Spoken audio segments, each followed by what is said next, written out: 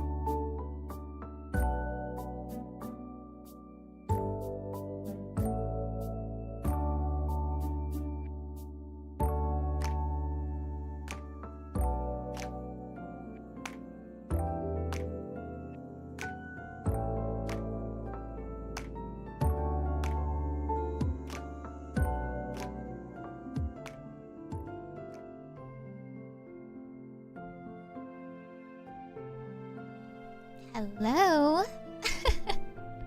Hello. Testing. 1, 2, 3. Y'all are a bunch of gamblers. That's the first thing that I see is just y'all gambling away. Who are you? I am nobody. I am a figment of your imagination. There is no person named Elvira. There is no person that is known as the runaway bunny princess.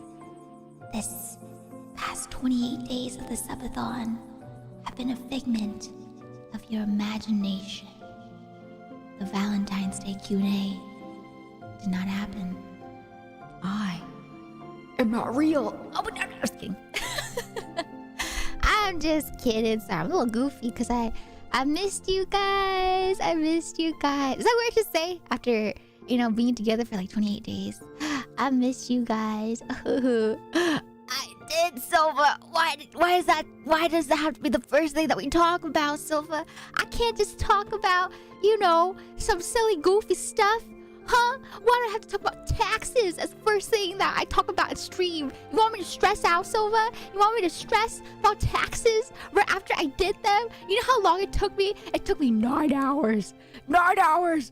9 hours to do my taxes. Okay, taxes. You know what happened after I did my taxes? I had a migraine, right? And I fell asleep. I couldn't do anything. I couldn't do anything after my taxes. I took a shower. I went to go lay in bed. I had a migraine, and I'm just gonna pass out. I wrapped my head in in my blanket, but I don't like covering myself with my blanket because I want to breathe, right? And then I think of if I'm under the blanket, I think about how there's CO2 of me breathing, circulating in the air under my blanket. And I'm just like, that's not healthy. That's probably poisonous, right? And so I like to leave like a little bit of air if I want to cover myself in a blanket. And so what I did was I wrapped myself in like a blanket wrap, but with my nose sticking out of the blanket wrap. LV arrive. Ivory, thank you so much. Thank you for the resub at 24 months. I hope you enjoy your emotes as well as your sub badge. Welcome back to the tea shop. And then we also have the resub from Silva at T2. Thank you for the 56 months, Silva. And Marsh, thank you for the resub at 49 months. I hope you also enjoy. And Jojo, thank you for that resub at 3 months. I hope you enjoy your emotes as well as your sub badge. Welcome to the tea shop. I hope you enjoy your stay as a tea bum. You want to see what it looks like when I'm talking about, chat? You want to see, since we're going to talk about stress right off the start of stream? Huh? You want to talk about how stressed I was? Huh? Alright, chat, we'll talk about how stressed I was doing taxes. Oh my god, the trauma. I can't even go with that like 30 minutes of stream without talking about taxes already. Alright.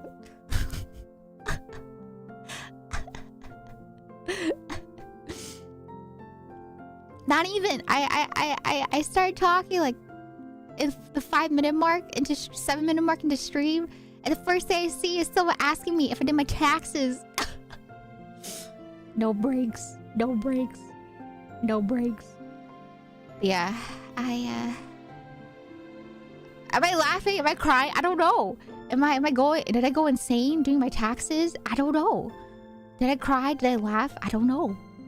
I went through all the emotions like I do every year when I do taxes. And yes, I saw a comment about how doesn't things like TurboTax help you, do things faster? It does, but then you have me, a overthinker, right? And I am afraid. I am terribly afraid of, the IRS. And so for me, as a freelance streamer, I do everything myself. And I have to take account of my transactions myself. And I have to take account of all my income myself. And so for me, I have to check everything myself. And so when I do taxes, I go through everything. Throughout the year, I have a little book that I use, right? To, write down every transaction myself, but I don't trust myself, right? And so what I do on tax day is I go through every single bank statement. I go through every single transaction on PayPal. I go through every transaction on my my artist like invoices, right? On Skeb, on VGen, on emails, in my Twitter, in my Discord, all the transactions, and I check everything myself. And then after I check it, I go through it again because I don't trust myself. So I go through it again to make sure I got everything. And then afterwards, right? Afterwards, I go through it again to, add up all the totals of the numbers, right? Because if I mess up on numbers, the IRS is gonna,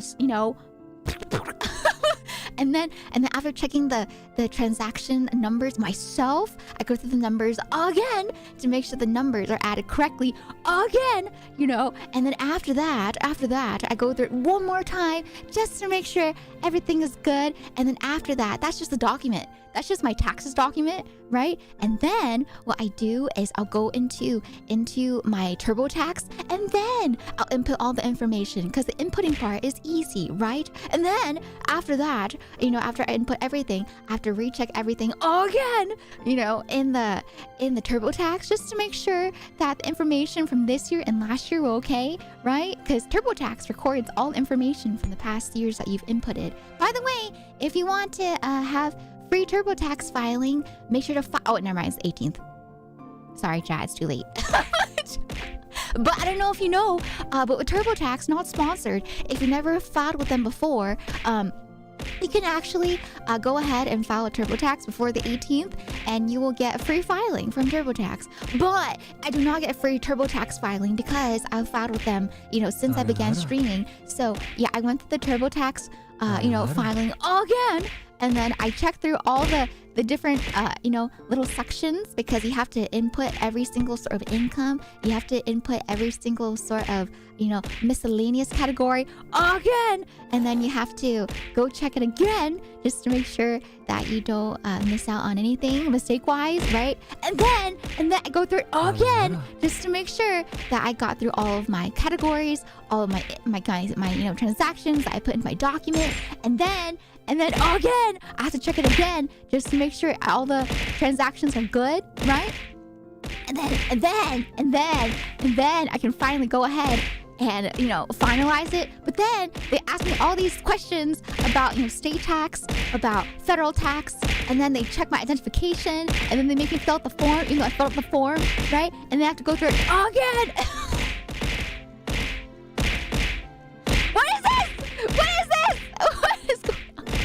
Stop! Haven't I gone through enough stress with taxes already? Huh? Hey! Stop hitting me! Hey!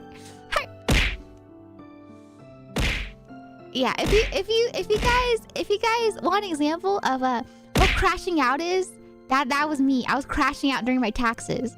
And I'm crashing out again since Silva asked me within the first 10 minutes of stream after I came back about my taxes. I'm done crashing out. Sorry, chat.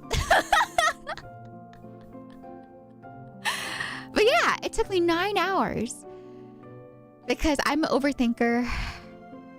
And I want to make sure that I don't mess up. Because IRS is scary. And I don't want to be audited. Because I do my taxes myself. And I get scared. So, yeah. And I don't have enough money to afford an accountant. At least I don't think I can. So I do it myself. And I have trust issues. So, I know people say accountants are good. But I'm scared. I did it. Are you guys proud of me? I put on my big girl pants and I did my taxes all day on Sunday. I was trying, so I started my taxes at around 6 p.m. And I was gonna try to finish it around midnight because I usually take about 6 hours if I'm fast, And so I tried to finish because I told myself, okay, I'm stressed out now, but maybe after I finish, my taxes, I could just take my stress out on Marvel Rivals, with some quick matches. But no, because I took longer. I took longer than I anticipated. And so it took me until it took me until 3 a.m. in the morning, right? Because it took me 9 hours. I did eat some dinner in between, to give myself some break from insanity, So I did have a little dinner break, right? And then, yeah, I finished it up. I did it. I did my taxes, and now I'm done with my taxes for the year. Oh, I'm done. I did it. I did the thing. I did the scary thing.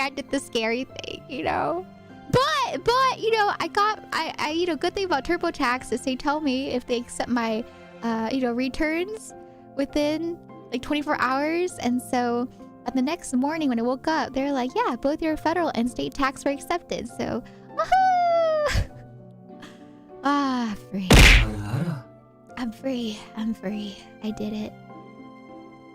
Can you do mine now? No, I don't want to. I'm done. No more. I was stressing about taxes for me. So the way it works, right? Every time, every time December comes around, I'm like, wow, it's so nice. It's holiday season. Everything's so festive, And I just like romantic seasons because I just like romance in general, right? And I'm just like, wow, it's such a romantic season, And then once it hits January, I'm just like, everyone's excited about New Year's, but what I think about? I think about taxes. I'm just like, oh my god, I have to file for taxes, because the moment that it turns January, that's when a bunch of places start sending out your 1099s, right? If you're freelance, and so you just getting hit with all the the forms for freelance taxes, and so I for me, if I have something I have to do, I don't feel stress-free. It's in my mind, in the back of my head, until it's done, right? So I'm not gonna lie. The whole entire subathon, up until Sunday, when I did my taxes, I was thinking about taxes in the back of my head. I have to do them. I have to do them, you know. January, you're kind of okay with it because you don't get all your forms yet, right? But for me, I always file in February because February is when all my forms are in, right? And so I start filing in February. And so I was thinking about it all throughout February. I was just like, oh my God, they're here. But I did it. We love taxes. IRS is our best friend. And you know what it works out to? As a freelance person, I don't know if you guys know, right? But usually for people that work under like a business, right? Or an employer, usually taxes are great because you'll get tax returns. But as a freelancer, usually you have to pay taxes, right? Because you don't really pay taxes throughout the year. And so, yeah, it's just a horrible experience. You have to do your taxes and then you have to pay, you know, the taxes you owe. And so I don't get returns. You don't get returns as a freelancer. There's no returns. It's why you set up an LLC. What's an LLC? What's that? But I'm so sorry, chat. I don't mean to stress you guys out if you guys are just like popping into stream and the first thing you don't want to hear is about taxes. But yeah, I hope you enjoyed my little crash out. I hope you enjoyed listening to me crashing out. But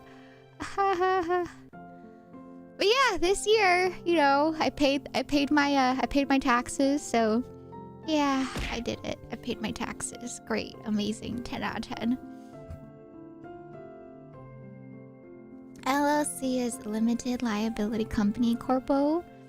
Ah, I see. I still don't know what that means. We love Crash Out Core. How much? Oh, okay. Here, I'll message you, Derpy. All right. You want to know? You want to know numbers, Derpy?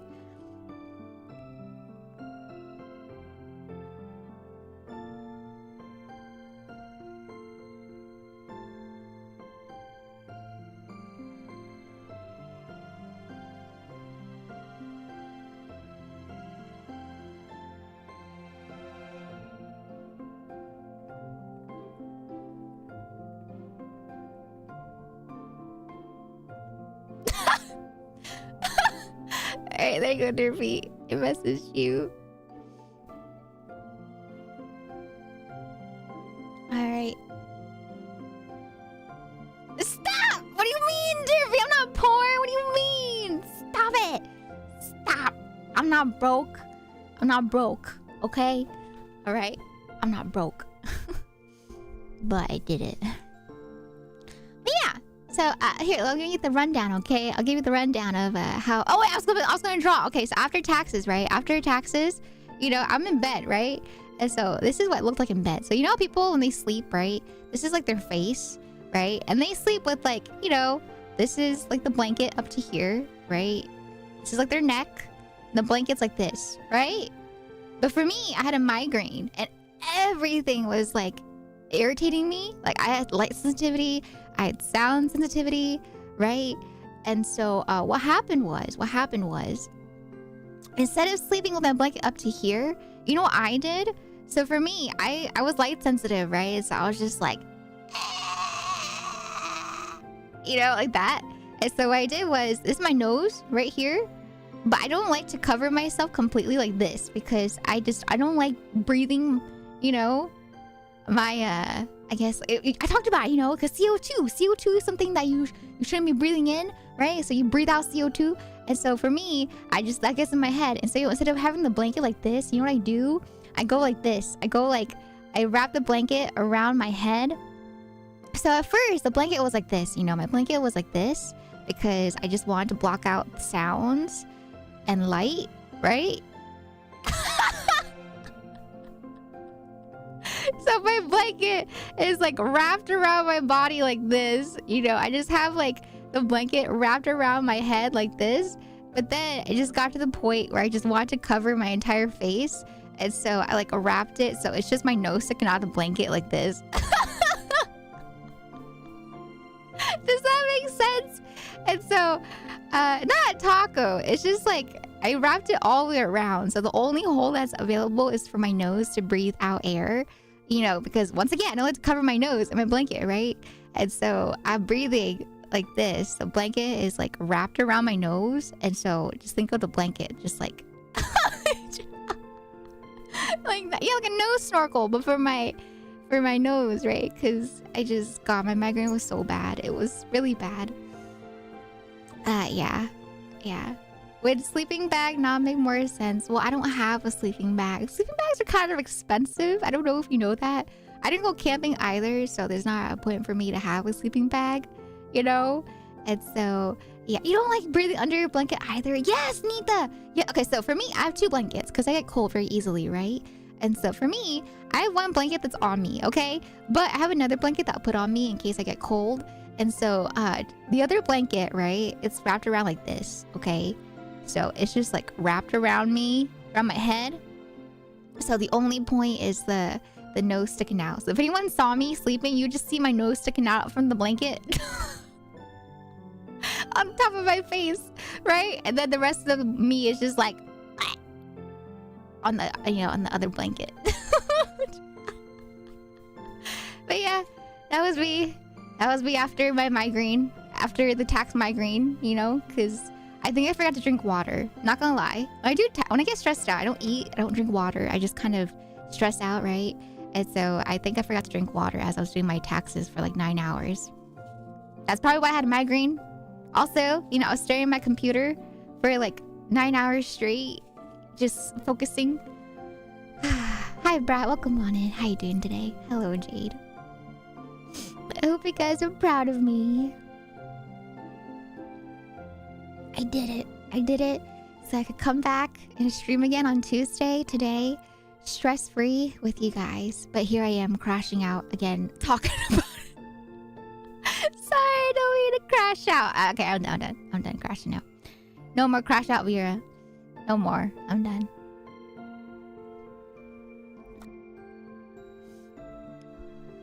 Yes, it's shiny Piplup time. Hi, Shelby. Ohayo gozaimasu. Welcome on in.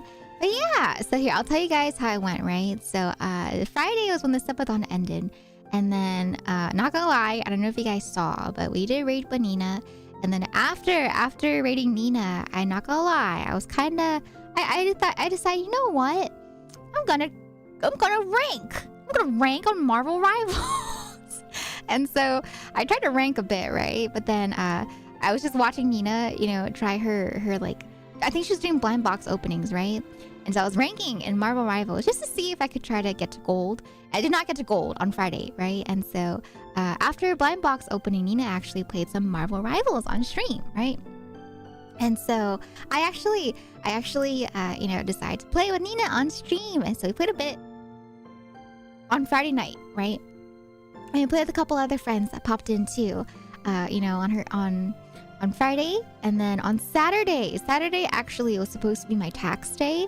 As I talked about on stream, right? I was going to do taxes right after the subathon, but I was tired. I think all the fatigue kind of hit me after the subathon ended, right? I didn't realize how much on, I guess, adrenaline I was up until Saturday. So Saturday, I like slept in. I slept in for a long time, right? Because I haven't slept in for a very long time. And so I slept in and I woke up and then Brovir and I had like a nice heart-to-heart because Brovir and I haven't been able to chat for a long time, right? So Brovir and I chatted because he you know, he congratulated me on finishing the subathon. And then he was like, you got time to talk? And I was like, yeah, I'm down to talk. And so we chatted, you know, brother and sister talk. And then after brother and sister talk, we ended up just, you know, hugging it out. And then after that, I just kind of chilled. I just kind of chilled on Saturday. I did a lot of stuff. Like I cleaned up my desk. I, you know, organized my packages that I had gotten over the subathon. Because I hadn't had time to open packages, right? I reorganized some stuff in preparation for taxes, and then on Saturday night, I thought, you know what? Maybe I should just kind of chill for tonight and just, you know, play some Marvel Rivals. So I did some solo queue. I did some solo queue ranking just to see if I could try to get gold, because I really, really, really want to get to gold, right? And so I played for a couple hours just solo queue ranking, right? To see if I could get to gold. And you know what happened, chat? You know what happened? You know what happened? You know what happened, chat?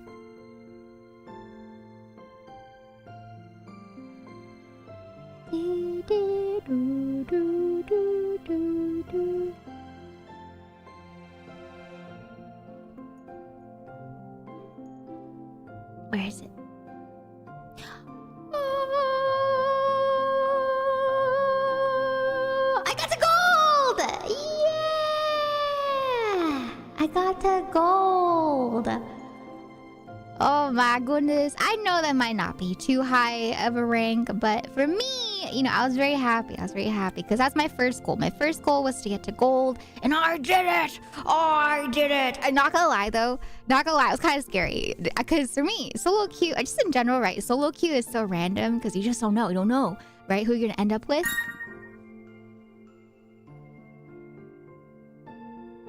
Mod Rocker! Wait! Thank you so much! Thank you for the contribution! For the AirPods! Thank you, thank you! I really appreciate that. Thank you so much! What the heck? Thank you, Mod Rocker! I didn't even talk about that yet! Holy moly! Thank you so much! Hi, Mod Rocker! Thank you, thank you. But yeah, I guess you found my new goal. I did. So yesterday, I don't know if I talked about it, right? But for me, my AirPods I have right now, right? I don't know if you guys hear them, right? But I use AirPods, right? Usually, oh, they bugged up my phone.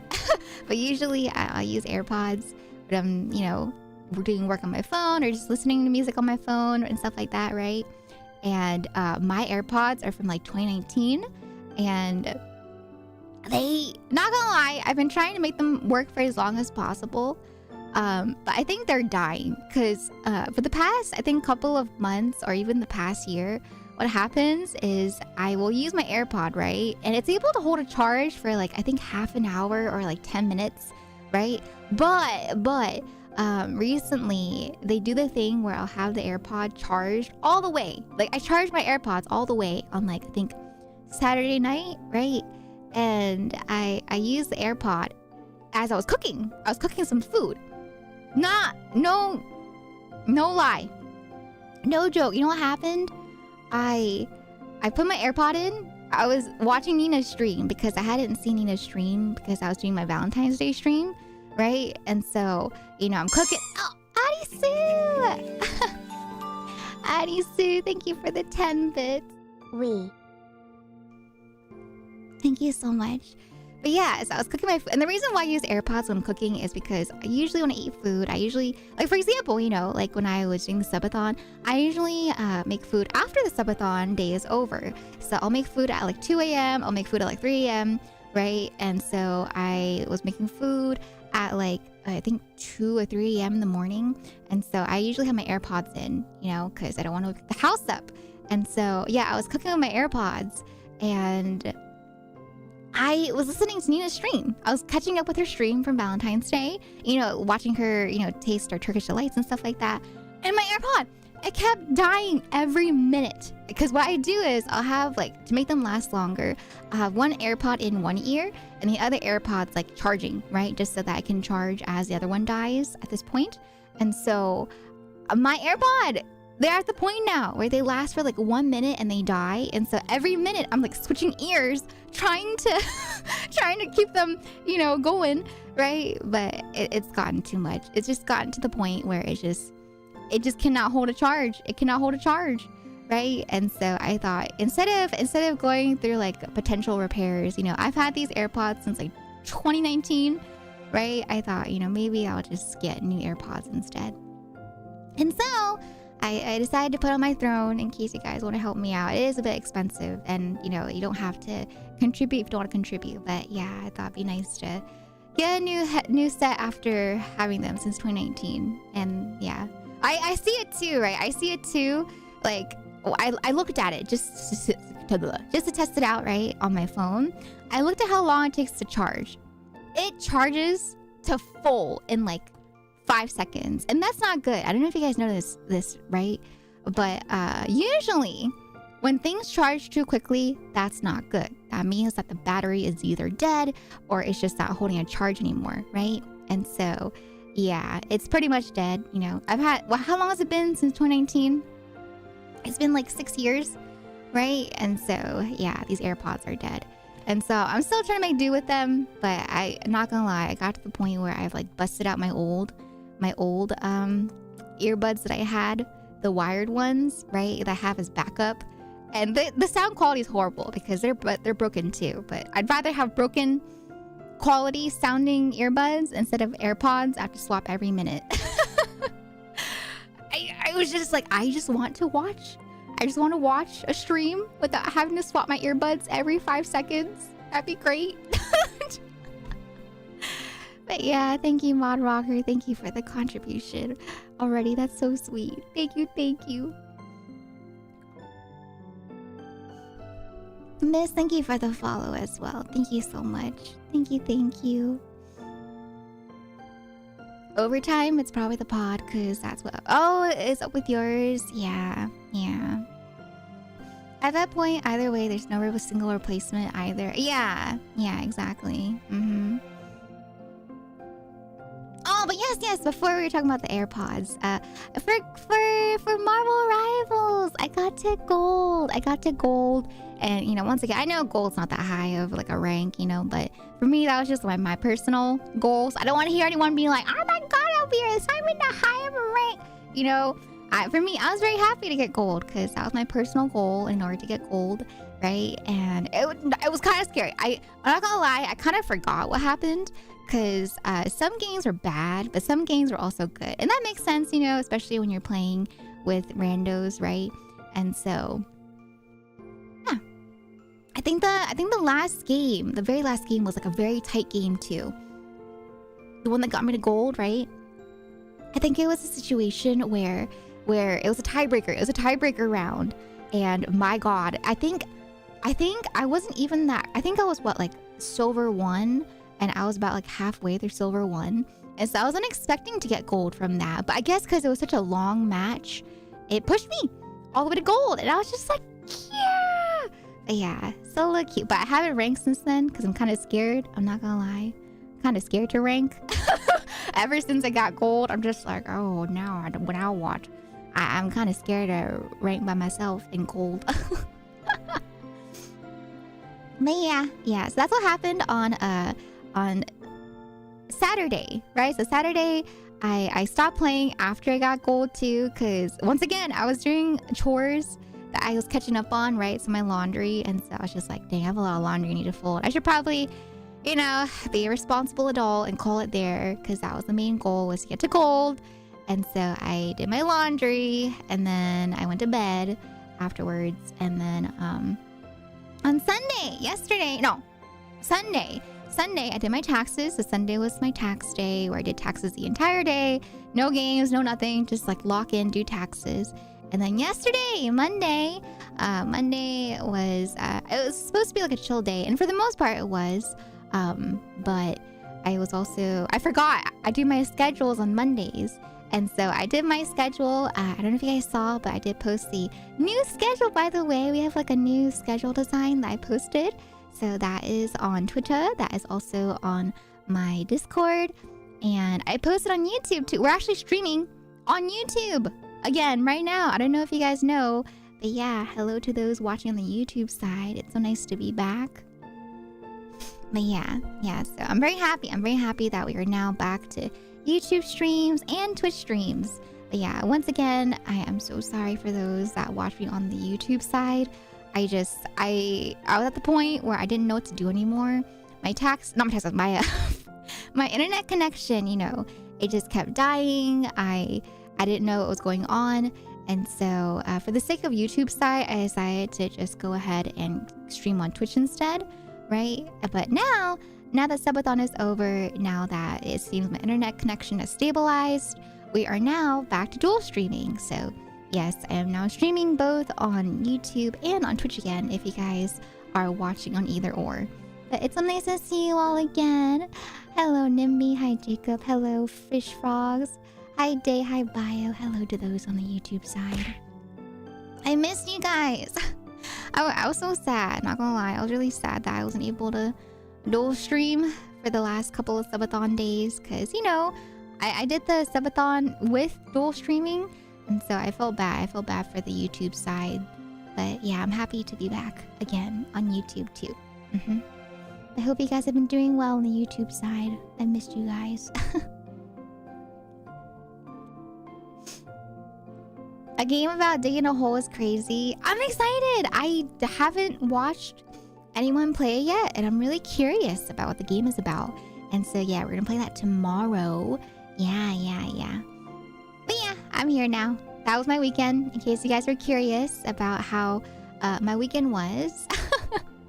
So I did, Kristen. I did rest up for the most part. You know, yesterday was a pretty big rest day, right? And so yeah, I feel rested up enough to be back here. Yeah. And once again, I did miss you guys. I missed you guys. So I'm excited to be back here again and hang out with y'all and to get back into the routine of things. Yeah. Hi, Maxie. Hello, Jade. By the way, I'm so sorry if I didn't say hi to y'all. Hi, Izu. Hello, Kaya. Hello. Welcome on in, everybody. Butterfinger, hello there. Hey. Hi, Silva. Hello, Derpy. Hello, Bio. Hi, Cian. Hi, Sess. Did we get a shout out for Sess? Hi, Sess. I hope you're doing well, ma'am. I really like your voice in this BGM. I'm glad, Shelby. Yeah, this is in case you guys haven't seen me, this is the new outfit. In case you missed the subathon, this is the new outfit with new BGM and all that. Yeah. Hello, Yukin. And Valorant. Oh God, I don't want to play Valorant. I mean, I do though. I do have to play one game of Valorant, right? So we still need to do that. I don't know when we're gonna do that. I still need to play a game of Valorant on stream for y'all. I do owe you guys that. And so yeah, Valorant is gonna be something that I owe you guys one game of. Okay. So yeah. Better than me. What's this? Oh my goodness. No. Bubble Wobbles? Hi, Super Grump. Welcome on in. Hello. Hi, Apollo. Hello, Yellow Ring. Hello as well. Oh God, I'm scrolling up to the part where you guys are talking about taxes again. Never mind, I'm scrolling back down. I'm scrolling back down. Hi, Matt. Welcome on in. Hi, Zanaki. Hello, Matt. Hello. Hi, Day. I don't know if I missed anyone else. I think chat's cutting off here. Hi, Fett. By the way, hello, Lurker. Alright, that's where chat goes up. Hi, Twirly. Did you get a shout out for Twirly as well? If not, can we get one for Twirly, please? Hello, Twirly. How you doing, ma'am? Oh, you know what? But before we hop into Pokemon, do you guys want to watch this with me? Apparently, they released the trailers for another Rune Factory Guardians of Asuma trailer. So I don't know if you guys want to watch with me. But there's some very exciting trailers.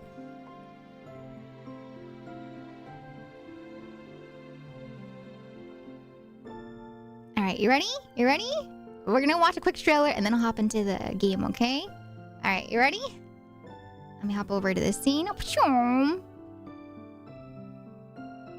right. Look, and I had time to update the labels. So now the labels for the most recent subscriber, most recent follower, and most recent donator have been added onto the overlays. So I'm very happy to finally get that done as well. Let me pull up the videos real quick.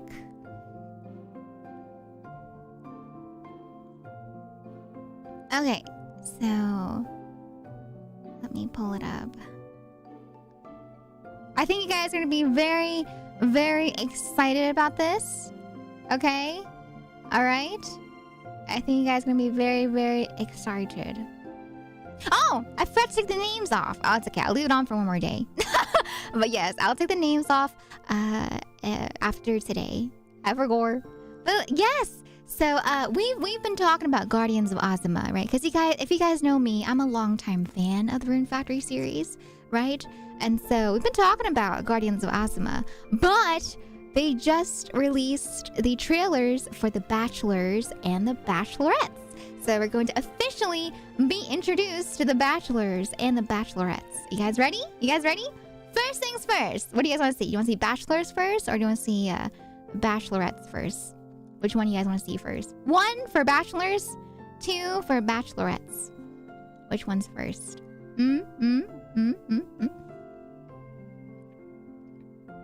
9. Okay, all right. Since Brat is the only person. Okay, we have more people. okay, yes, we'll go with Bachelorettes first. All right. Okay, let me pause the music. Okay, let's see. Let's see who the lovely ladies are. All right, for Guardians of Ozma. Okay, you guys ready? But in case you guys don't know, Rune Factory Guardians of Ozma essentially is it's a fantasy Harvest Moon series. If you guys don't know Harvest Moon, it's a farming sim. So this Rune Factory Guardians of Ozma is quite different from the typical Rune Factory. It's a little bit of a different take from the usual Rune Factory. This one is more focused on the eastern side of the world, whereas a lot of traditional Rune Factory focuses more on western side aspects of the world, right?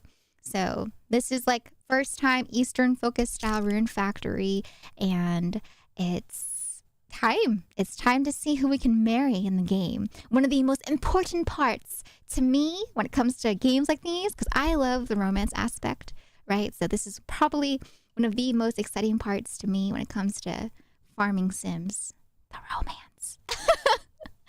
Bacon and Lit, thank you for the follows. And Miss, thank you for the follow as well. And Bulbasaur, thank you for the follow earlier too. Thank you. All right, you guys ready? All right, first things first is the Bachelorettes. All right, let us see, shall we?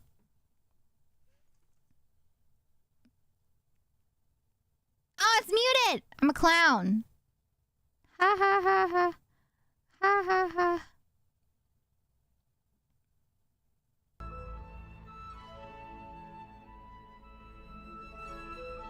Okay. All right. Oh, there they are. Okay. So that's just a brief overview of the Bachelorettes. Okay, so we have 1, 2, 3, 4, 5, 6, 7, 8. So it is confirmed 8 bachelors and 8 bachelorettes. So that's a lot. That's a lot of characters to choose from, right? That's a lot. Usually games will have like 4 or whatnot, right? But 8 bachelorettes to choose from, that's a lot. Now it's my chance to show off our village. Oh! I've got to do my best. I Can't don't succeed without a few screw-ups. Which is why those Dongo were culinary perfection. Oh, she's so cute. How could you ever throw in the towel when you're practically carrying the whole world on your back? Even the smallest of efforts, when carefully cultivated, can blossom Look, Zelda! There's a big booba pink hair waifu. to great success. I'm always overjoyed when I can be of assistance. Oolalaka. Yet it doesn't feel the same as repaying them. I want to express my gratitude as the joyful elegance of spring. No matter what. It's Hina! Hina! Oh my god, look, it's her! This is a little like Easter egg for those that know about Rune Factory 5, but it's Hina! But this time, she's grown up. I'll solve it in a snap.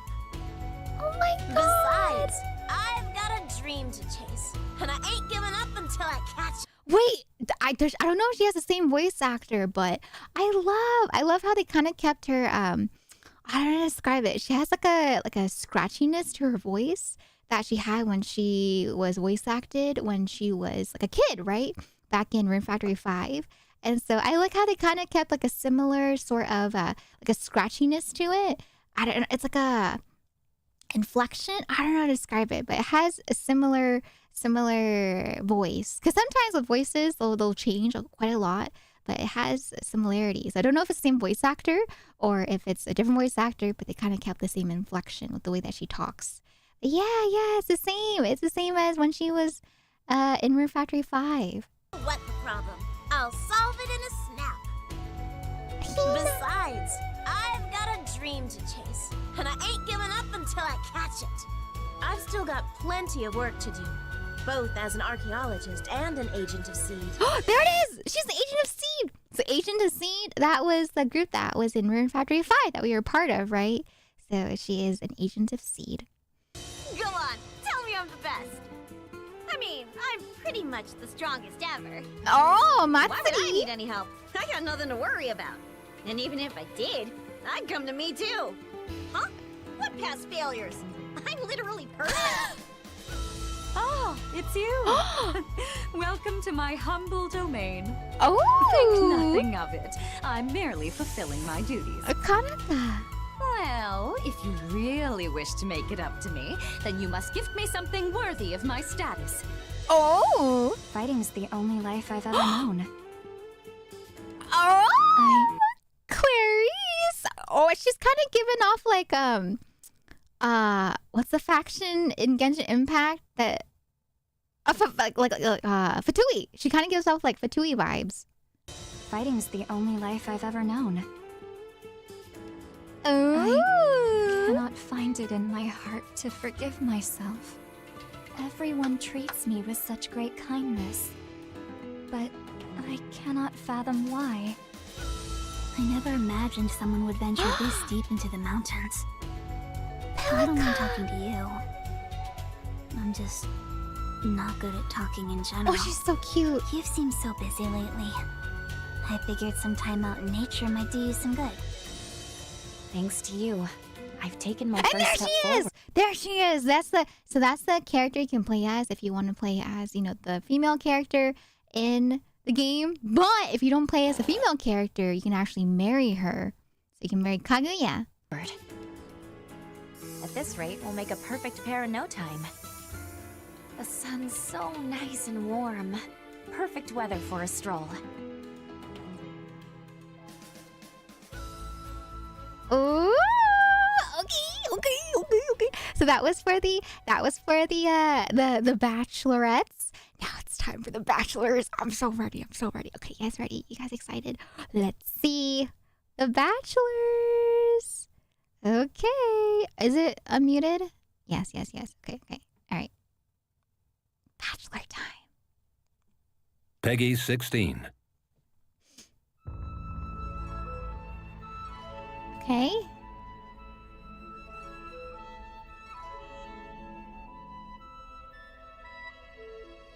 Oh, okay. We got a little preview. Okay, so same thing. 1, 2, 3, 4, 5, 6, 7. So 8 people. Once again for the bachelors to go with 8 bachelorettes that we saw earlier. Okay. All right. Let's see all of them now. Let's hear their voices. Voices are very important. I am but a humble traveler. No need for formalities. Okay. Thank you for thinking of me. I Murasame. presume you perceive a dark aura? I still have a long way to go. Oh. Title of strongest swordsman remains but a distant dream. I've been waiting for you. So long as we're together, we have... Oh, he's kind of cute, but he has like the shonen protagonist voice. I've been waiting for you. Dream. I've been waiting for you. So long as we're together, we have nothing to fear.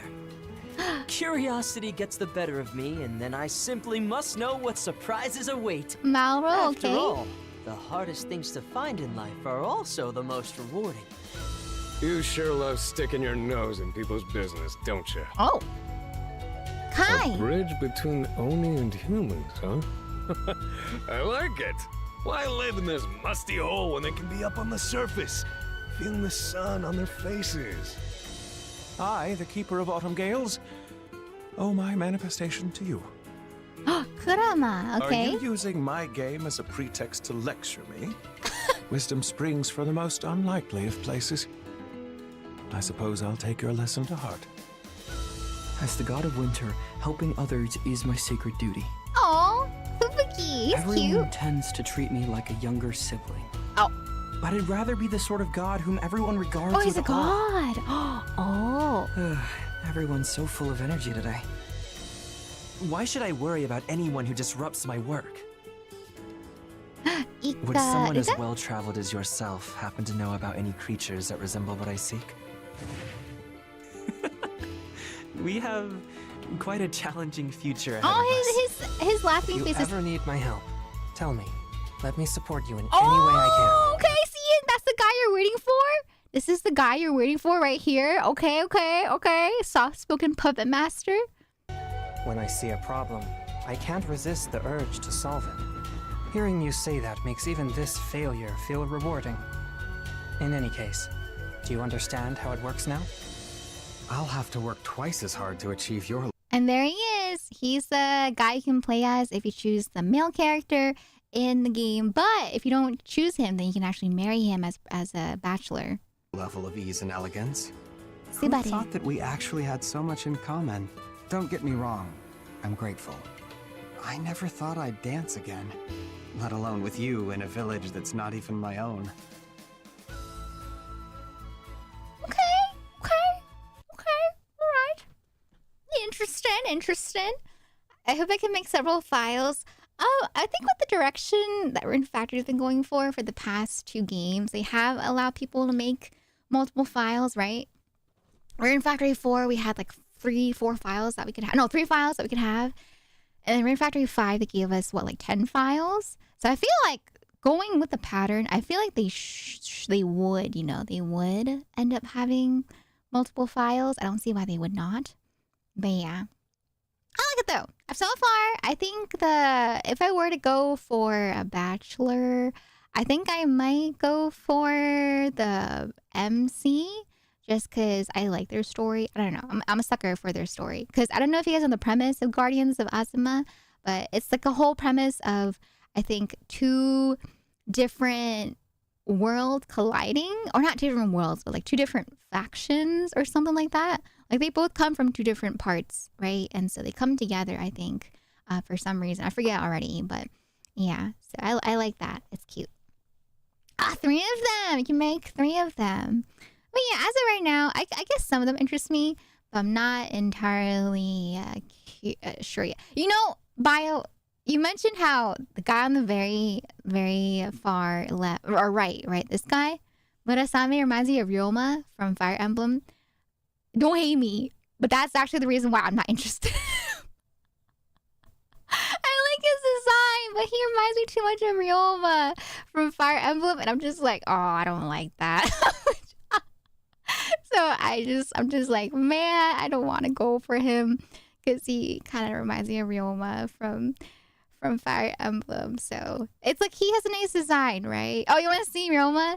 So Ryoma, he's the samurai guy with the like full-on red suit looking character in Fire Emblem, right?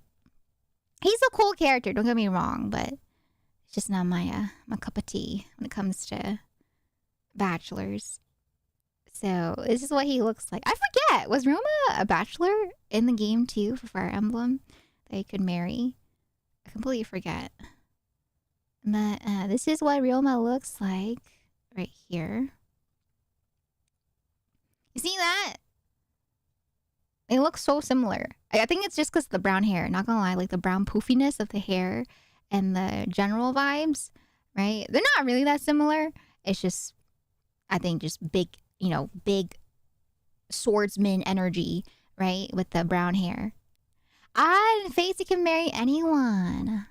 Yeah, I didn't play Fates. I wanted to, but never got a chance to play Fates. But there we go, chat. There's the overview of the husbandos and the waifus I can marry in the game. But for me so far, I think the ones I'm interested in are probably the Oni, MC, and I think that's it for now. For now, those 2, just, I don't know. I was interested in the way that he looked, but I don't know. After his voice, he kind of sounds like Ben from Coral Island. He kind of has that surfer dude vibe. And I was just like, oh, I don't know how I feel about that. I thought he'd be more of a, I don't know, I guess like more edgy, kind of like edgelord style, like a you know, I don't know. But he reminds me of Ben. The way he talks is like Ben from Coral Island. Look, here, listen again. You ready? He sounds like Ben from Coral Island. At this part right here. I think it's like here. Look, he even has the lean. He has like the lean, right? He has the lean going on. Up on the surface, feeling the sun on their faces. Feeling the sun on their faces.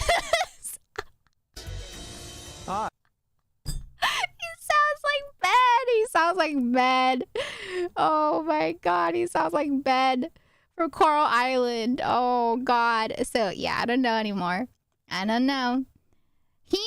But Ito's cute. Ito's like a himbo. He's like a cute himbo, right? But he's not a himbo in this game. Ito gets the himbo pass. Ito's like, he's goofy. He's not like surfer boy sounding. You know what I mean? I don't know if you know what I mean, but yeah, Ito's different. I like Ito. If he gave off Ito vibes, I would still go for him, but he kind of gives off Ben vibes. Just feeling the sun on their faces. Okay, all right. Yeah, I'm not gonna lie. I will say, so far, yeah, I probably just those two for now, but I'm open. I'm always open when it comes to Rune Factory characters to get to know more of the story, right? Like, for example, when I first played Rune Factory 4, you know, I was stuck between Leon and Dillis and some other characters, right? But I feel like it takes me a bit before I kind of solidify who I like. Like Leon's story, his love story in Rune Factory 4 is what solidified me into going for him instead, right, of Dillis. So we'll see. We'll wait and see. Who knows? Maybe I could go for this guy instead, depending on his story, right? I took you to like the emo characters. Oh, it's interesting because last time we had to talk about bachelors, people said that I like the prince type characters. I don't know. I just like a bunch of different characters. I don't think I necessarily have a certain like game character look that I like right off the bat. Emo princes. Okay, fair. That is Dimitri. Dimitri was a prince, and then he went to his you know, edgy phase when he had the time skip. But then he became, you know, he went back to being like a sweet prince, you know, after he gets married to you. And so he was an emo prince for a little bit, you know, for a little bit. Yeah, that is true. Okay, Eli from Degrassi. That was from me back in high school. Okay, Silva? That was me in high school, okay? All right? Eli was not a prince. Eli was not a prince. Eli was a red flag. He was a million red flags. Eli was toxic. God. I liked Eli back in high school when I watched Degrassi.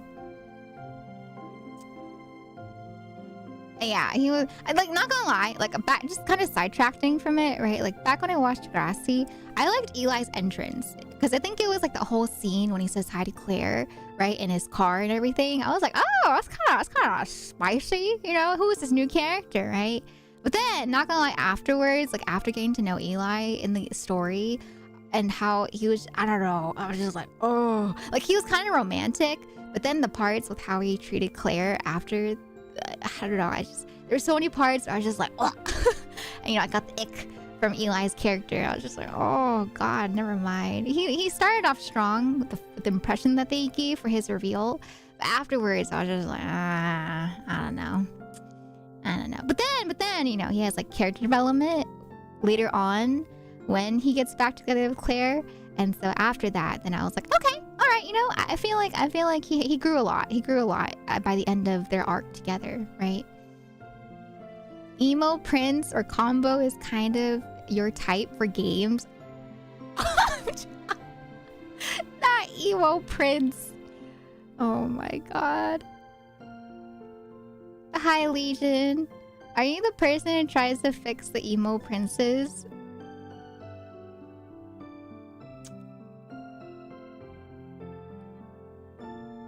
Dimitri, yes. Dimitri, yes. I don't know if,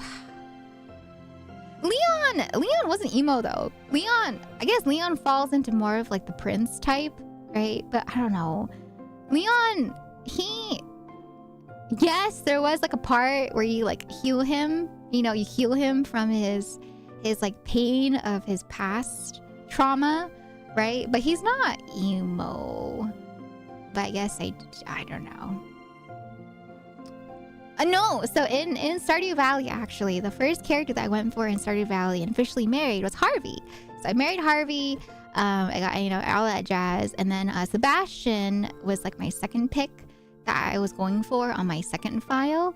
But I never married Sebastian because I don't know. I didn't marry him, right? So yeah, I went for Harvey first. Harvey was sweet. He was really sweet in the heart events that you have with him, right? Like the whole, I think what sold me with Harvey was the whole like hot air balloon date. I thought that was so cute. I was just like, oh my god, he takes you on like a hot air balloon date.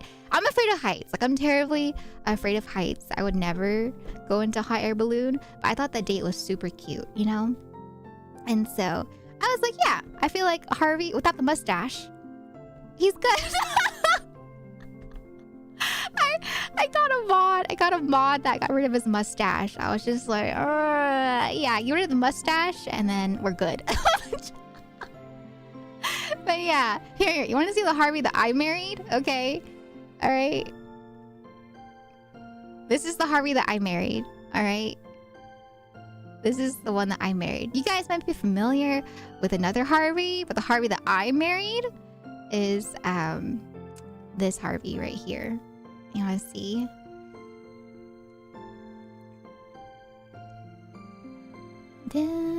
What? Harvey without the mustache is cursed? What do you mean? He's not cursed. At least in the mod that I used, he was really handsome. Where is it? Where is that Harvey mod? Do I really need to go in Nexus mods and look for it? Oh my god, it's not showing up on Google. Nexus mods. Stardew Valley. Anime portrait.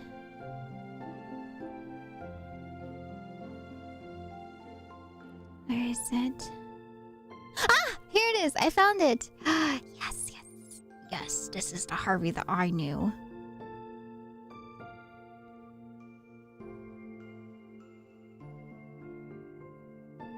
He's like your... I guess you could describe it like Megane Ikemen, like your typical, like anime husbando that wears glasses, right? Oh my god, hiccups.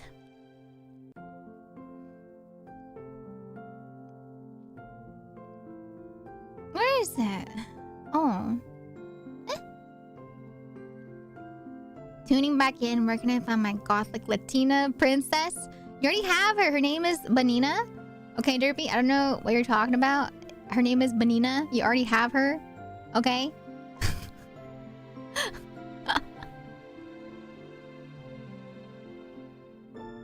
Alright, here we go. Alright, this is like it's like a winter portrait of him. God, it's not even the one I'm looking for. Where is it?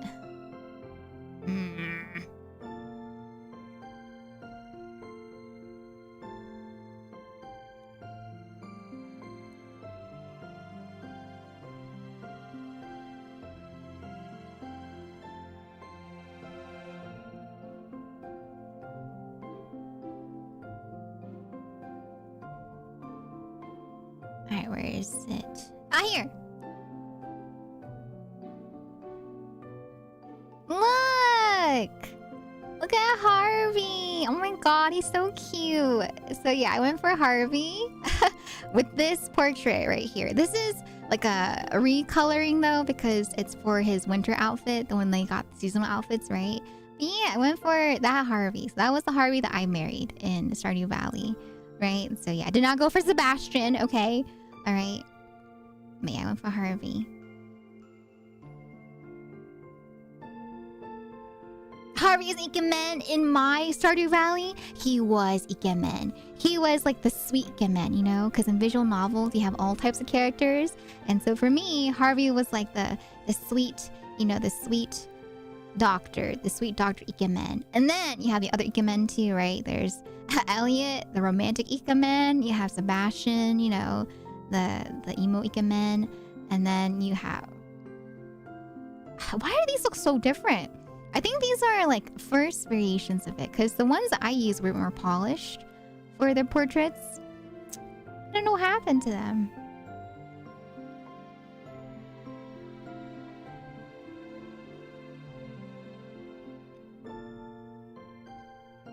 You only like one emo? No, not necessarily. Like for me, for Dimitri, right? I liked Dimitri before he went into like his whole emo phase. You know, like Dimitri, when you first meet him in Fire Emblem Three Houses, he's just the prince type, right? Like the reason why I like Dimitri in the first place when I first played Fire Emblem Three Houses is because there's a scene in there where he talks to Byleth, right?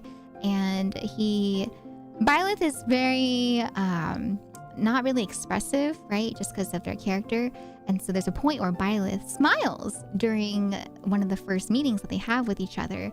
And Dimitri comments about it. He's like, wow, seeing you smile, you know, makes me happy, and yada, yada, yada, or something like that, right? And I forget what the exact line is, but I thought it was super sweet. And so from that line, it kind of really made Dimitri stick out to me amongst, you know, like Claude, Edelgard, and Dimitri. And then I didn't know that there was a time skip, okay? I was playing the game completely blind.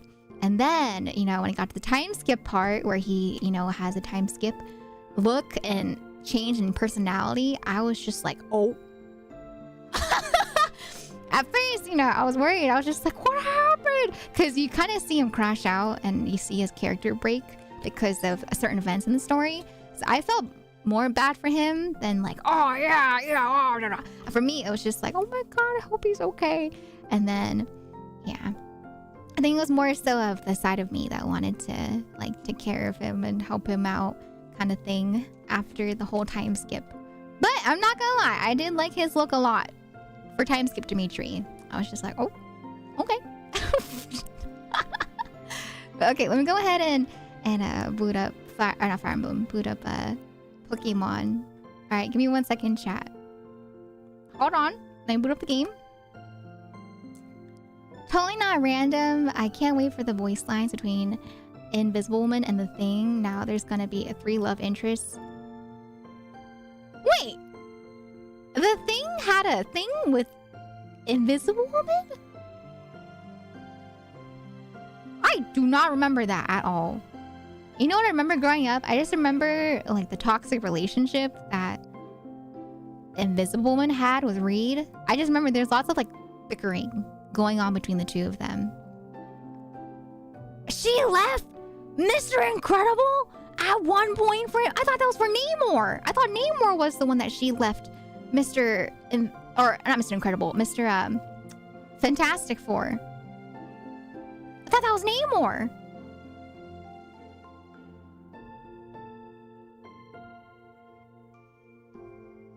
I know she left, or she had a thing with Namor, right? I didn't know she had a thing with the Thing. Oh! Alright, give me 1 second. Hold on.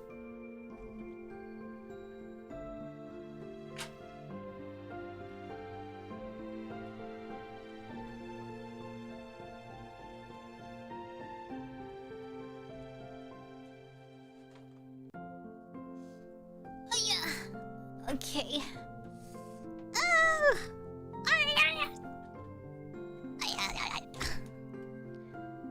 Okay. Sorry. I was grabbing my controller. Hi, Jason. Hello.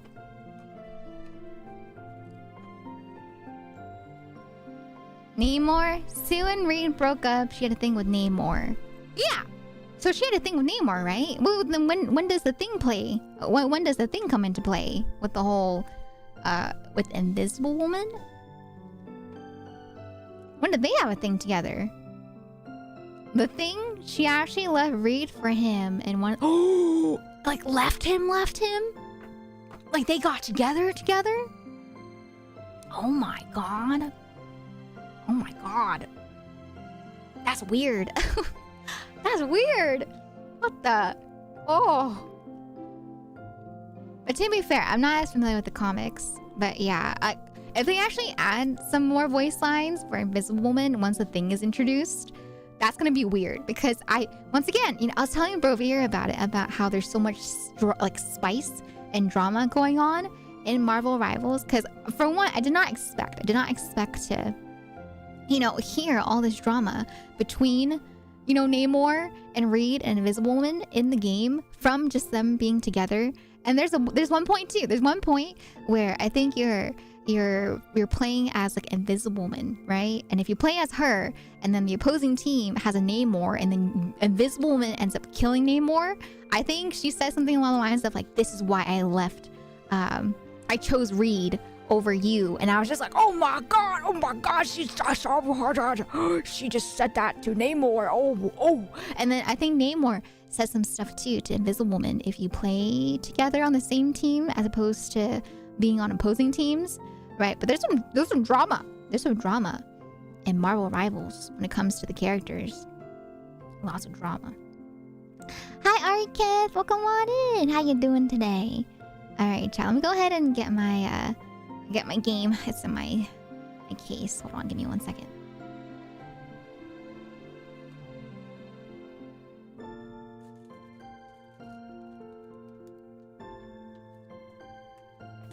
Hold on.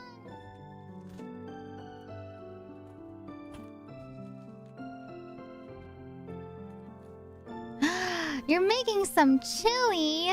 That sounds so good. I have food here with me, but I'm not gonna lie, I ate like half of it because I was eating it as I was booting up my stream today. And so I was eating a sub. Got a sub or a hoagie if you're from East Coast, right? But yeah, I didn't finish my sub.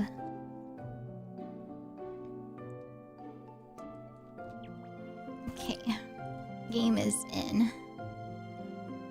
Let me see, Derpy. Let me see this drama. Oh! Oh my god.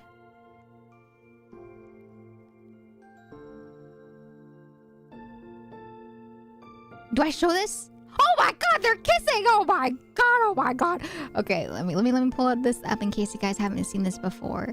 Okay, so apparently this is the whole scene where they're kissing. The Thing and Invisible Woman. Wait, why does he look like that though? I thought the Thing was like permanently the Thing. Like he could never go back to his human form. Okay. So here it is. Right here. So she says, okay, so this is hard. We have lived through so much pain and anguish. We have lived through so much heck. I decided that we deserve as much happiness as we could possibly bring each other immediately. And he goes like, yeah. And then she says, no messing around, no waiting for the world to be eaten by an alien. We know each other better than anyone knows anyone. I love you. You love me. Oh my gosh, she proposed to him. She proposed to him. Oh my god. That is much better than what I thought you were going to say. I know. Yes. And then the kiss. What? Oh, I have so many questions. About what's going on. This is crazy to read without context. So yeah, that's the timeline where Invisible Woman and the Thing get together. I never thought the Thing and Invisible Woman had a thing together. I thought it was just Namor, Reed, and Sue love triangle, but now it's a love square that could happen.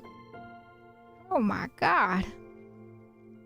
There was no Ash and Serena kiss, okay? She kissed him like on the cheek, I believe, is what people said, right? But there was no Ash and Serena kiss. And if we want to start talking about like couples, right? Like who ships who? When I was younger, okay, back when I was in middle school, okay, I shipped Ash and Dawn together, okay? All right? So for me, when I was a kid, I shipped Ash and Dawn together, all right? I was team Ash and Dawn. Yeah.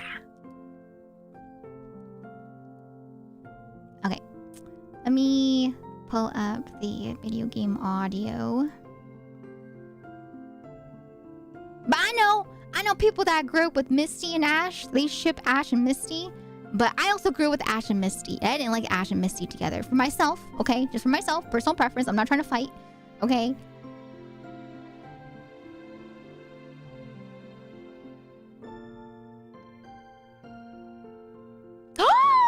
The new season!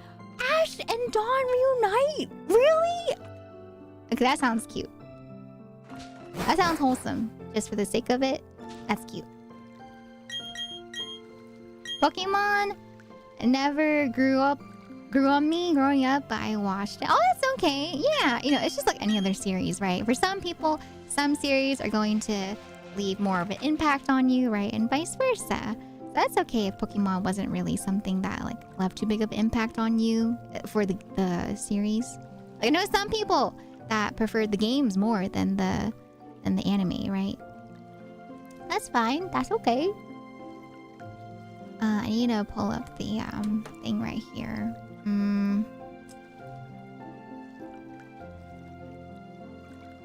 Oh, it's okay, Derby. That's okay. That's all right. Yeah, I'm pulling up the counter box. Let's see. You didn't ship anyone?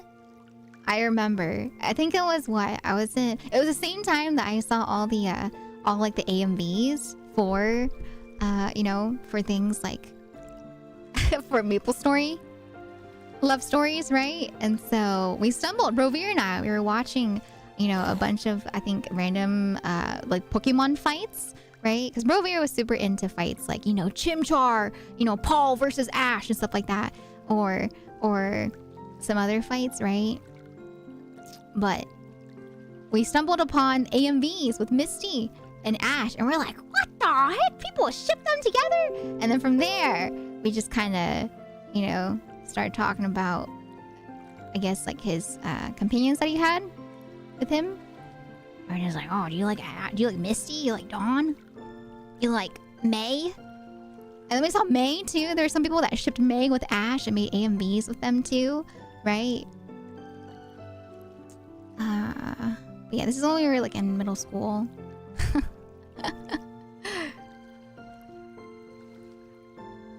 Alright, where is it? Let me go to... What was I gonna look up? Oh, the counter. The counter, yes. Get the counter. Yeah, there's still a lot of people that ship Zuko with Katara. And that's still a thing. There's still people out there that still believe in Katara and Zuko. Right? It's like their OTP, you know? You guys remember that term, OTP?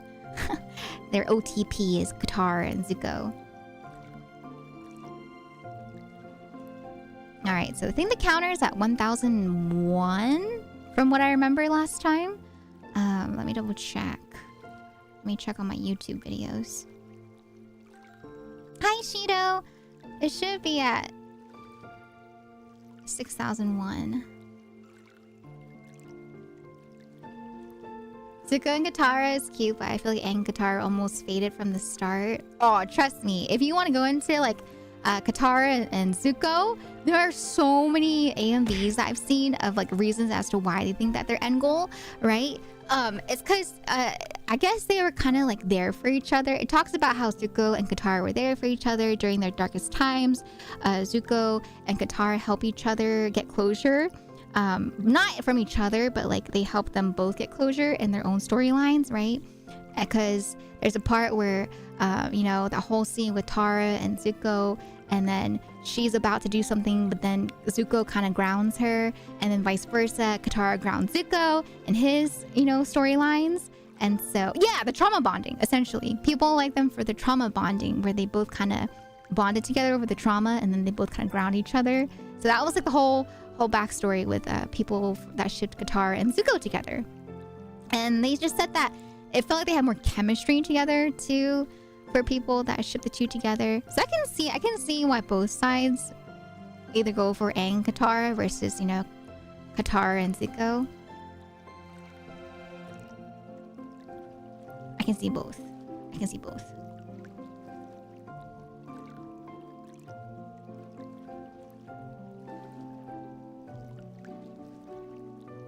god, I still think about Aang. Every time they talk about Aang as a dad, Aang sounds like he was a horrible dad. I'm just like, oh my god. But people, I remember they were talking about it, right? They're talking about the writing. They talked about how they hated the writing for Korra, right? For Korra, because they just feel like, you know, Aang would not have been a bad father, right? But then it makes sense though. It's kind of like the same reasoning with they talk about how Naruto, right? Some people hate the writing for Naruto and Boruto because they feel like Naruto would not be a bad father. But I feel like for both Aang and for Naruto, it kind of makes sense why they ended up being bad fathers, right? Because they're both so focused on saving the world and, you know, or keeping the village safe, right? That because they're so focused on that, they just ended up not having enough time for their kids. And so I'm just like, oh, I can see why they ended up not being like good fathers. But at the same time though, I feel like I don't know, it was interesting that they decided to make them both be bad fathers instead of like decent fathers, right?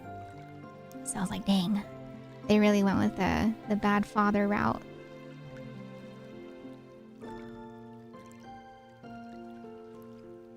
I think the only son that thought that Aang was a good father was Tenzin, right? I think Tenzin was the only father or only child that thought that Aang was a good dad, right? But to be fair, he was like the favorite child, right?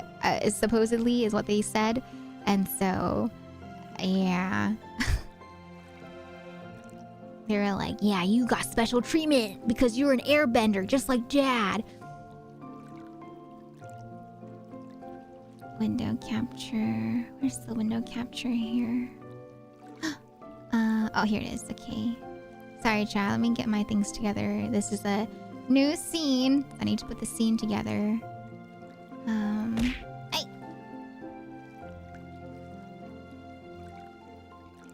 There's the shiny counter. Alright, let me fix that real quick.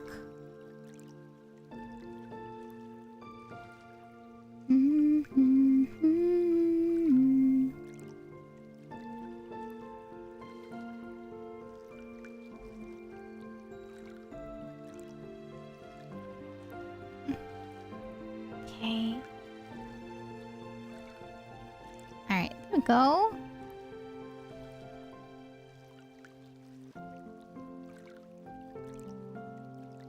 Alright, there's the counter. And then let me get the Piplup.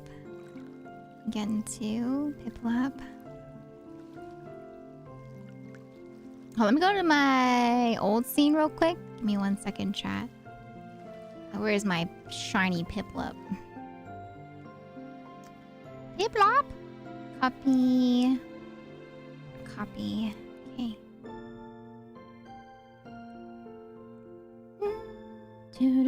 Hi Ryu, welcome on in. How you doing today? Have you been climbing the ranks in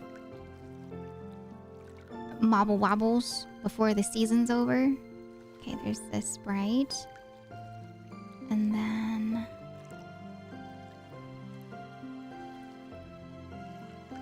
oh, your heart stuck diamond. Oh no. Good luck if you're still pursuing it. You got this. Got this. Alright, there's a slideshow in case you guys still want to see the slideshow.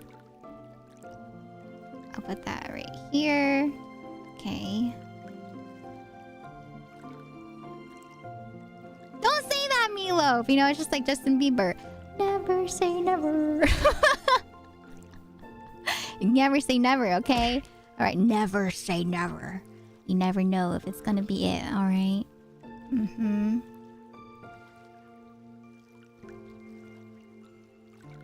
Hi, Meow. Thank you so much for the 15 stream streak. And then we also have Sputnik with a 15 stream streak. Thank you as well to... let me see. I saw some other streaks too. Dark Knight with a 5 stream streak. We have Neem with a 15 stream streak. Nita with a 40 stream streak. Lily with a 90 stream streak. Baya with a 40 stream streak. Dino with a 15 stream streak. Yellow Ring with a 7 stream streak. And Nova with a 15 stream streak. And I think that should be it for now. Yes. And Day, congratulations on redeeming first today. I hope you enjoy being first of today's stream. Yay! Puchy, puchy, puchy. Alright. Okay. No, it's okay. So, that's very kind of you to offer you, but people have been offering me as well their shiny Piplups, but it's not the same, you know. For me, I can get a shiny Piplup myself if I want to get one in another game easier, but the thing is, I want to get it specifically through this method in this game. You know what I mean? And so I'm more so doing it for the starter method, and then once I'm done, then I'm done. It's not necessarily like the shiny Piplup that I'm mainly aiming for. It's trying to go for a specific method is what I'm trying to aim for. 8,000? You think 8,000 resets? Yeah? Oh god. Technically, I could have also spawned in a max shiny Piplup. Exactly, right? There's so many people that always talk about like, oh, you know, I can do this and do that, but that's not the point. The point is, I'm trying to get it through this method specifically. This one right here. Oh, the prediction. I need to do the prediction. I almost forgot. If you guys want to get some channel points, we're going to do the prediction as usual. So, will we get a shiny Piplup by 6,025? That will be the first prediction. Alright? There you go. Oh! Hinata and Sasuke! I don't think I've ever heard of Hinata and Sasuke. The 40,100 poll. What? I do not want to go until 8,000. Please. Not until 8,000. Oh my god. They have cute fan art. I mean, I like fan art, right? But I feel like I need to know. I need to... If people are gonna like tell me about ships, I need to... I need to be able to see it. Because some stuff I can see, right? But if I don't see it, I'm just like, huh? I don't know Arikid. I don't know who that is. If it's like a voice actor, I need to know the roles that they play, and then I know. Hello, the one who mocks. How you doing today? Welcome on in. Hi. I'm gonna get all those hater points. Okay, Meatloaf. Do it. Maybe the more you hate on Piplup, the more it'll pop up, you know, reverse psychology. Yeah. I see what you're trying to do, Meatloaf. Thank you. I know you're one of the real ones.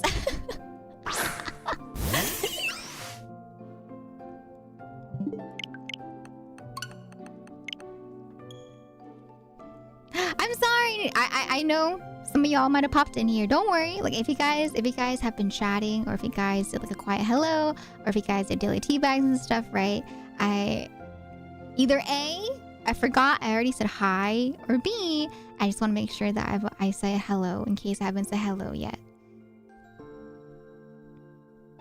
Yeah, I'm excited to be back too. I really did miss you guys. It felt weird. You know, it felt weird not streaming after streaming for so long. Nina and I were actually talking about it because we were in call together last night, right?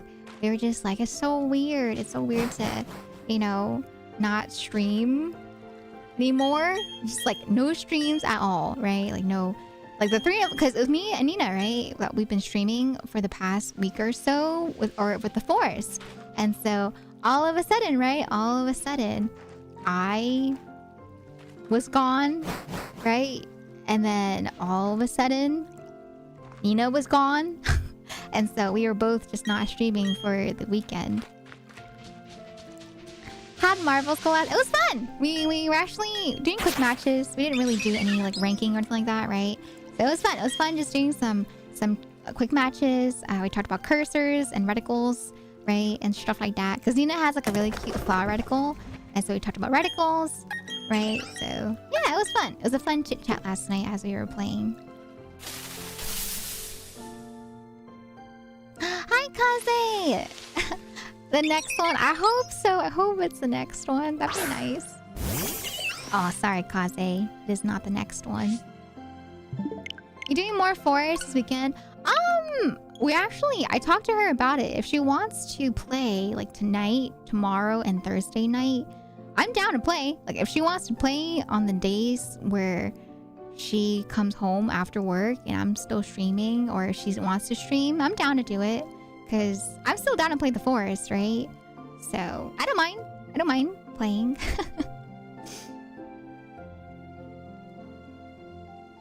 What is that emote, Derpy? The lips are so emphasized on the kiss. You can see the lips. They go like, See, she said she's down. She already denied my offer to play a co-op game tonight since she had plans with... Oh! Oh no, Derpy! Oh no! Oh god, if you guys want to play, you guys can play together, okay? Oh god, I feel... Oh god, Derpy, I'm sorry. Oh god. No! I'm sorry, Derpy. Okay. Alright. Oh, me? Put up with her? I'm not putting up with her. What do you mean? I love spending time with her. What do you mean, Derpy? Hey. Alright. We did, though. We did talk about it last night. We did talk about it when we were chilling. We're just like, we can play tonight, you know, if you want to play. Oh, Nina, you know, she talked about it too, right? She retreats. Just yell, what? Huh? Sausage? Why sausage? Huh? I should have made that salsa. Oh, but Nina, you know, we were just talking about it, right? We talked about how fun it was to, yeah, just, you know, to play the forest together afterwards. And how Nina hasn't really been streaming, you know, in a while, ever since she started her big girl job. And so she said that it's been nice to be able to stream. But yeah, it's been fun. It's been fun. And I can't wait to play some more. I sent you a message. Oh, okay, no worries. Yeah, I have not had time to really catch up with DMs. I was in taxes. How do I say? Taxes? Purgatory? No. Taxes.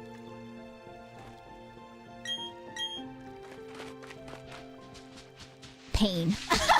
I was in pain. This is a big girl job. I mean, so it depends, right? Like when I say big girl job, I mean like full-time job, right? Like for me, streaming is a full-time job. I paid my taxes yesterday. No, 2 days ago for my full-time job, you know? So I do my taxes. So this is my full-time job, my big girl job, right? But before I had a big girl job, you know, I was a tutor, right? Just because I didn't want to commit to being a teacher full-time at a school yet, right? But yeah, Nina was not a full-time streamer. This is like her. She's had other big girl jobs before, but yeah, it's just that she has a big girl job again, right?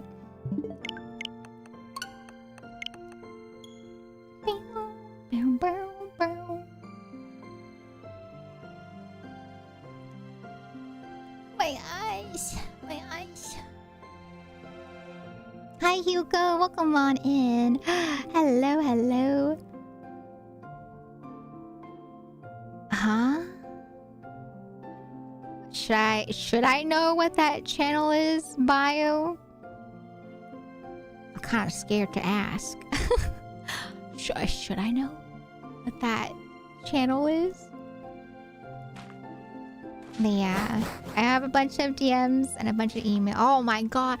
So for me, I'm the type of person that doesn't like to let notifications sit, right? For me, if I see a notification, I try to get it knocked out as soon as possible. And so for me, I'm not like, I know some people that have emails that have like 1,000 emails sitting in their notification box number, right? Or more. And for me, I can't do that. That stresses me out, you know? It gives me anxiety. And so for me, whenever I see like an email notification, I go to it and I'll get it done or look at it and mark it down kind of thing, right? But with the subathon though, because it was like 28 days, I was so tired to look at emails and stuff after night or after the streams at night. And so I had like I had almost 100 emails I had to catch up on after the subathon, and I was just like, oh my god. So yeah, I got a lot of catching up to do. But yeah, for me, I'm the type where if I get an email, I try to get it done right away. Oh, DMs? Okay. I swear to God, Derpy, if you're just DMing me to DM me.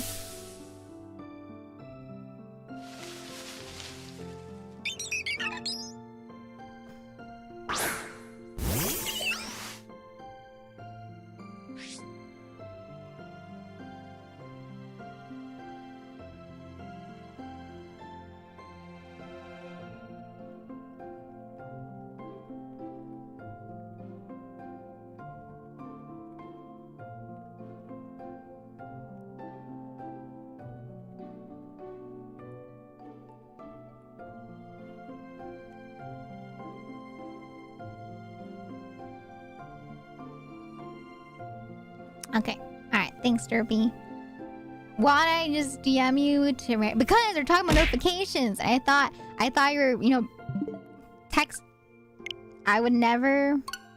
I remember when you did it. I remember when you did it before, Derpy. Don't even try to play off as innocent. I know you've done that before. You've pinged me just to ping me when I was talking about pings. I'm pretty sure that it's gonna be troll, right, Derp? What are you guys talking about? What? Why did you send me that out of context screenshot of your conversation? What the?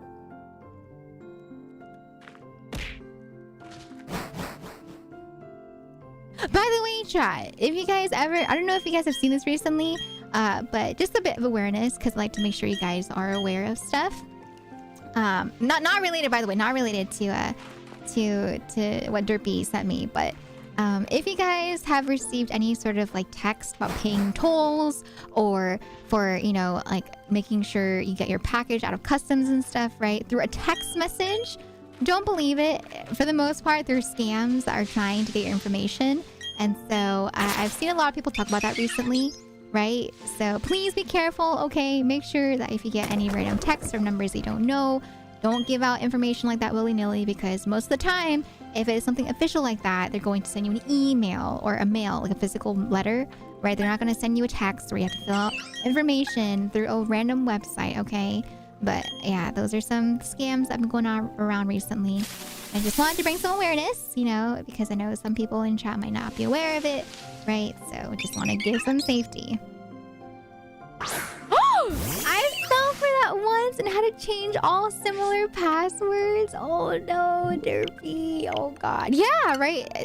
They're getting smarter in the way that they format stuff because of AI, right? So it looks pretty legit for some people that might actually get text notifications, you know, for stuff like that. Like for me, I get text notifications for some packages too, right? But the main thing to remember is that they would never ask for information like that through a text message, right? So just be careful, chat. Yeah, I've been seeing a lot of people get messages about tolls recently. There's one with unpaid parking ticket for me. Funny thing is my dad got it first. I told them it's a scam. The next day I got the same one. Oh, that's me. I get stuff for like stuff about like my car. Joke's on them. I don't have a car. They're just like, oh yeah, your car has unpaid fines. And I'm just like, ha, nice try. I don't have a car. I got 5 texts today calling me Shirley. What the? Prince Ali! Prince Ali, thank you so much. Thank you for the resub at 34 months. They wave. I hope you enjoy your emotes as well as your sub badge. Welcome to the tea shop. I hope you enjoy your stay as a tea bun for 34 months. Thank you, Prince Ali. Thank you, thank you. Crazy because I got one a few days ago. I wasn't sure if it was related to your throne. Oh, really? Oh, yeah. Throne doesn't do stuff like that. Throne doesn't send out packages, information. The only thing that Throne sends out to me is if an item has shipped or been delivered. So you guys won't receive stuff. So yeah, be careful with that too. But yeah, thank you again for those that have gifted me stuff off my throne. I've been slowly getting the packages, like I said, over the course of the subathon, and there's still some stuff being sent in. So thank you, chat. Thank you for the throne gifts. I really appreciate that. Thank you, thank you. They're new scams, but they will never text you for this stuff.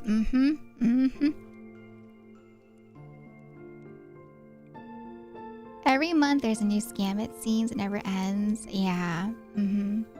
There's new scam using AI that if your family picks up the phone and talks to the robot, it'll record their voice and call you. Yeah, I heard about that, right? That's scary. That's some sort of like, it reminds me of how when you play games like Lethal Company or other games that records your voice for the game, right? It's just like, oh, it's some type of like mimic skinwalker type of level AI recording. That's scary. They didn't bother to change the number or anything, but also they like to use official government logos. Yeah, card extended warranty. Yeah, exactly. Oh, really? You got one from PayPal today saying that you paid for some crypto? Oh, God. Hi, Wes. I feel like, 100% they have. Because they know nowadays that people aren't going to fall for the call scams because they're so known now, right? So now I think they're gravitating more towards text. Because maybe they found out too. They found out that a lot of people, like me, I just don't pick up numbers. I don't pick up random numbers, right? I'm just like, if it's important, then they'll leave a voicemail, right?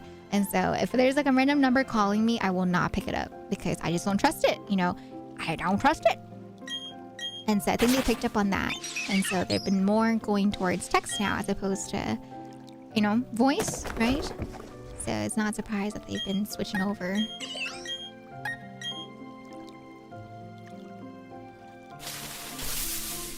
I got a message like that by email. It looked so fake. Turned out to actually been customs. What the heck, Admiral? Really?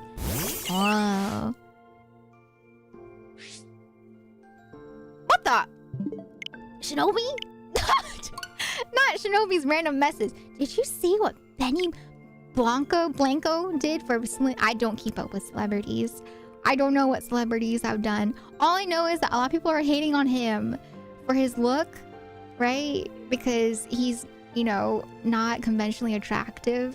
And so a lot of people are hating on him because they feel like Selena Gomez is out of his league. And I'm just like, oh my God, so many people are commenting about him. I'm just like, they're happy. Leave them alone. Hi, Zane. Yeah, we're back on the grind. Subathon over means we're back on the grind. How you doing today, Zane? The sad thing is that there's some sweet innocent people who do fall for these scams because they're too pure of heart. No, exactly. Not even just pure of heart, It's not even pure of heart people. I think anyone can fall for these scams because not everyone knows about scams. Not everyone has people to tell them about scams, right? Like if I didn't have, I feel like people, friends, or just loved ones that told me about these, I would probably fall for them too, Because, actually no, I would not. I'm too, I have trust issues. I'm very skeptical about a lot of things. I don't think I would fall for it. But, like, for example, like for elderly people, right? Like elderly people that just aren't very wary of scams that are more advanced like this nowadays, they would fall for it too. Or even not even elderly people, just older people or people that aren't as familiar with the internet or people that are familiar with keeping up with news, right? I think just everyday people can definitely fall for scams like this if you're not in a place or a space where you're aware or have people to warn you about it. I feel like anyone could fall for these scams, right?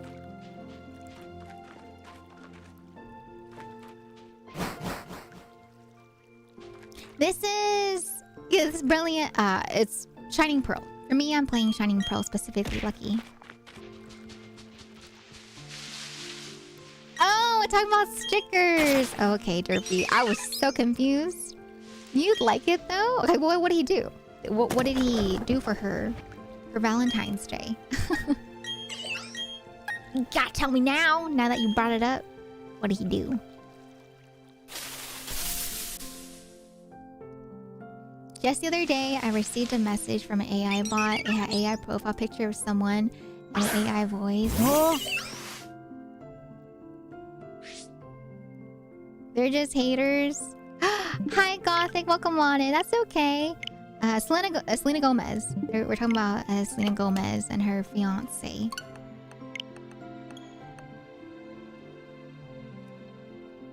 Exactly, right? Like for me, I have packages that are international because they're gifts from Throne, right? And so I'm not gonna lie, the first time that I saw that you know, package about international package being held at customs, not gonna lie, I kind of looked at it for a quick second, but before I did anything though, I checked like the actual tracking of it, and I checked my email because I have things that notify me through my email and through my phone about stuff like that. And so I did like a double check because that text to concern me with my packages. I was just like, huh? Who hurt me? Oh, for my trust issues? Oh, I've had trust issues since I was a kid. Yeah, it's called trauma. It's not...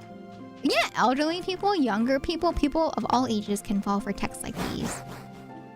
No, Sia, not elderly. Oh, you are not elderly. Oh, if you guys want the love badge, it's from sharing clips. So if you ever share a clip from a streamer, then you'll be able to get the badge. Like for me, right? I made some clips on Nina's channel from her Valentine's Day stream, and then I shared them with Nina. And then this morning, I got the notification that I got the badge. I was just like, oh, I didn't know that. So you just have to make a clip, and then you share the clip, and then once you share the clip, right, then you'll get the badge eventually. So yeah, that's the love badge. It's available until the 28th of February. So if you guys want to get yourself a little heart love badge for Twitch, you just gotta share a clip. Bum, bum, bum. Is normal here to pick up a phone and open with yes, I'm listening, and I had to tell a few people to not do that. Yeah, if I do ever pick up the phone, I just kind of don't say anything. I don't even say hello. I just kind of wait there to see what they'll say, kind of thing.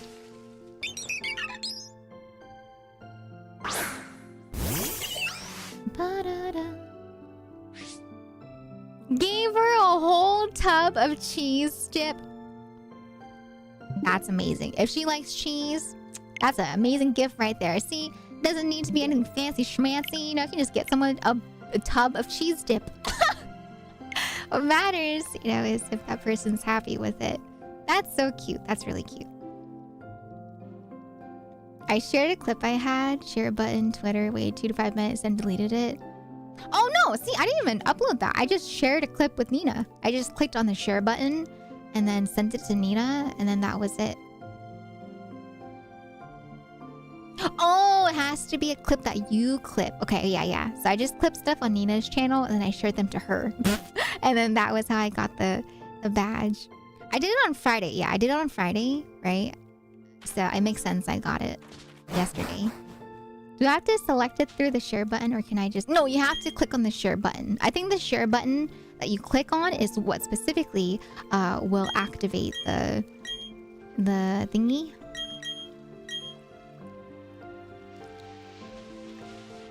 I know I do, Lucky. I know I do. That's amazing, you know, compared to how the odds were back in the day. Before, it was even worse. This is not too bad. But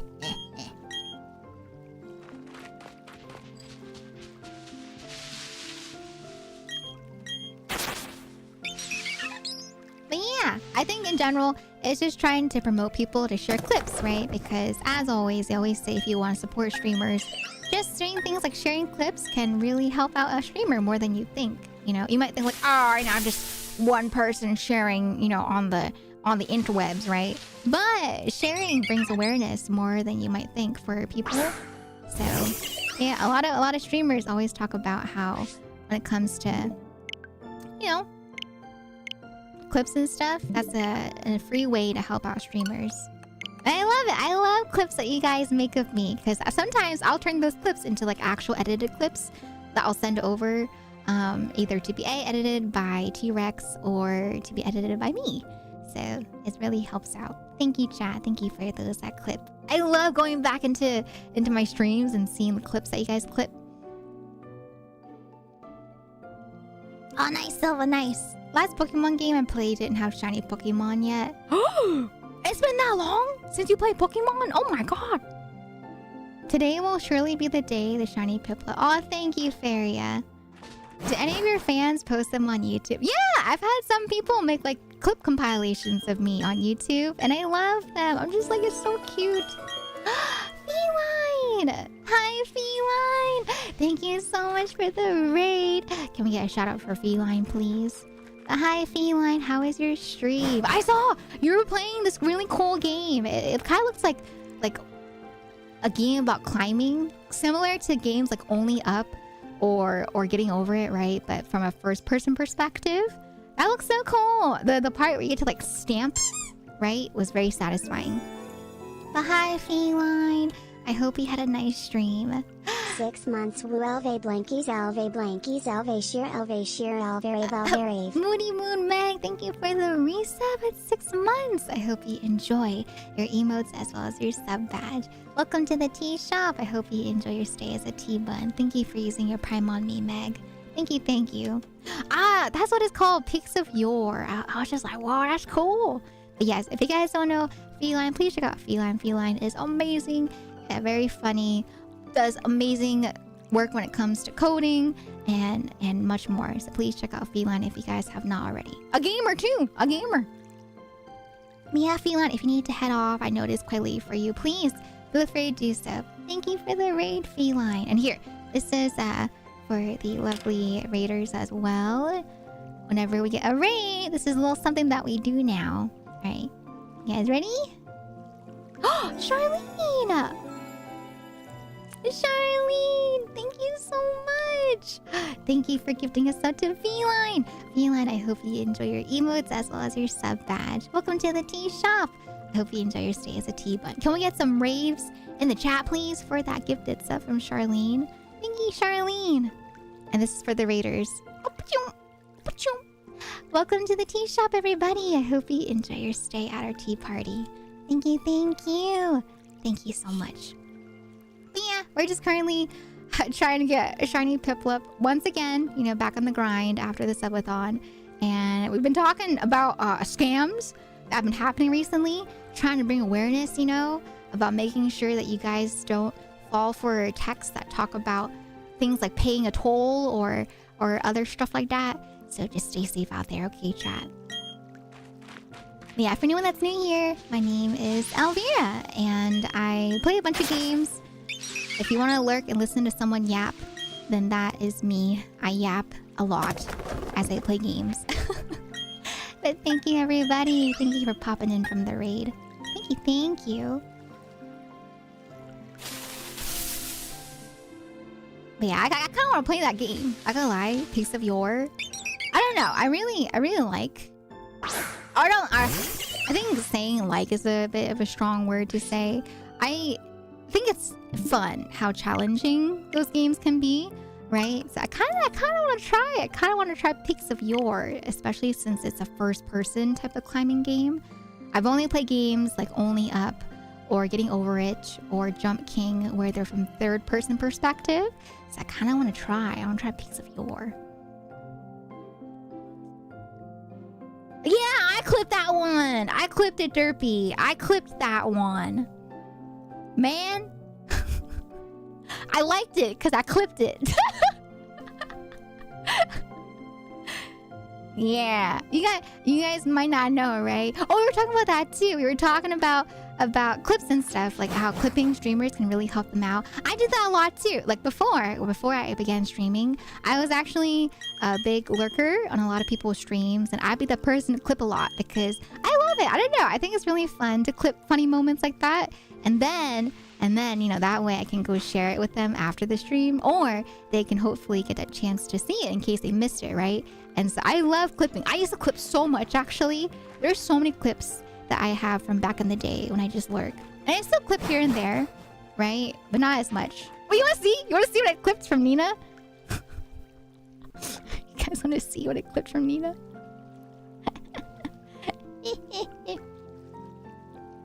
Okay, so we're playing some Mobble Wobbles, right? And so there was this scene that I clipped from Nina where she is playing as Hulk, you know? And Nina doesn't really play as Hulk, right? But she played as Hulk because Azadu asked her to play as Hulk because he was playing Iron Man, right? And so Nina was playing a lot of Hulk. And so I don't know why, but it made me laugh so much hearing Nina play as Hulk. Okay, you ready? You ready? Okay. Yeah, this was after stream on Nina's stream, right? After my subathon. Okay, you ready? This was the clip I clipped and sent to Nina because I thought it was so funny. Then pause the music. Alright, so this is on Nina's stream on Friday. Ready?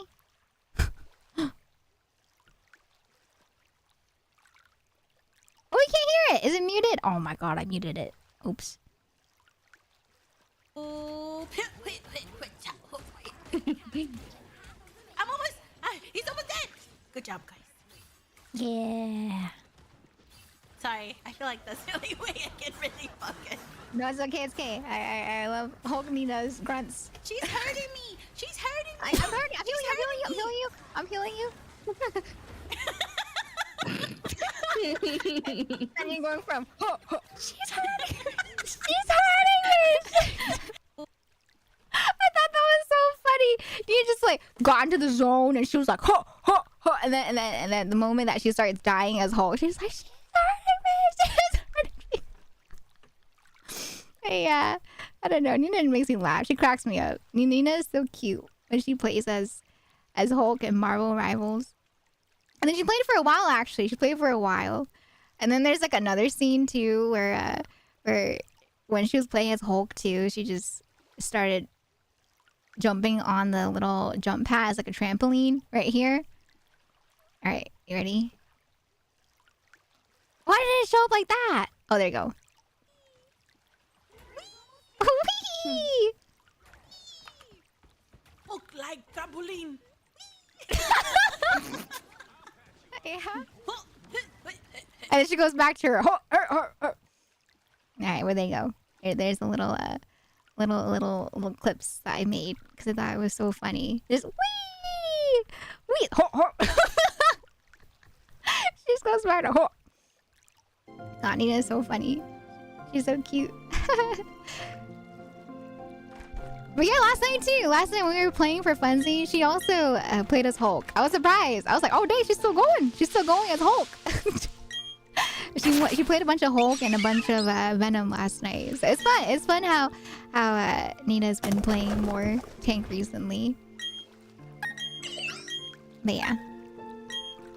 Point being though, once again, if you guys feel like there's a moment you want to clip because it's funny or goofy, right? Or you feel like it's a clippable moment, please feel free to do so. I love it. I love watching clips. And I love making clips.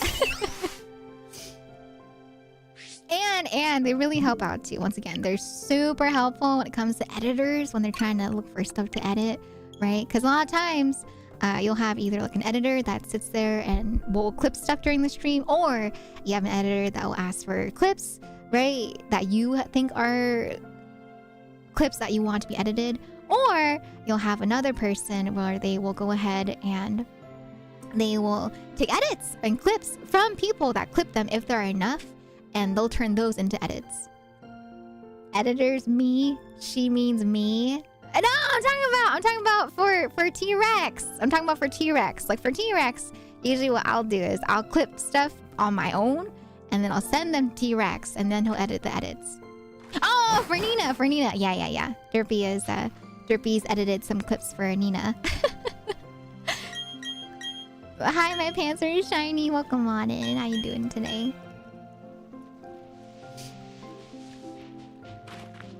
Be clippers. Yes. It helps out so much with highlights. Yes.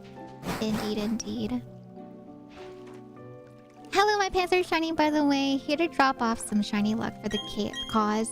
Big love and glad to make it to more streams. Pass the subathon! Thank you, my fans are shiny. I really appreciate that. Thank you, thank you.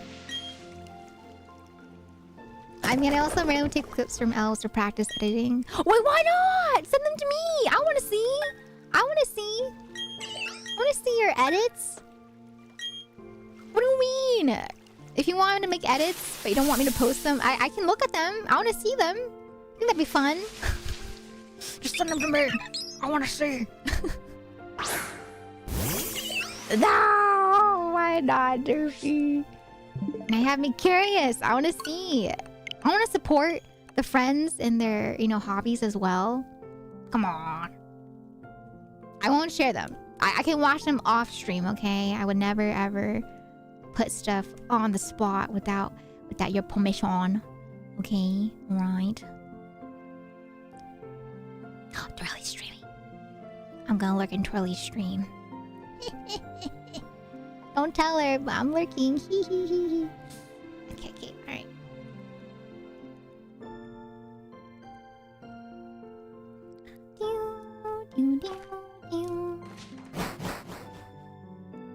Okay. Alright.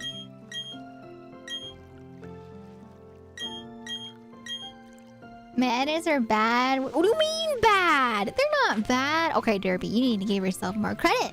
I remember seeing those edits that you made for Nina, and I loved how they turned out. You gotta give yourself more credit. Yeah, they're good edits. Yeah. If Derbs don't show edits, then I might have to start making them. This is practice. Yes! That's why I'm always down. I'm always down if you guys want to like make edits, right? And you just want to like post them in the Discord, for example, for funsies, right? I would never post edits that you guys make without permission, right? It's up to you guys to share on your own. All I ask when it comes to edits, if you guys do post them, it's just the usual that people do. Just make sure to, you know, credit me. And then, yeah. Yeah, I'm all down for it. If you guys want to edit, go ahead. Edit anything you want to edit. As long as it's not, you know, inappropriate edits, it's fine. What the heck?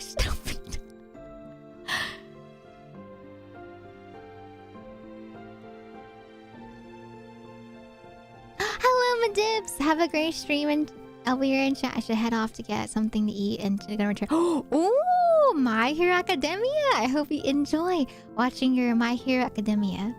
Yes, no worries, my dips. Thank you, Maddie. Thank you for popping in here today. Thank you. But yeah. If you guys, you know, people out there, right? I feel like people that do edits, people that draw, you guys gotta give yourself more credits. I know we can be our own worst critics, right?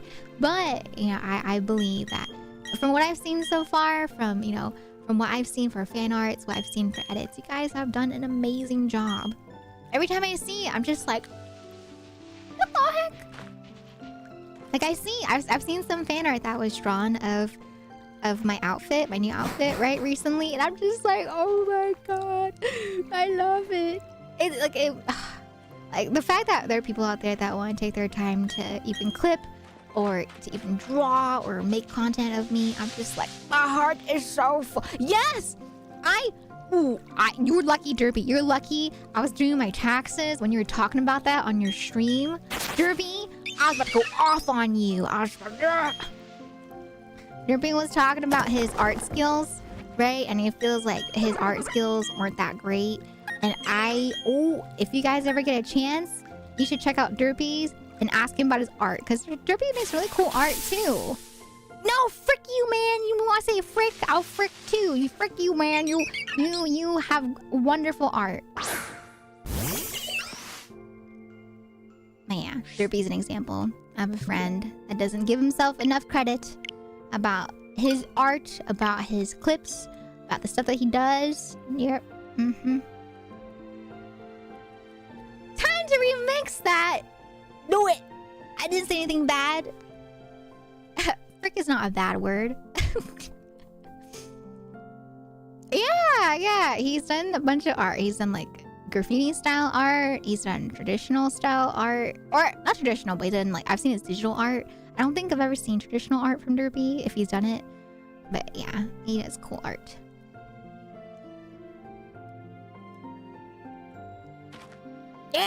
Yeah, go check him out. Twitch.tv/onlyderps. You can see him play. What was it?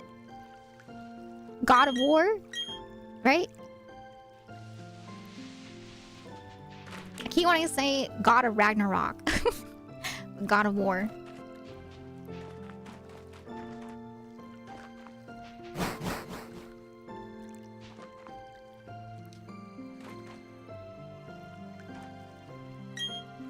Oh, okay, Derby. All right.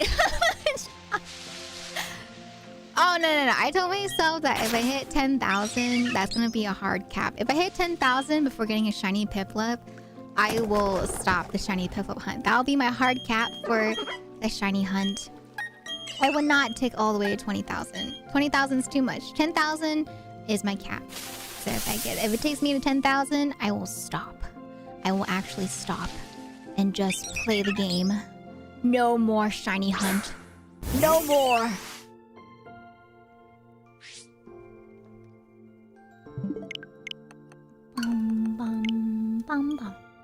Oh, but yeah, going back to that talk though, right? About the cheese dip that Selena Gomez's fiance gave her. I think that's really sweet, you know? Just because they're celebrities doesn't mean that they need to get something fancy for each other, right? I don't know if you guys got anything for Valentine's Day, but if you got anything you want to share, please feel free to share. The 10,000 first is the... Okay, alright, Maxie. Okay. I'll do one extra then, okay? After I get to 10,000, I'll do one extra. Oh, you got chocolate from this... Oh, yeah! Discounted chocolate! Did you guys get your discounted chocolate?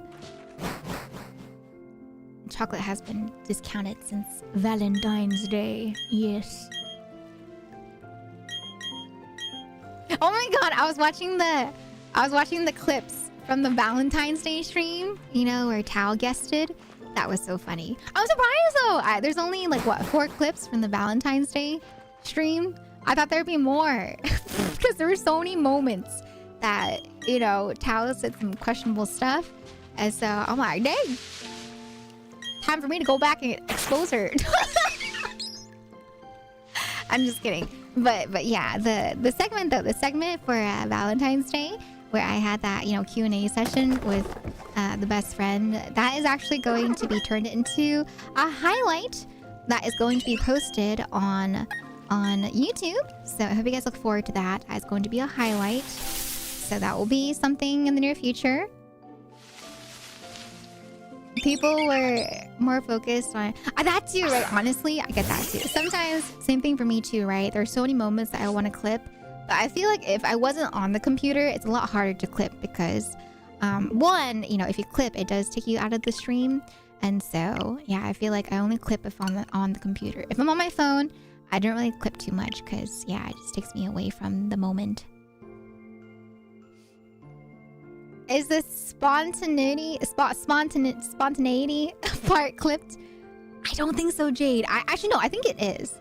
I think that was one of the clips. It was a spontaneity clip. It was the clip with her snorting the Jingle Bell song, like that, you know, with her snorting laugh that she does. It was... What other clips were there? The 2 other clips. There was one clip... I forget what the other 2 were. That was so funny. I love her. She is one of the people that I know that is just unapologetically herself, right? And I love it. I love it so much.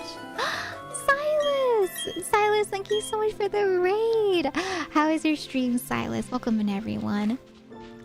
I hope you had fun playing Helldivers too. For anyone that's new here, my name is Elvira, and today we are playing some Pokemon. I'm trying to hunt for a shiny Piplup yet again. But yes, whenever we have a raid, let me do this for you guys. But welcome, raiders!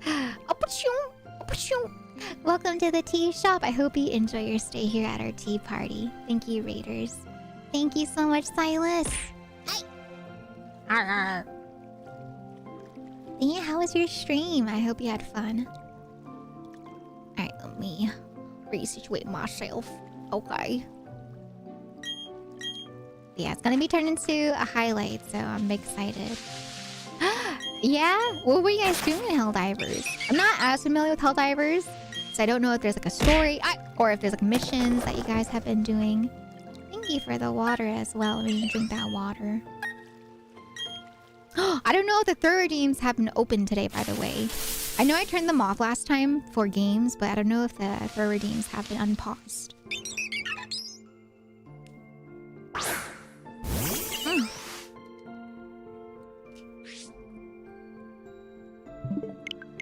Helldivers is great. Yeah?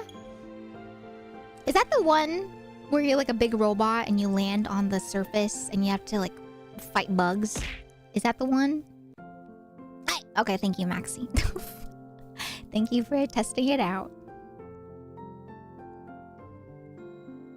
Oh, it is! Oh, God! Oh, you're not a robot, you're just a guy.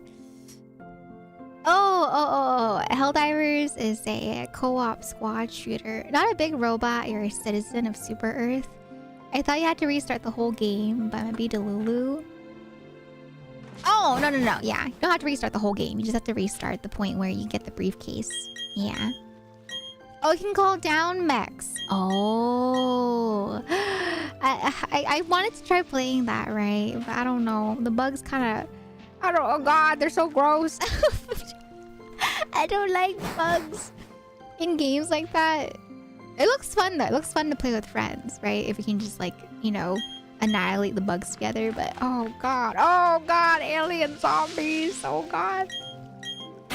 You could just fight against the robots. Yeah. You can fight a horrifying robot. Oh! I like how the duality. I like how Arkith is like, you can just fight robots. And then Brat is saying you can fight the horrifying robots. And I'm just like, what is it? Is it just robots or is it horrifying robots? Which one is it? You don't have to go. Oh, you don't have to go to the Bugs Planet. Oh, okay. Oh, can be saved before this scene. Oh, yeah. Robots wearing human skulls? Oh. Oh, God. Oh, you choose where to deploy. Okay, yeah, I'm not familiar with Helldivers. I've only seen some people play it. So I'm not as familiar.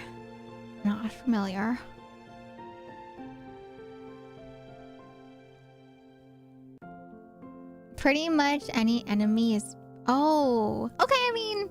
Yeah, I think maybe if they're not bugs, it's fine. I played some dark games. But bugs, I'm just like, ugh. Oh, your own faction's pretty dark. You can only fight to the robots that gave up their humanity to become... Oh, interesting. I didn't know that they had humanity in them and they gave it up. Red is robots, yellow is bugs, and purple is super duper easy squid. No worries, Silas. Thank you so much again for the raid. I'll see you next time. Bye bye. Mata ne. Oh, you know what that reminds me of? There's a song in Vocaloid where it's a song with Rin and Len, right? Where they kind of talk about that. How they talk about like this dystopia where humans kind of... I think the premise is that humans gave up their bodies slowly over time to not feel pain, right? Like they just kind of kept swapping out parts to turn more robotic, and so they wouldn't feel pain. But because they all kind of started giving up so much of their bodies to become robots, they just started losing their humanity, of course, right? And so, yeah, there's a really, really sad song out there. In the Vocaloid realm that kind of talks about that, like where it's not really robots giving up their humanity, but it's like humans giving up their humanity in order to survive longer, which is kind of ironic if you think about it, right? Like they want to live physically longer. Because they want to live physically longer, they're willing to give up their humanity, so they're technically, you know, not really alive, if that makes sense, right? Flesh is weak, machine is eternal. I don't know about that, Maxi. In that Vocaloid song, that was a sad song. That was a really sad song. God, people think like, oh, like I feel like a lot of people that know Vocaloid on the surface level, they just kind of know about things like, you know, Hatsune Miku and other songs like Just Be Friends, right? But Vocaloid has some pretty sad songs. There's some really sad songs in Vocaloid world. And that's actually a fun fact. One of the reasons why I got into Vocaloid is because I really liked how how sad the songs were. I just like sad songs. I really like sad songs. So, yeah. Yes, machine does rust and deteriorate. Exactly. Circus Monster from Luca is so good. Oh, I was really into Gumi. Gumi was... I know she's technically not part of the Vocaloid group, but I really like Gumi because her songs... I think I really liked her songs like Sequence of Love. I really liked her song Uninstall. It was just like Depresso Espresso songs. I was pretty like... I don't know. I was really into Depresso Espresso songs, especially in middle school, right? So I used to listen to songs like that all the time. and then, like as I got older, I got more into other more upbeat songs from Vocaloid. All right, one more in chat, one more for the prediction, and then we will see who gets their first set of points. Okay, one more for the predictions today. But yeah, what kind of music do you guys like? Do you guys like sad songs? I know there was a time where I really liked sad songs, right? But then some people were like, man, the songs I listen to, they're so sad. Why are they so sad? And I'm just like, oh, do you want me to listen to some other songs? And they're like, yeah, no sad songs, because sad songs make me sad. And I'm just like, oh, me too. I don't know, I like it. I like the feels. It's like back then, you know, when I used to tell people what type of anime I liked, they were like, what kind of anime do you like? I was like, oh, I like Clannad, I like Tamako Market, I like, Kaicho Maid-sama, I like Air, right? All this stuff. And they're just like, oh, so you like shoujo or sad anime? And I'm just like, I mean, yeah, I guess. Yeah, I like it. I like the feels. I like crying, I like crying. Not a problem. I mean, no, I don't like crying, but I think I liked, for example, like Clannad so much, right? Because it just it can move you so much, right? To the point of crying. And I really like Clannad because there's so many scenes in there that, not gonna lie, did make me cry to the point where my eyes were swollen the next day. But to be fair, just to give you guys an idea, okay? For some reason, I thought it was an amazing idea to binge the end of Clannad After Story all in one go, right? And so I was hit with all of the, heartbreaking events that happened at the end of the story back to back to back. And my God, my eyes were so swollen the next day. I could not. I was just like, why did I do this to myself? Why? Made in Abyss gives me my beloved. Okay, I can't see. Like, I like sad, emotional. I can't do gore. I've seen some scenes in Made in Abyss, and I can't. Like, even though I like sad stuff, that stuff absolutely ripped me apart. And I haven't seen the entirety of the series. I just saw some clips, right? And my God, I can't. That left me traumatized. Not gonna lie. But I know a bunch of other friends that are really into Made in Abyss, right? Because of how emotionally and gut-wrenching it is, right? And so I do know some friends that really like Made in Abyss as well.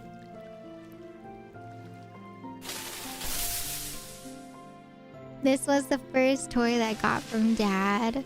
You know what made me sad? It was the one of the scenes that I talk about is the scene where Tomoya, right, finally decides to be a father to, to Ushio, right? And then it's a scene where Sanae is talking to, the dad, right, of Nagisa. And so, the dad tells Sanae that she can finally cry after all these years. It's been like 5 years since Nagisa passed away, right? And so, it was so sad to see, Sanae finally break down after not crying since her daughter's death. And I was just like, oh no, stuff like that. I was just like, man. And the only person that really picked up on it was, her husband, Nagisa's dad, right? And I was just like, man, you're such a cute couple, and they're like the comic relief couple, right? Like if you guys ever watch Clannad, they're known as like the comic relief couple for the first entire season, and so it was sad to see them just get so emotional in the second season. You're just like, no.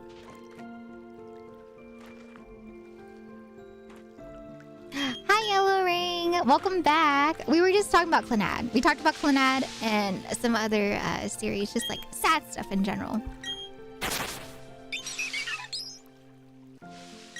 Another reason I was perfectly happy to sit down and read the Clannad visual novel, but can never get through more than a few episodes without being bored. I mean, that's fine. You know, that's just the difference of how people consume media, right? Some people prefer to read. Some people prefer to watch. Like, for example, some people prefer to read the books, right? As opposed to watch the movies. And so that's okay. That's all right, right? No! All right, chat. I thought maybe, just maybe, if we got, you know, if we had gotten at least like a shiny at 26, I could give you guys your points for the believers, but I am sorry. The doubters have won. Once again. Take your points. Take them. Alright. Okay. Let me do another prediction after the points are given out. Okay. Alright. She teach that Ushio to not cry in front of... oh man, that part hit me too. That one was like more of a personal hit though, because I could relate to Ushio in some ways from my childhood, and so I was just like, no! Ushio! It's so sad, oh man. It is. It's so... the way that Clannad works is the first season, it's all like...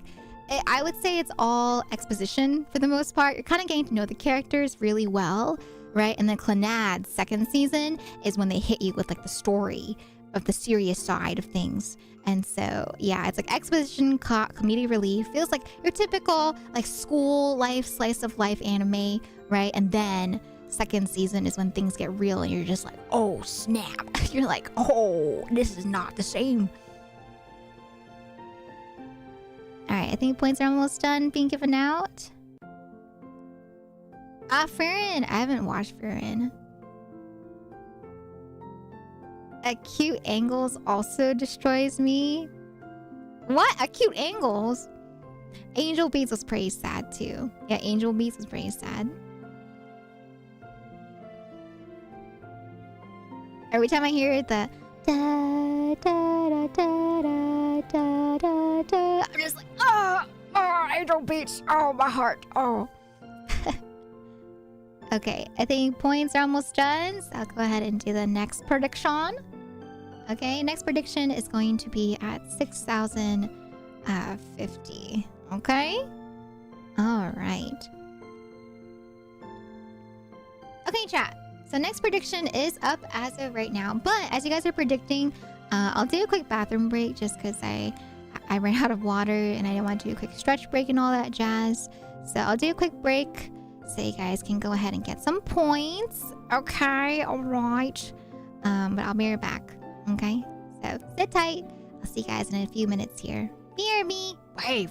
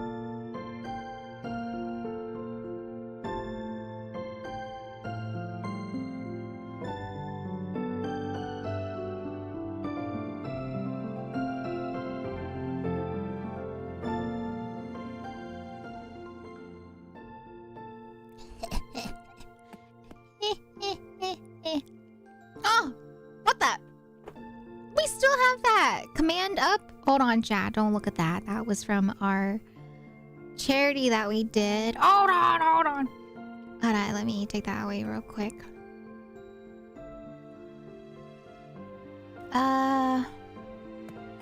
Mute? I'm not muted. I hear myself talking in my mic. Flatbush. Let me turn off the charity command. Whoops, shush. Alright, there we go. Hi! How was your stream? How was your break? Oh my god, Derpy! What is that? What is that first one?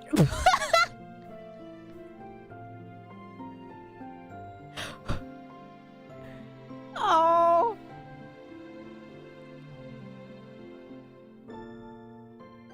What in tarnation? Therapy? I'm not gonna say anything, but God.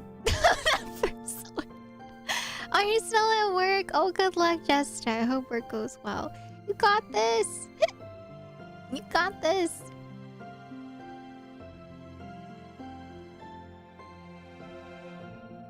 Starting to look like a... Oh, you think so, Win Page? You never know. It could be. It could be. Oh, it's okay, Gothic. No worries. Oh, yeah. Sometimes that happens. No worries. That's okay. Thank you for letting me know, though.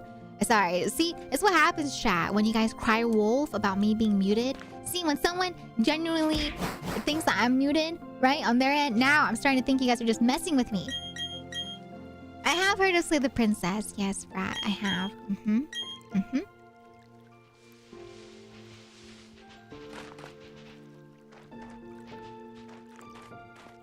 Bum bum. If you get the shiny on this prediction, I'm gonna lose it.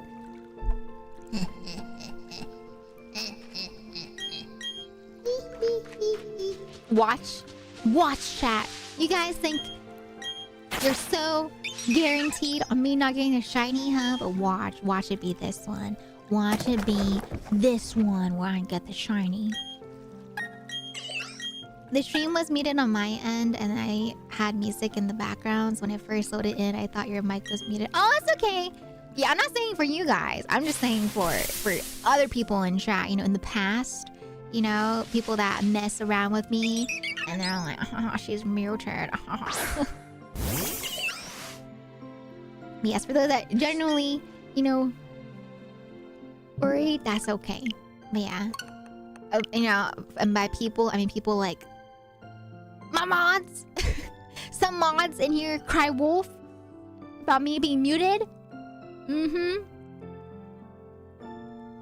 would you be referring to? They know who they are. They know who they are.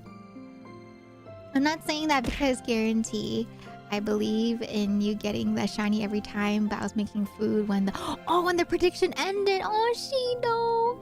Oh, Shido, thank you. Thank you for believing in me. Damn, I'm just jaded. I'm just jaded from chat. my brain just thinks to like the other scenario, like the extreme case of chat being mean to me, and there's people in chat that are genuinely being nice to me. I'm so sorry, Shido, man. I'm jaded. Hi, Gunger. Welcome on in for the first time. How you doing today? Thank you, Ryu, for the luck. I appreciate that. Thank you. Oh yeah, Kermit! You want to laugh at 6K? That's fair. I'm laughing at myself too. I can't believe I put so much into my 6K as well. Oh, I haven't bullied yet? People like Cranman. You see right there? Cranman Exhibit A. Cranman's Exhibit A of someone that bonks me and teases me. I'm just like,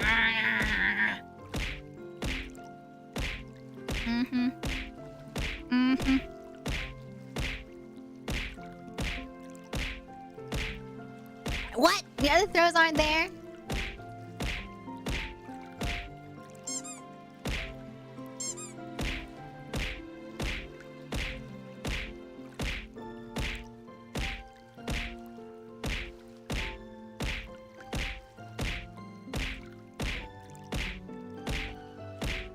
I unpaused it. Okay, Cram Man. They're there again. Okay? Alright. I unpaused it. I unpaused it. I thought they were already unpaused. That was my bad. Sorry. Okay, I'm sorry. Hey. Back in 2019, one time my friend said join the stream chat is misleading the streamer. And that began my descent into evil. Oh! Oh, sorry, Maxie! Oh, that's my bad. Okay, I missed that. Streamer can't read. I can't read. I'm sorry, Maxie. I'm sorry. Yeah. They were paused either for the Valentine. Oh no, I think I paused it for Marvel Rivals. Cause whatever happened in the last update, right? Because I was talking about this with Twirly last night too, right? About how for V-Bridger, it wasn't too intensive. The first couple of days that I streamed it with my V-Bridger model, right? But for some reason, after the updates happened, right? After the updates happened, it just started lagging more and more as the updates came out. And so when we ended off my subathon, as I was playing, you know, Marvel Rivals, right? When the timer counted down to the very last second, I could not be in my model. Even my regular model, like my OG one, the one from before, right? Because something just was causing me to lag. And you know, I know they talk about how Marvel Rivals, it's not like properly optimized, but they did something recently in the updates that messed with it even more so than already. And so yeah, I don't know what happened. It was perfectly fine, you know, except for like the times where my stream cut out. But we found out that was just the internet bugging out. So I don't know why it's so intensive. I'm on probably like the third latest one. I haven't updated since they released like 2 more updates, but I had updated my OBS right before the before I did my subathon. So around January 18th is when I last updated OBS, right? Yeah. I like Trico. I like Trico too. See, I thought that was that too, Cranman. I thought that was also the reason why.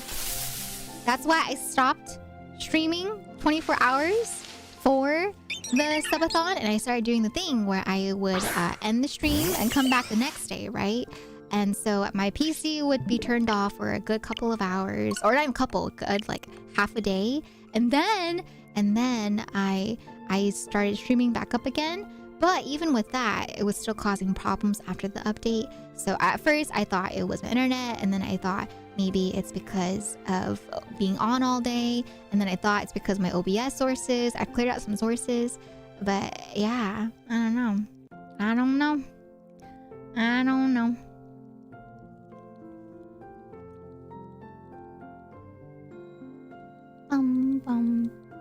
Piplup is the best starter. I do like Piplup, but would you guys believe me if I said that it's not my favorite starter? Chikorita is actually my all-time favorite starter.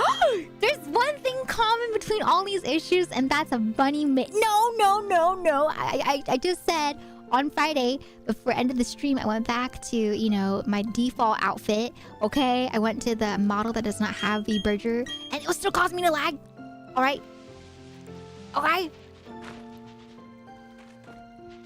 I was collecting a whole box of shiny Psyducks. I'm not gonna lie, when I used to Wonder Trade a lot back in, I think Pokemon, was it Omega Ruby Alpha Sapphire?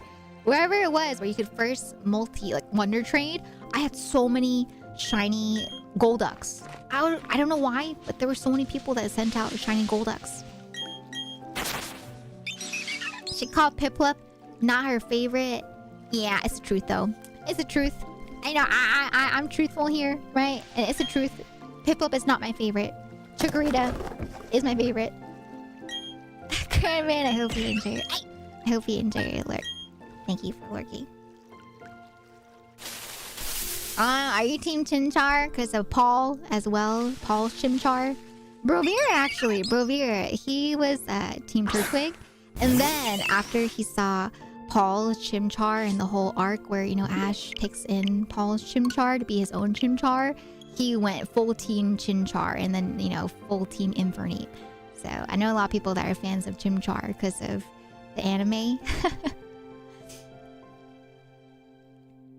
Imagine Elf gets a shiny Chikorita first. But I don't want a shiny Chikorita. Shiny Chikoritas are an ugly color for like the shinies back then. It's part of like the ugly color shinies back then. It's just all the same. They're all like this like weird grass color. I don't know how to describe it. It's like you know, back then, right? Because they were so limited with colors for shiny Pokemon, they just all ended up being this like weird, like greenish color, right? Or like not minty. Maybe even minty would be like a nice color. It's like a puke green color. Ugh. I didn't like it. I did not like the shiny colors from back in the day. I'm so glad they decided to mix it up and change the colors for shiny Pokemon so it's not all the same colors. Yeah, that's a good way to put it. Ugly neon green color. Yeah. Like, it was okay. It was alright, right? But, I don't know. It just got kind of weird after a while, like, with all the Pokemon being the same color, you know?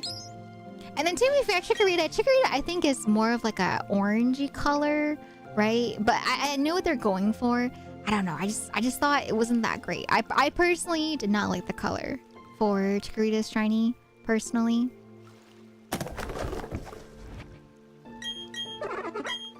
Not Turtwig. Chikorita's my first starter of Gen 2 and will always be special to me, but Cyndaquil. Oh, Cyndaquil's your favorite. I love Gen 2 starters. I just feel like you can do no wrong with Totodile, Cyndaquil, or Chikorita, right? I love them so much. It was Uggo. I adore all of Gen 1 and Gen 2 starters. I'll never forgive them for what they did to the... Espeon! I feel so sad that Espeon goes from like this like really pretty like purple color, right? Very, very like celestial color themed, right? And then she turns into that green color, like the back in the day green color. Right, and then Umbreon, at least Umbreon has like a nice color for the shiny, right? Like a blue instead of yellow ring look. But then Espeon turns into this like green color, this neon green color. Oh, I feel like with Espeon, it's just she should have been like a, or not she, but they like the Pokemon should have been like a, like either like a pastel pink or another variation of purple, just some sort of like different shade of purple. You know what I mean? Or maybe even blue. Oh, I think a blue Espeon would have been so pretty as well. I know, Umbreon, they did so well with Umbreon's shiny color. I was just like, chef's kiss. So good, so good. Or like, for example, you know, I feel like, for example, like Vaporeon, if Vaporeon was pink, right? Or if Espeon was blue, even that would have been a nice shift in color. What if shiny Espeon and Umbreon had swap colors? That'd been cute too, right? Now, why'd you have to go and do that? Why? Why do you guys want Baldvira, man? But, as I was saying, yeah, you know, I feel like people always shipped Espeon and Umbreon together, so that would be cute too if they had like, you know, a change in colors. But like, for example, Shinkai! Today is the day. Shinkai, thank you for the resub at 30 months. I hope you enjoy your emotes as well as your sub badge. Welcome to the tea shop. I hope you enjoy your stay as a tea bun. Thank you. Oh, someone wanted to see shiny. Oh.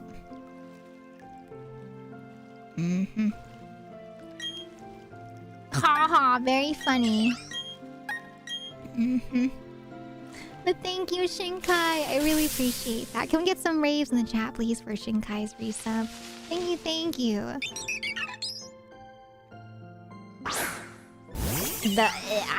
Yeah, the wig is gone. Yes, it's gone.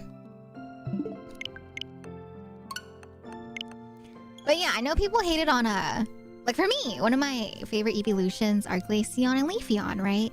And I know people hated on Glaceon and Leafeon's shinies because they're practically like the same color, but barely noticeably different in the sense that they're a bit brighter, right? For Glaceon and for Leafeon. But see, I'll even take that. I'll even take that as a shiny color versus that like neon green color, you know, or like that puke green color.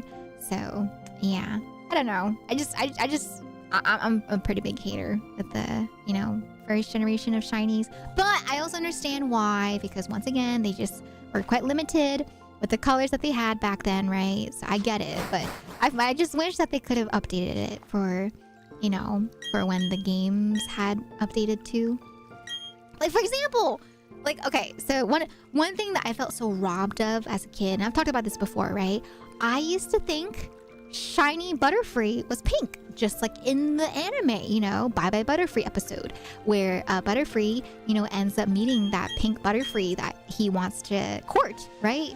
But I did not know that shiny Butterfree is not in fact pink like in the anime. Shiny Butterfree, the only difference is I think the eyes, it's like a green eye color instead of red, and I felt so robbed because I love the episode of Pokemon, you know? I loved the love story between the shiny Butterfree and the regular Butterfree that Ash had, right? But no, they were like, psych, Butterfree is not pink. They are not shiny, just like in the anime. And so I felt so robbed the first time that I evolved my shiny Caterpie all the way to Butterfree. I was just like, hey, it's not pink. Where is my pink Butterfree?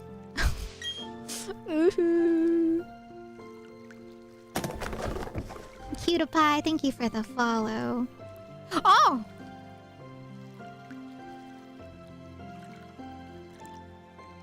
Huh?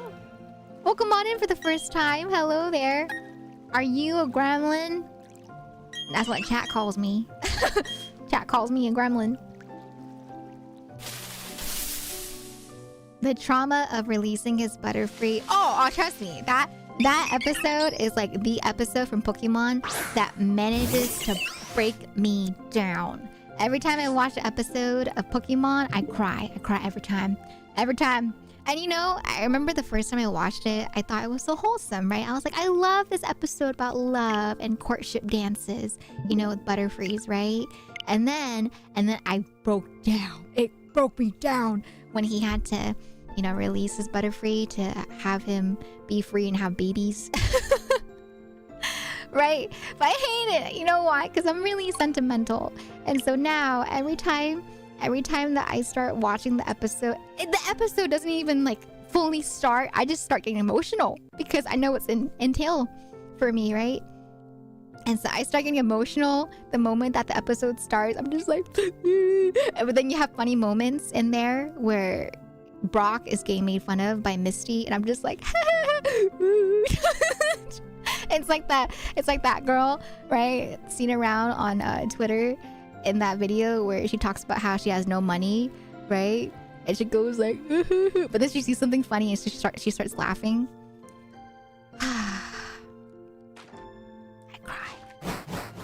I cry every time. I know it was part of the first episode of Pokemon that I saw because, you know, I watched Pokemon on the VHS tape, right? And so I watched Pokemon in this VHS that compiled the episodes, like the very first episodes. And so the very first episodes I saw were the ones where Ash gets his Pikachu and has that emotional scene where Pikachu protects Ash from a bunch of Spearow, right? And then I see the second scene where, you know, Ash gets his Caterpie, right? God. Emotions. It's a show, an emotional show. It's not just a show. It's not just a phase, Mom. Oh man, I like it though. You know, I've been called like a crybaby and stuff, but I like it though. Even though I get emotional about shows and about movies and about games and stuff, I like it though. I like how there's shows and movies and music out there that can move me. Ash and Pikachu bonding by the end of the... It's not even the first couple episodes. It was literally the first episode that they bonded, you know? The first episode is the first episode where Pikachu goes to sacrifice himself to save Ash. You know? Ah! That scene where they're both like lying down on the ground, right? Just kind of accepting their fate with Spearow in the rain. It's like they hit you with that one theme. There's that like one theme that they have in Pokemon that just manages to make me cry every time, right? I did watch Your Lie in April and I did cry. Watching Your Lie in April. I did. It was an amazing show. Not as much as other anime that I've cried with, though, I'll admit. But it was pretty sad. It was a pretty sad show. But here. You want to hear the theme? The theme that, like, breaks me down every time I hear it? Let me pull it up.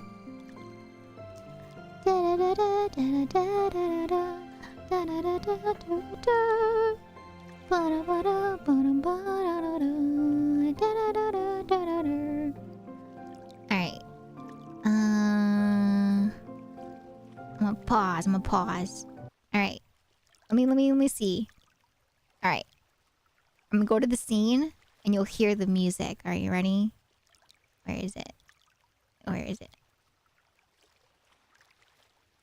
Oh, here. This theme right here. It's just like...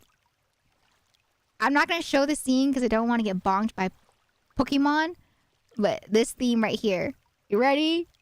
You're gonna hear it with the dialogue. He's going to Pikachu because Pikachu's beat up.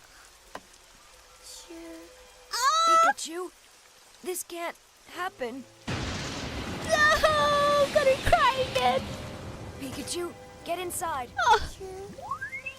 I know you're afraid of going in there, but if you're inside, maybe I can save you. Please, Pikachu, please listen to me and go inside. After that, just trust me. The music. Spearows, do you know who I am? I'm Ash from the town of Pallet. I'm destined to be the world's #1 Pokemon Master. I can't be defeated by the likes of you. I'm going to capture and defeat you all. You hear me? Pikachu, go inside the Pokeball. It's the only way. No. Come and get me!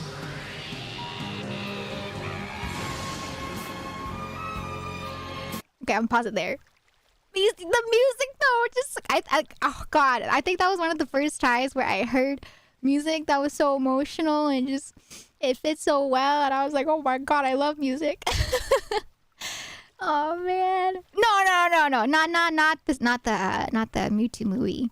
Yeah, but this is like the first episode, the very, very first episode, right, of Pokemon. I watched that as a kid, and that scene absolutely destroyed me. You know, I was like, oh my god.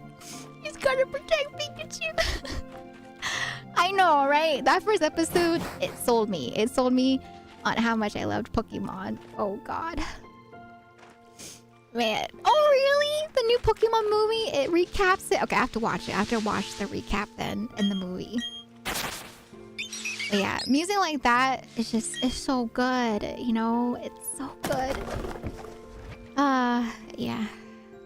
I know, right? I cried my eyes out too when I first saw it. Because, you know, in my brain, I didn't know what Pokemon were. I was just like, oh my god, that's like his pet, you know? It's like his pet. And whenever people have to separate from their pet, it just... I get so emotional about people's pets. God. Tears. I cry every time. Just seeing, you know, like the pain in Ash's voice and then Pikachu finally, like, warming up to him, you know? Oh, the Charmander story. Yeah, that was also in the VHS tape that I saw too. Yeah, the one where Charmander is like left behind by that you know, that sorry excuse of a trainer, right? God. I just got that episode. Charmander. Man.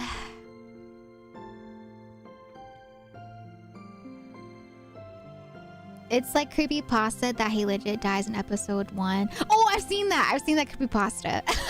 I've seen that one Ryu. Yeah, they talked about it, right? There's all these conspiracies about all these different shonen protagonists, right?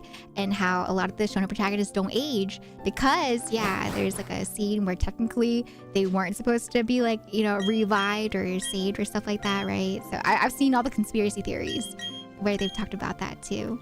Mm-hmm. Me too! I thought Pikachu died too. I did too. Yeah.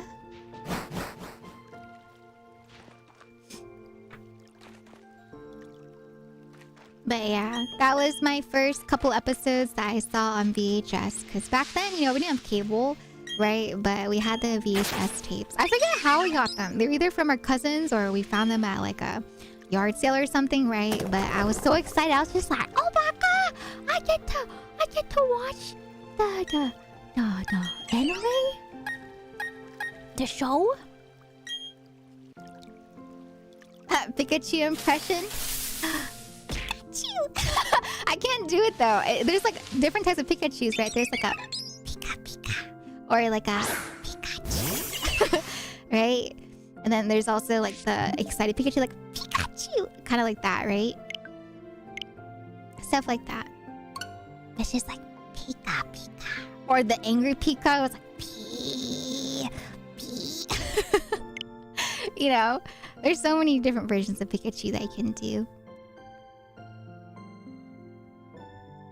Hi Tomo, welcome on in. I'm doing well. How about you? How you doing today? Are you okay with me calling you Tomo, or you want me to call you by Tomo Mando? Oh, there's a Gigantamax Pikachu, right? Yeah, it's just like P.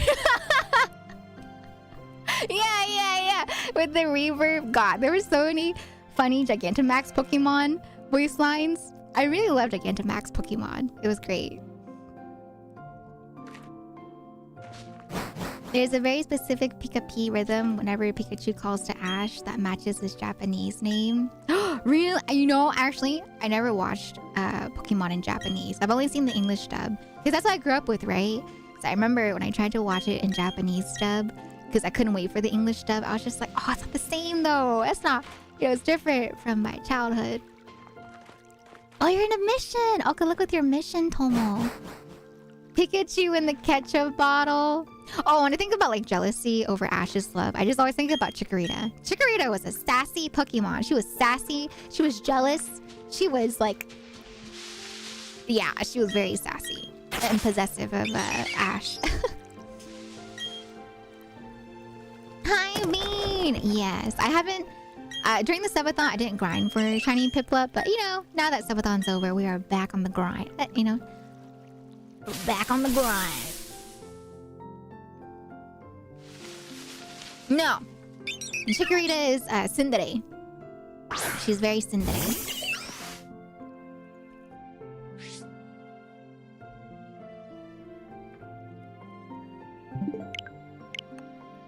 Especially evolving to Bayleaf. Oh yeah. Chikorita, she's like Chico. You know, she's always just like Chikorita. You know, she just says Chikorita, but she's like Chico, and then Ash is like Chikorita, stop being like that. Stop being mean, right? And she's like Chico. And the Pikachu's just like pee. You know, because he's just like, what did I do wrong? You know, but Chikorita's like Chico. Yeah, she's a little tsundere. Yeah, she was mean to all the other Pokemon because she was obsessed with Ash. She just wanted Ash all for herself, right? But even when Ash would show love to her, she would just be like, she would like it, but sometimes she was just like, you know, like typical tsundere behavior, just like, whatever, I don't care. Now you want to love me? That's how she was, Chikorita. But then there's a point though. There is like a point where she does get along with the other Pokemon, right? And so when she gets along with other Pokemon, that's when her tsundere side shows it even more, right? Pikachu's being nice to her, and she's just like, I don't care. Sarah, thank you for lurking. I hope you enjoy your lurk. And good night, Bio. Can we get some good nights in chat, please, for Bio? Thanks, Bio, for hanging out here today. Good night.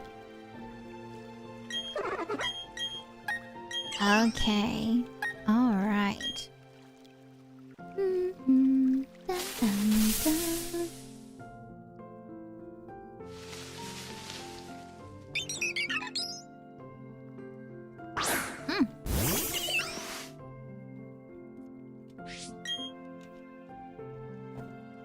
Water good. Water nice. But yeah, even though she was like a sassy little girl, a little Pokemon, right? I don't know. I just thought I thought it was cute. For me, I really like Chikorita. She was cute. I didn't like how she was mean to Pikachu, but I think it was like the moment that they started warming up to each other and then she started being nicer. That was the moment where I was like, okay, I like her now. Now she's just a Cinderella, but it's nice. But in the beginning though, I said no. I said, oh, thank you. Wait. Oh, subathon timer. Let me engage that real quick. Thank you, Maxi. Let me go ahead and do that real quick. Timer. Thank you.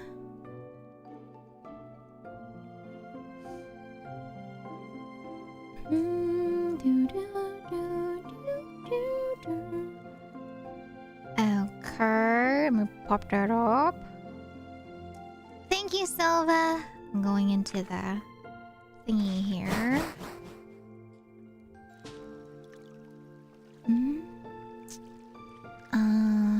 Okay. Alright, the command has been paused. Okay. Alright. Good.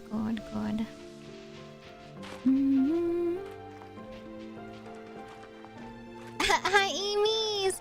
Welcome on in. How you doing today? Hello! Hi! I take it that Piplup is your favorite Gen 4 starter. Yeah! I think so. Yeah. I like Piplup. I think my favorite starters are Squirtle, and then Chikorita, and then Torchic, and then Piplup, and then Gen 5. Fennekin, right? Fennekin's Gen 5? God, I feel like after Gen 4 I always get so confused. But Fennekin, right? For Black and White. No. Black and White was a Snivy. Snivy for Gen 5. And then Fennekin for Gen 6. And then after that, I forget what Gen... Oh, it was It was, God. It was, what was the name of it? What was Primarina's first evolution? Poplio, right? And then, after Poplio, it was, what came after that? Was that Sword and Shield afterwards? My memory is so hazy. Sword and Shield, okay. For Sword and Shield... Who did I go with for Sword and Shield? Who did I go with? I think it was Score Bunny, right? I had Sobble at some point too. But I think Score... No. I lied. Sobble. Sobble was my Pokemon. And then Score Bunny I had later on. So I had Sobble, which evolved into Inteleon, right? And then after that... After Sword and Shield was Arceus? Right? After Arceus... in Arceus, I actually chose... Did I choose Oshawott or did I choose Rowlet? I think I chose Oshawott, right? Oshawott in Arceus. And then after Arceus, for Violet and Scarlet, I went with... What's the name of the green cat? I forget. My brain. I forgot. Sprigatito! Yes! Sprigatito! I still need to finish up Violet and Scarlet, by the way. Yeah, Sprigatito! Yes. But yeah, those are my starters that I went with for all my generations. Oh, it's okay, Meow! No worries. It's so cool. I think it's so cool how there's, different variations of the Pokemon names for whether it's in Japanese or if it's a European version of the names, right? It's cool. Are you a fan of Pokemon challenges? I would say I'm more of a casual Pokemon player. I say that, but there were some games where I did like IV/EV training too. But I've never really played competitively except for Pokemon Showdown, right? But that was even just like for funsies. So I play more casual Pokemon. I'll sometimes hardcore, like this type of hardcore where I shiny hunt, or I'll like do IV/EV farming. But aside from that, I'm not really like a hardcore gamer when it comes to Pokemon with challenges or competing competitively, right? Ah, you've been watching the anime. I see. Play casual Pokemon. Exactly, right? Yeah. I just like to like when I do EV/IV training, that's just for like me. I'm not even doing it for competitive. I just want to make my Pokemon strong. Like I think it was what? Pokemon Omega Ruby Alpha Sapphire, where they had that app where you could, EV train your Pokemon, right? With the games on your Pokedex. That was fun. That was where I really maxed out IVs and EVs, was Pokemon Omega Ruby Alpha Sapphire. Yeah. Yeah, it's fun. For me, I just like that. I think that's where it stems from when people talk about how was it X and Y? I can't remember if it was X and Y or Omega Ruby Alpha Sapphire. If it came at X and Y first, that would make sense, right? X and Y first, and then they had it Omega Ruby Alpha Sapphire. Oh, okay, so they both did it. Okay. Yeah. I did it with both. You know what I regret though? I restarted my Omega Ruby Alpha Sapphire. I finished it. I finished Omega Ruby Alpha Sapphire. And then I decided to restart it. And I regret it to this day because I had so much Pokemon in there that I caught because they had like the little wormhole thing that they were doing. Or not wormhole, but they did something in Omega Ruby Alpha Sapphire where you could go get legendaries, right? And so I was doing so much of that. And then I restarted because I was just like, okay, sure. I'll restart. Man. Never again. I'm ready for a new Legends set. Me too! I can't wait to see what Legends ZA is all about. I want to see if they talk about, Pokemon Zygarde more, because they didn't really talk about Zygarde that much. I want to see if they talk about the first Pokemon trainer with his Floette, right? I want to see all that lore that they had for X and Y. It was so good. Lots of lore in X and Y that it just has so much potential. I'm excited for Pokemon Day. I think so, Meow. I feel like they would, because the stuff that they kind of briefly talked about for Pokemon Diamond and Pearl and Platinum, they talked about it, more so in Arceus. So I feel like I don't see why they wouldn't talk more about that. Or maybe I'll lead up to it kind of thing, right? But maybe not get into it as a segue.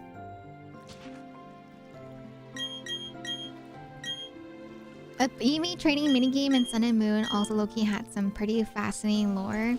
Yeah! I like that too. I liked how it became more passive, but not gonna lie, I do like to grind. So it was pretty fun grinding the minigames in X and Y and Omega Ruby Alpha Sapphire. I had that down to a T. You know those like games where you're playing like Rocket League, right? To EV train them? I was a professional. I was able to learn how to get perfect scores for every single minigame so I could max out their EVs efficiently. Yeah. I'm so sorry, Tomo. We actually have a no self-advertising rule in the chat. So no, unfortunately, this is not the place. But if you do ever want to show off stuff, you can talk about it more in the Discord. But yeah, as long as it's not self-advertising. Yeah, no self-promo in chat, please.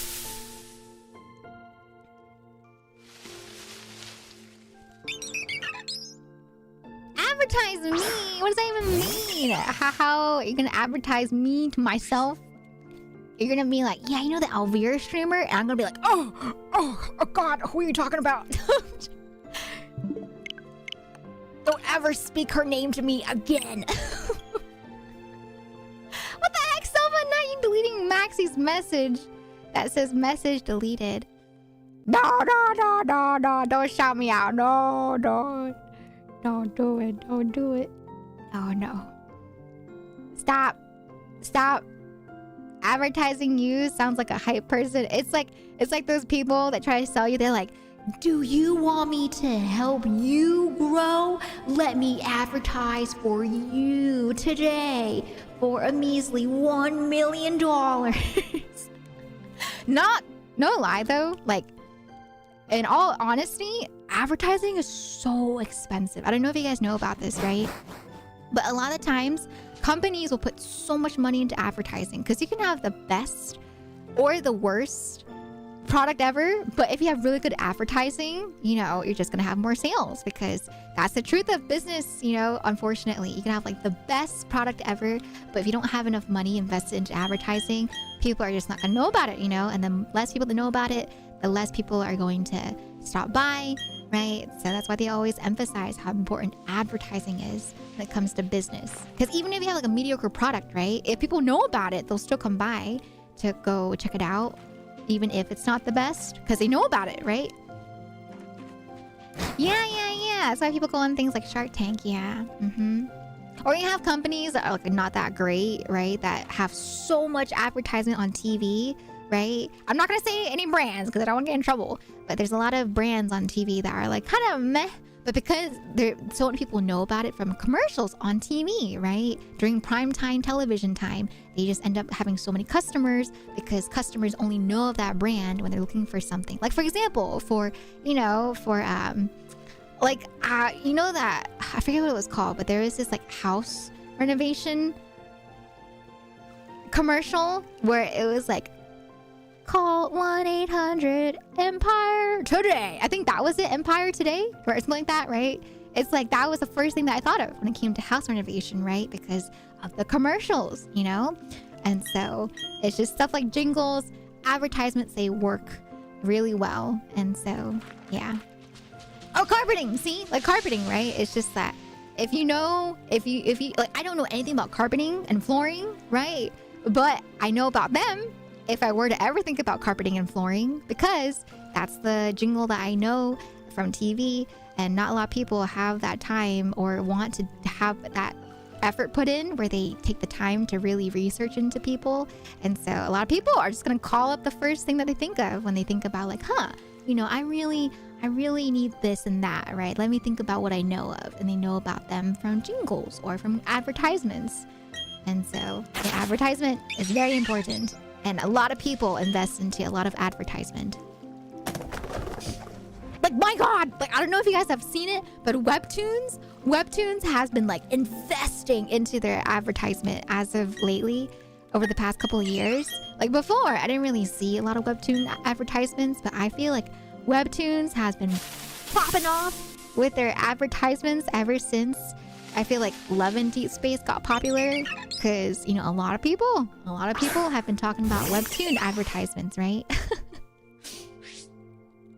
Or like Love and Deep Space. I get ads for Love and Deep Space, right? And so, yeah, like back in the day when I played games like Mystic Messenger, I would never see any ads for Mystic Messenger, but for Love and Deep Space, I see commercials all the time. And so, yeah, the investment is real. Hi, Xiaohua! Welcome on in! How you doing today? Hello! Webtoons needs it after they went to the ENs. Oh, dang, one page. I didn't know about that. Yes, fire cover. I don't know, Ryu. It's kind of spicy, you know? Sometimes when I'm, you know, like how they say you don't scroll on Twitter in public. Sometimes I'm just on, you know, YouTube or on Instagram, and then I'm scrolling through some reels, and then it pops up, and I'm just like, oh my God! Like, I'm just, you know, in the living room eating my food, and then Mom Beer walks by, and a Love and Deep Space ad pops up, and I'm just like, no! Kind of intense.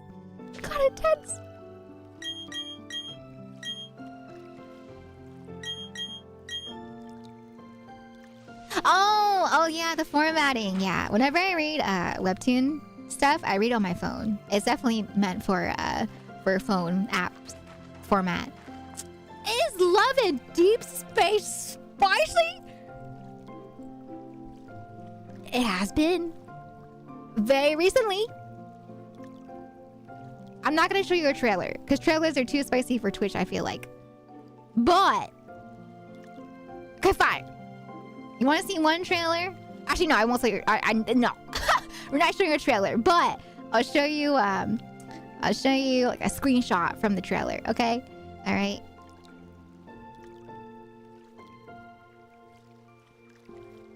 Oh my god. Okay, here. Ah! Oh my god! Oh my god! Oh my god! Okay, so here's like a little. This is the first thing that popped up. Okay, all right. So this is a image from one of the trailers.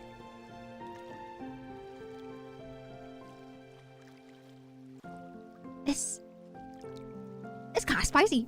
It's oh my god! Oh no! There you go.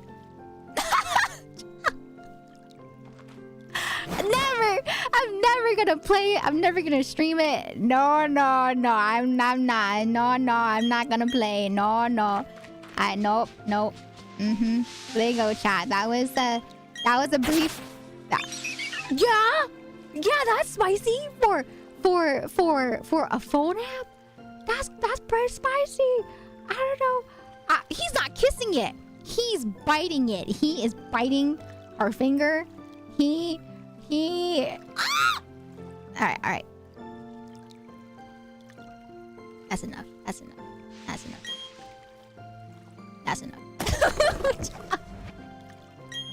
Okay, all right, moving on. But yeah, if you guys want to see Love in Deep Space, you can go check that out for yourself, okay?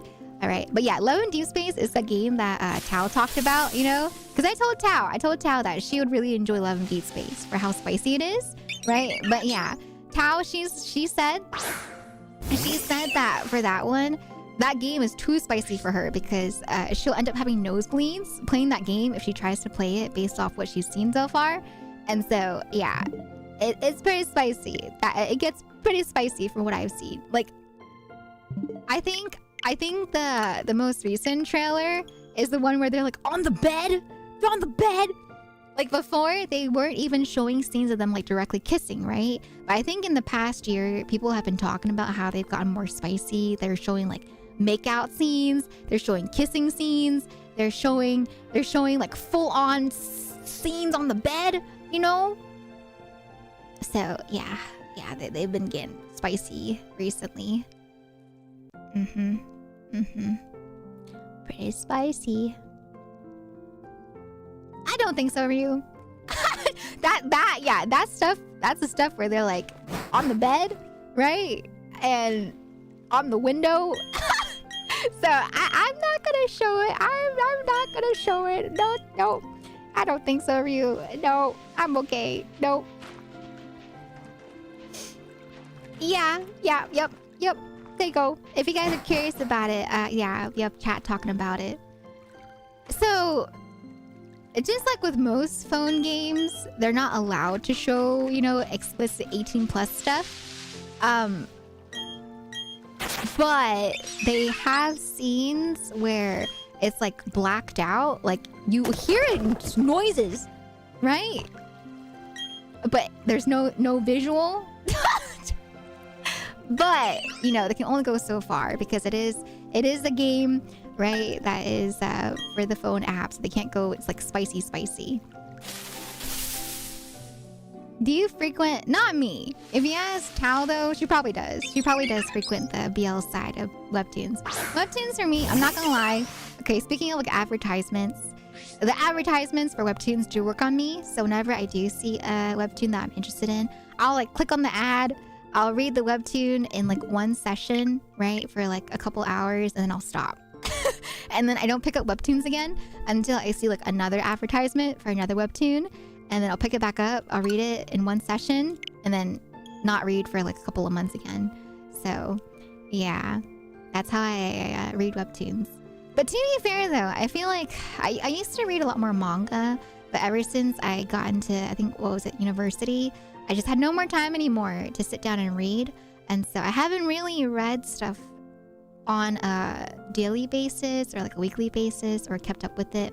So nowadays I just read stuff more in bulk if it's available, right? And so yeah, I'll read everything that's available and then I'll come back later when it's out again.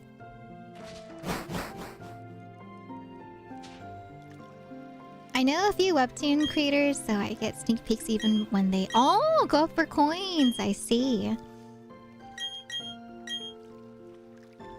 Ooh la la.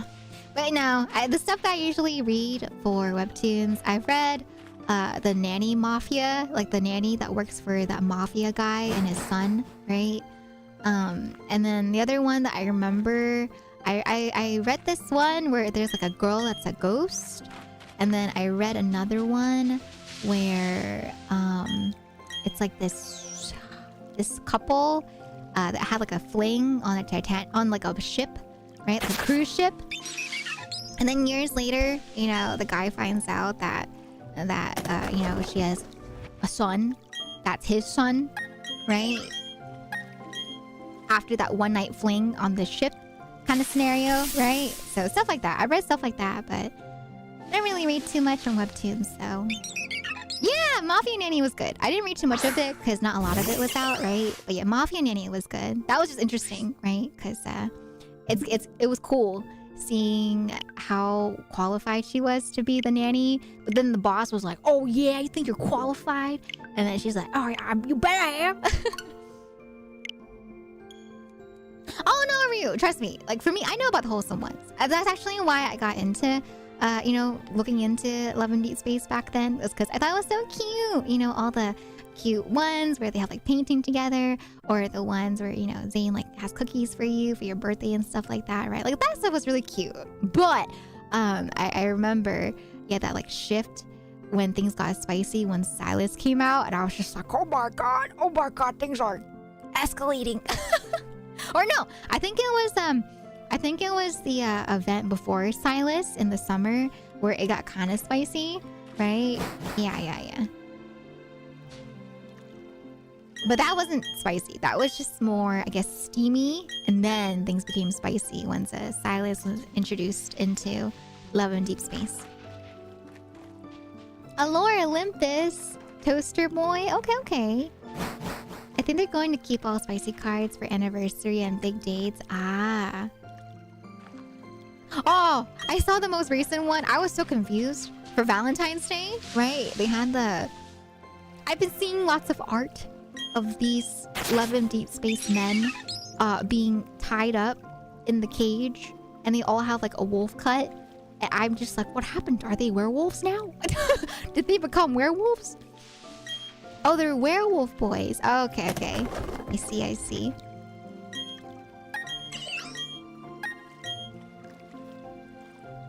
Not the weird chant. I get it though. If there's a fan base for it, then they're gonna go ahead and give that to the people, right? No. I did not save the picture. You know, you want to know what I liked? Okay, you guys want a little confession? I think there was like one Love and Deep Space scene that I really liked, right? God, but it's so edgy. It's so God. Okay, you want to see the one that I liked? Well, I'll show you one. Okay. What was it called? Hi, Blaster. Welcome on in. I guess I'll head out now. What happened?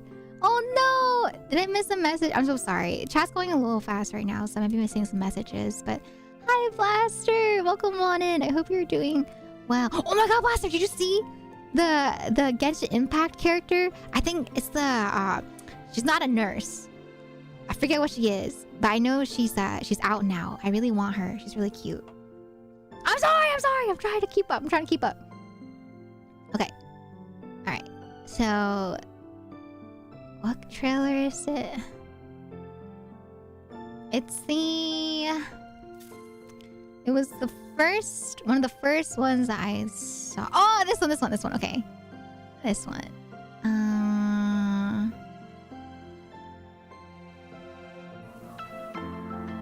Pause. This is the only time we're going to see a Love and Deep Space trailer, okay? Just because we're talking about it, and in case you guys want to know about it. Okay, this is the only time I'm going to react to 11 Deep Space trailer, okay? All right, because this one's not that spicy, all right? And it's one of the ones that I liked because, I don't know, the music was so good. It just, it's really, like, it tugs at the heartstrings in a romantic way, I guess, right?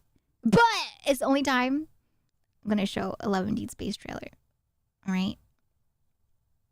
It's Entwined Shadows. Entwined Shadows is the one that I'm talking about. All right. I mean, it's kind of spicy. I kind of want to skip it. I kind of want to skip it, but this is the one that I'm talking about, okay? I don't play these, but I like the trailer. I like this one, though. Right here. Because the music is just so good. The violin and everything. And it's so pretty. All forms of life have the same beginning, but their names make them special. You should try it yourself, you know. Like, the scenery, the lighting. 21 days. It's so pretty. Since we walked into this room together. Maybe that star is supposed to come to you. Okay, this one. This is the scene that got me. This is my favorite scene from this trailer right here. This one, I was so sucked in. I was like, what is the story? What's the story? If I hadn't been missing you, I wouldn't have struggled to hold on until you found me. I need you. I have never denied that. It's just... it's not the kind of need you think. Wait, whoa, I forgot. Okay, I that's it. That's it. Okay. I forgot. They start making it out in the trailer. Oh my god. Okay, moving on. But yeah, that scene with Zane, I was just like, oh, what's going on? Are they like trapped somewhere? Is he okay? Is she okay? Right? But yeah, that scene was nice. I was like, oh, some sort of angst going on here. Some sort of tragedy? Oh, there's no kissing or anything. Oh, but they play the piano together. I see. But yeah, that's like the new, or not new, but that's like the app right now that's been taking a hold of everyone, right? But God, the music in that trailer is so good. Just like how okay, here, let me just look up the OST, okay? Just the way that the music builds up, right? It's just, oh, it's so good and so pretty. Let me see, where is it?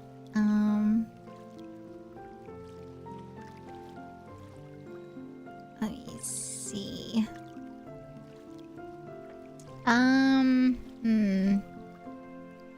Entwined Shadows OST. Okay, aside from all the kissy, right? Just the music is so good. Like, right here where it builds up. Where is it? Like the violin, oh, the feels. It just, you know what I mean? Some songs just hit emotionally, right? It sounds sad, but really pretty. Does that make sense?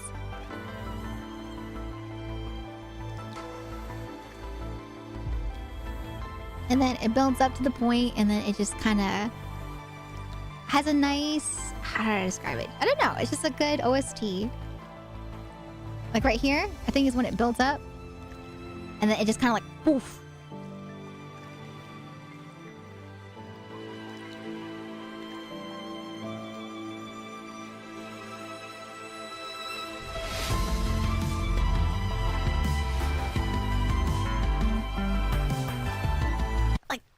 Even without the trailer, right? You can feel like the angst, like the push and the pull, right? Of the pain and the love. You're just like, oh my God, it sounds so good. It just sounds so good.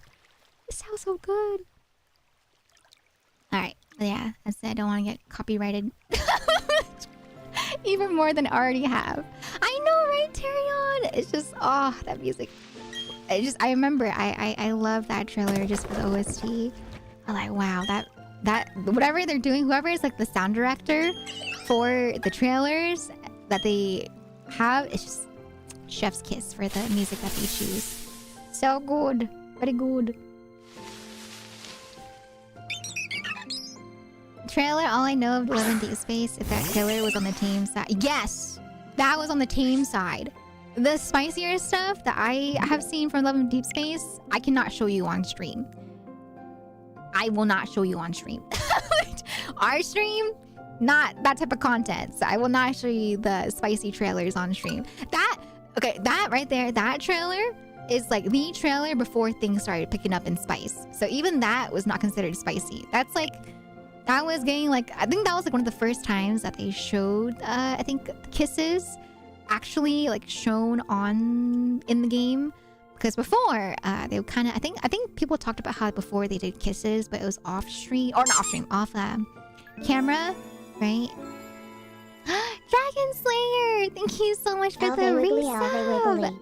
Thank you for the 24 months, the 2 years. I hope you enjoy your emotes as well as your sub badge. Welcome to the tea shop. I hope you enjoy your stay as a tea bun. Can we get some love and some raves in the chat, please, for the Prime Gaming from Dragon Slayer? Oh, thank you, Ryu. Yes, I will definitely. Have I seen that one? I feel like it sounds familiar. Let me check. Hi, Johnny. Hello. No Discord stream. I'm never playing Love and Deep Space. I'm never, we don't show the type of spice here on my stream, okay? All right.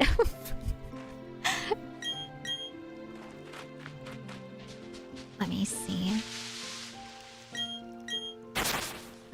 Yeah, we do, Mod Rocker. We do have the say so command. I forget why we added it, but yes, you guys can check how say so you are. Okay. All right. Oh, I have seen this one. I have seen the Silvery Polyphony. Oh, that one was really pretty. God, piano is just... It's so good. But see, like, even the scene, though, where, like, Xavier has his hand on her hip, I'm just like, oh my god! I don't know. Maybe I'm still just a prude, as people used to call me back then in high school. But I don't know. That's kind of spicy, putting the hand on the hip. Oh my god. Oh, yeah. I forgot to take the leaves off of my head. I'll leave it on for one more day, and then I'll take it off. I forgot to take it off my head. Oopsie. Oopsie.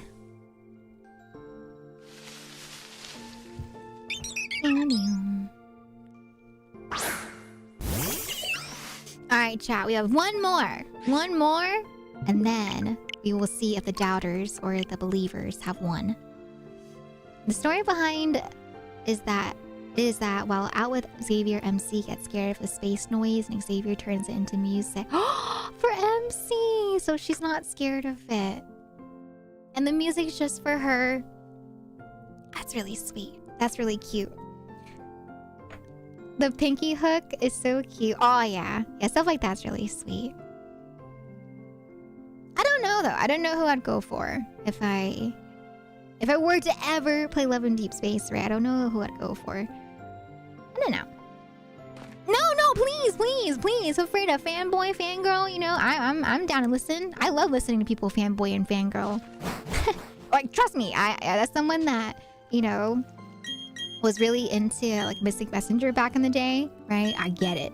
I just, I haven't played it, but back then when I was playing Mystic Messenger, I was fangirling too. I made a whole Tumblr. I made a whole like private Tumblr for myself because I wanted to, retweet a bunch of, or not retweet, but repost a bunch of fan art that people made of Mystic Messenger.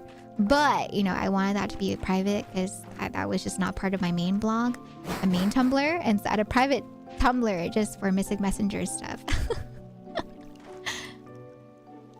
I started as a Zane boy and Xavier's duality kept me around. Oh, okay. Would you say you're Xavier now, or do you kind of go for all of them? Get private Tumblr, as in just like my Tumblr that wasn't public because I didn't want to spam my main Tumblr. Okay, not private, as in like spicy. Okay, all right, but it's just private just for the sake of privacy, just because I want to have my own. Okay, moment of truth. 60-50. Will you get your points? No!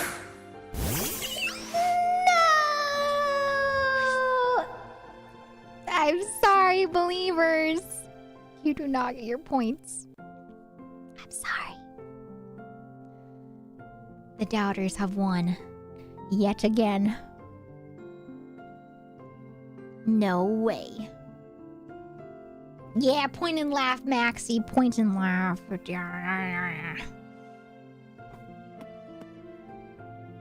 Alright. Elle going and breaking the cardinal rule of old school Tumblr and mentioning she had 2 Tumblrs. Oh, I mean, it's been years since I've used Tumblr. I didn't have just 2. I had one for Miss Messenger. I had one for Avatar. I had one for... I had 4 Tumblrs. One was public and the other 3 were private. So I had 4 Tumblrs. If not 5. I think I had 4 though. No, 5. I had 5 Tumblrs. So I had 4 private Tumblrs that I used just to, you know, reblog or repost stuff that I liked. And then 1 public Tumblr that I used to talk to people that were friends on there.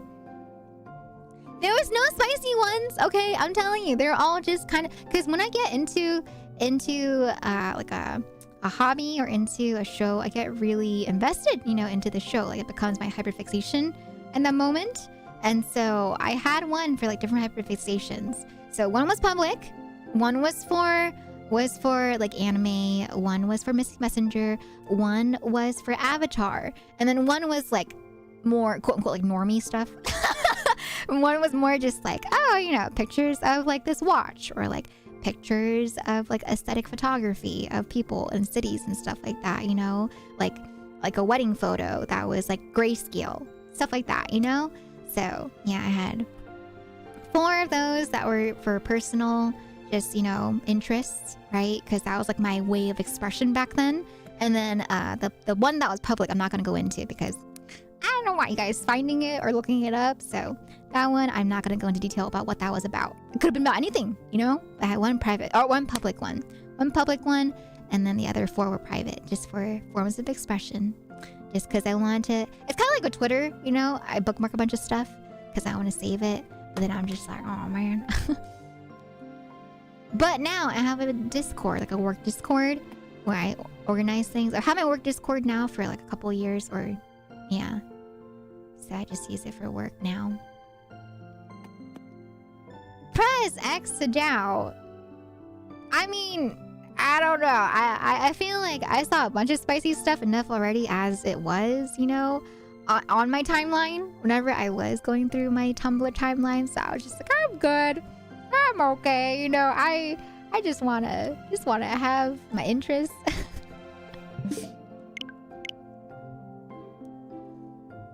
But for those that I don't know if you guys know about Mystic Messenger, but for those that know about Mystic Messenger, but you don't know who I went for, what kind of who do you think I went for in Mystic Messenger?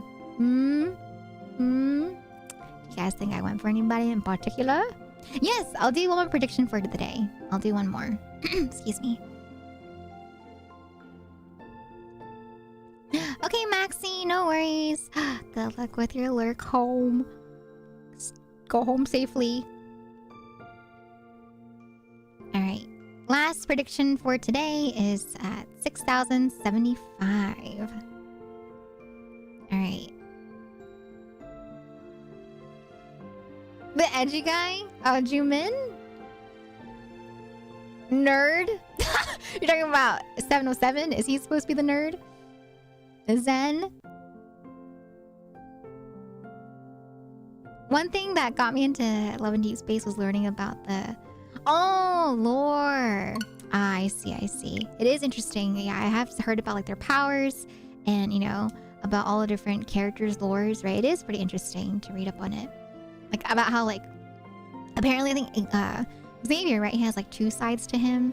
And then I think Raphael has like a past to him, stuff like that, right?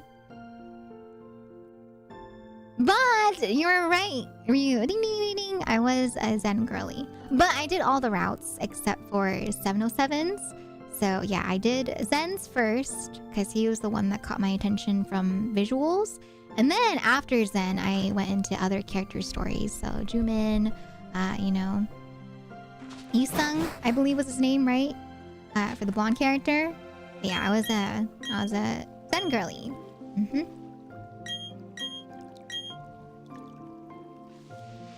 No, Silva, not the gamble. Hello, Casper. Just came back to Pokemon after not playing since Black and White, and I chose to play BDSP because of... Oh, the throwback. Are people so competitive? And do you know any discords to get battles consistent? I can't really say too much on the competitive side because I'm more of a casual gamer. But I do know some people in chat that are competitive. But I don't know if there's any discords that I know of that are competitive. But I'm sure if you like search it up and, for example, like on Discord Reddit, right? Discord Reddit might be a place where they might have some suggestions. All competitive is for Scarlet and Violet. That makes sense, right? Since Scarlet and Violet is the most recent game to have come out. That makes sense. Yes. Also, is it Esmeralda? Thank you for the follow. I hope you enjoy your stay. Thank you, thank you.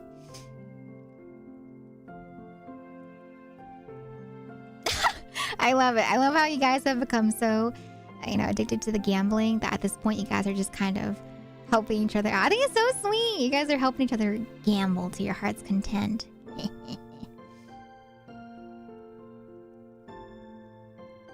Man. God. How many people here use Tumblr? You guys don't have to say it if you don't want to say it. I'm curious though. How many of you guys used Tumblr back then? Because I feel like, I don't know. Tumblr was something that was pretty popular back in middle school, high school for me, right? But I don't feel like I hear too many people. I used to because the girl I liked wanted me to. Oh, would you guys follow each other on Tumblr and talk about stuff through Tumblr? I never got into it too much. I see. Pinterest. Man, I liked Pinterest too. But, God, I just, ever since AI took over Pinterest, I haven't really enjoyed using Pinterest ever since. Like, back then, I used to go on Pinterest to look up ideas for outfit designs for my character or like OC designs, right? But yeah, it's just all AI, I feel like, nowadays, which is really sad for Pinterest. I'm just like, man, I just want to go on there and get some inspo for designs. I used to be extremely active on Tumblr in the Daft Punk fandom to the point that I was well known. Oh, okay. Interesting. Hi, Adler. Welcome on in, by the way. Hello. And Tumblr after graduating high school for a few years. Hi, CJ. I think I posted a few things, but I was more into Twitter, I think. I see. Pinterest girly. Finish a game, might just buy Scarlet and Violet. I googled that I can transfer my Pokemon from Black and White and BDSP, but the skip of 3 generations, it is very overwhelming, Casper. I feel like, yeah, I can only imagine. Like for me, right, I had a gradual change. I kept up with Pokemon since Gen 4, Gen 3. And so thinking about going from Gen 4 all the way to Scarlet and Violet, that's a huge shift into how many things are new and have been introduced. So I don't blame you if you just want to kind of take your time, and go through each game if you like. But yeah, it's a very big shift. Oh, yeah, lucky. That is true. In college, I saw a few Tumblr things. I was more into Imgur. Imgur? I don't know how to pronounce it. Once I got to Twitter, my Tumblr arc was over. It was not even over. Over the, enunciation. Over. I lost contact with most of them during the huge migration of Tumblr users to other social medias. Yeah, I feel like Tumblr, it's kind of funny, right? But Tumblr, it was like even before they got to the point where they started making it like, only SFW. Because before, they did allow NSFW, images on Tumblr. But I think after a certain point, they removed all NSFW stuff on Tumblr, right? And so that was, I think, around the time when they were already, I think Tumblr was already dying. I don't know. But I think once that happened, a lot of people really just kind of migrated away from Tumblr because of all the censorship that was going on or something like that, right? So, yeah. Yeah, I was on Tumblr way before they removed the NSFW stuff. But yeah, for me, I think the interest of Tumblr was that it was kind of just like my own personal, blog where I could just retweet stuff that I was into, and so I remember I wasn't really there for the social aspect, but it was cool because like over time, right, as you followed more people that you liked for their blogs, there were some things that people would comment on, or you would kind of get to know each other through posts and stuff, kind of like Twitter. But yeah, I kind of used it more just for personal, not really for the social aspect of it, which is why things like Twitter didn't really interest me, because I didn't really want to post to talk to people, right?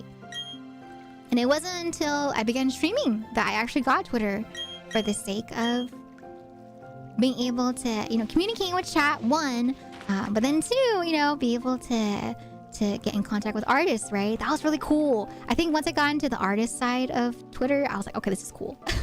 I really like looking at people's art on Twitter. But nowadays, right, Twitter is kind of like, hot mess.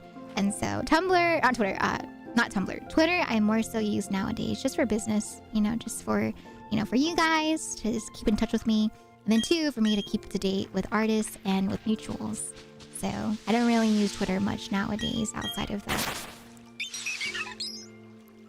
Ah, your cat did a polite jump. Oh, that's cute. Just so distinguished, so gentle.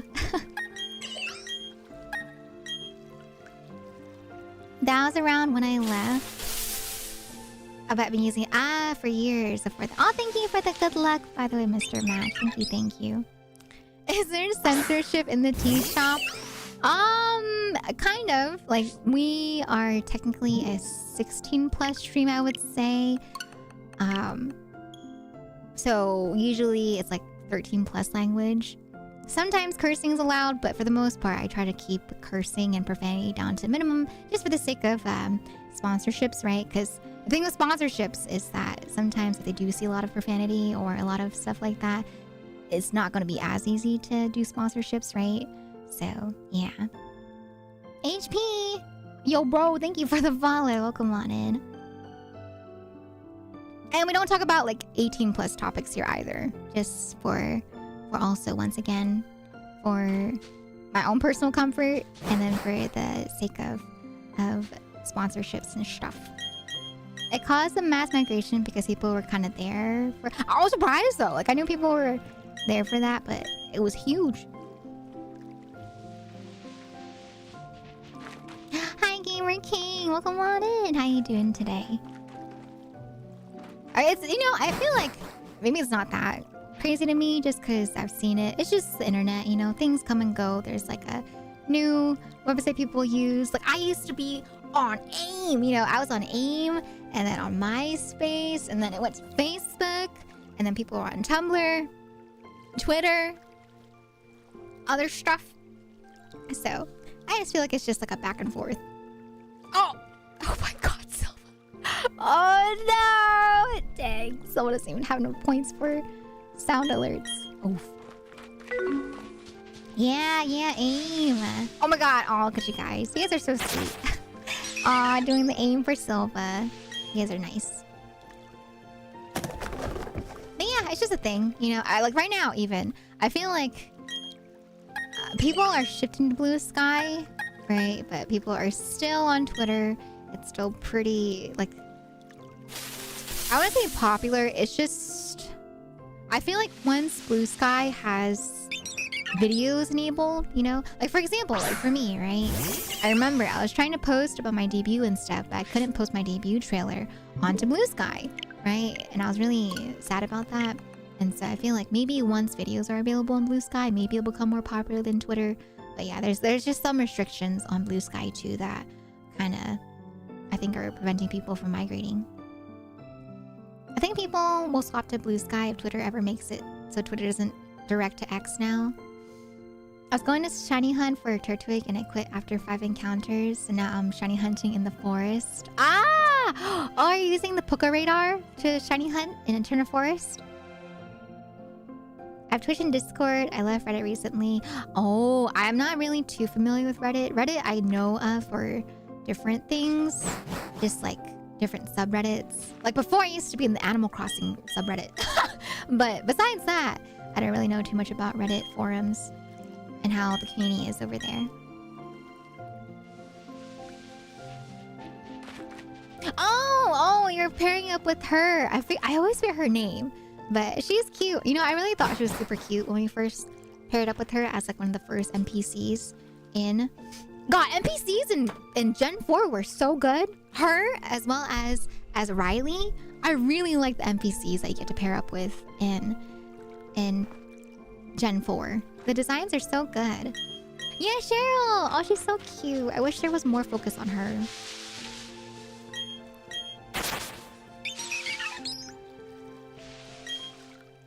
Without X shenanigans, but you're still a dumpster fire filled with basically only people who stuck around.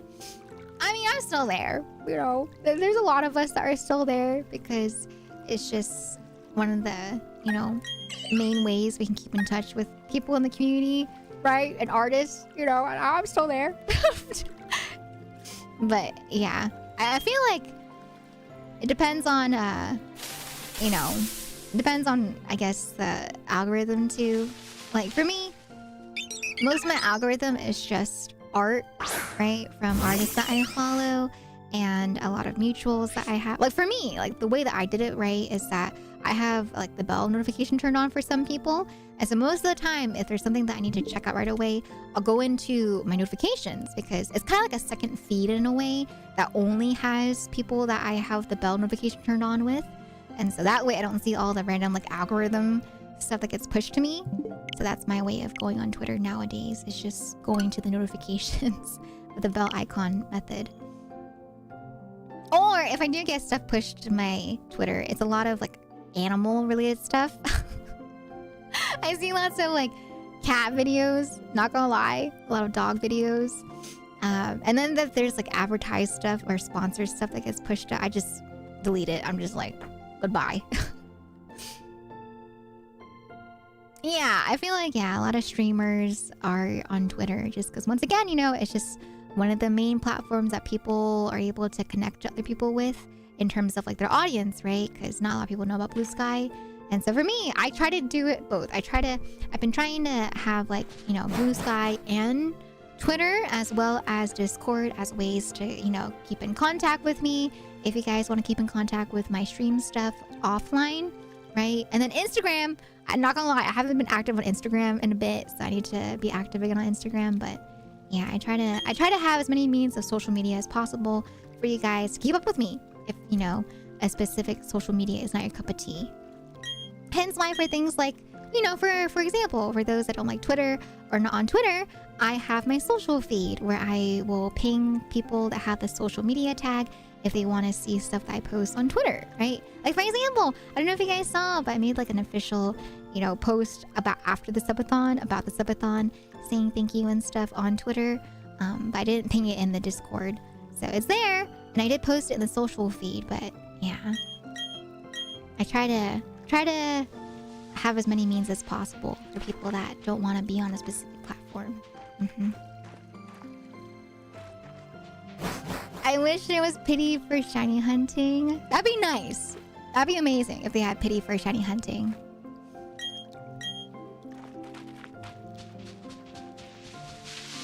I like Blue Sky because I can view tweets without an account. Ah, yeah, right. Yeah, there are some people that do want to view. I don't know. I think for me, just because I've had some uncomfortable people interacting with me in the past, I do like that you have to have an account in order to view tweets, because I don't know. I don't know how I feel about the idea of like wanting to have a boundary set for people and then they can still see my stuff, right? But at the same time, you know, people can say like, oh, I can just get like a private account, right? Yada, yada, yada.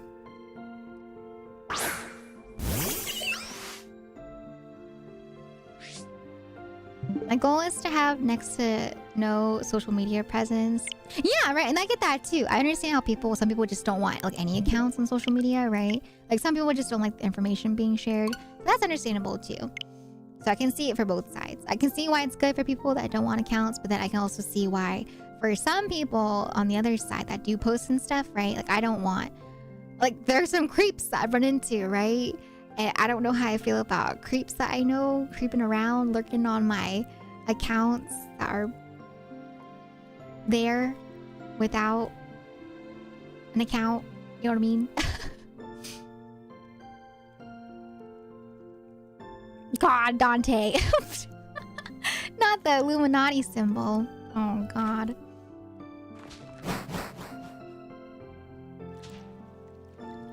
All right, chat. We're almost at 60. Almost at 60.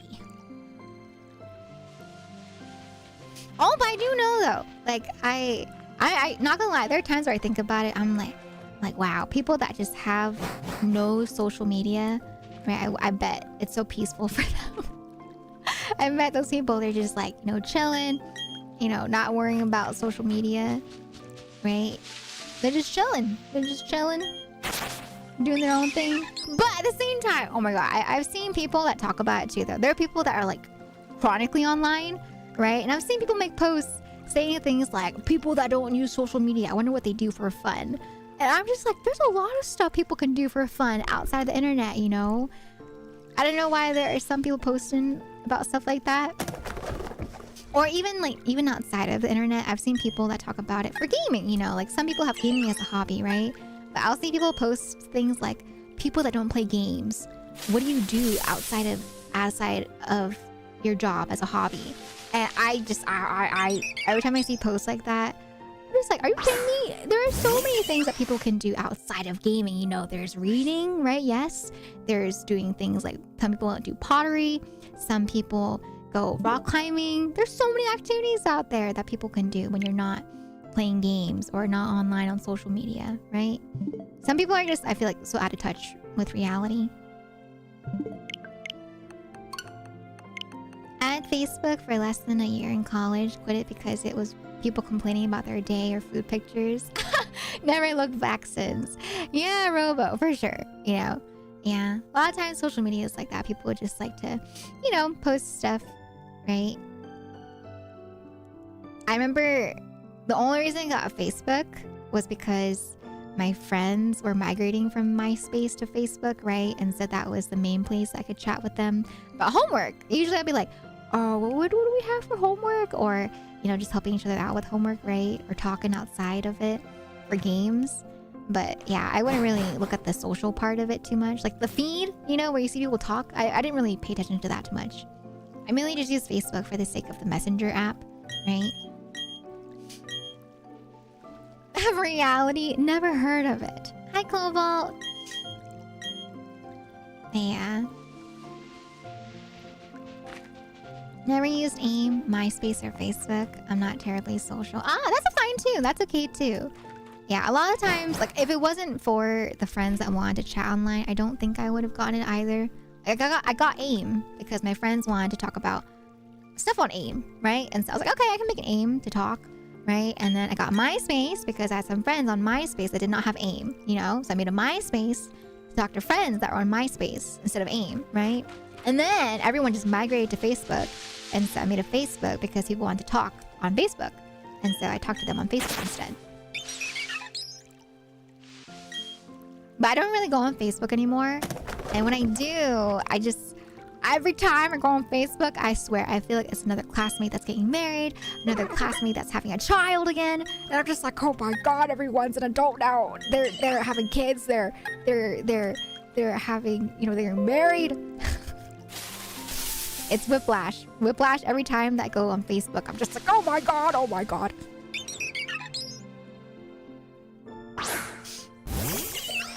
Only got Facebook because the browser game I played. Oh, I see. Yeah, right. Or I had some friends that wanted to play things like Farmville or Pool on Facebook too, right? I've been shiny hunting for this Piplup since 2021. but not consecutively or consistently. I've just been doing it on and off. AIM was really my main social in middle and high school. Ah, yeah, AIM for me was middle school. Yes, AIM and MySpace. The one that got away introduced me to Facebook, and she still got away. Not the one that got away. Aw, Dante. Hi, Ashy. Same. I will say that people who don't use social media are missing out on some of the funniest videos. There are some funny videos. That is true. There are some funny ones. All of my all my friends are having kids right now. Right? I feel like there's so many classmates of mine that are having children. Last night, I saw someone that, is younger than me, right? He is this guy. He's like a goofy guy, right? I never really... At the time, he was just a guy that had like...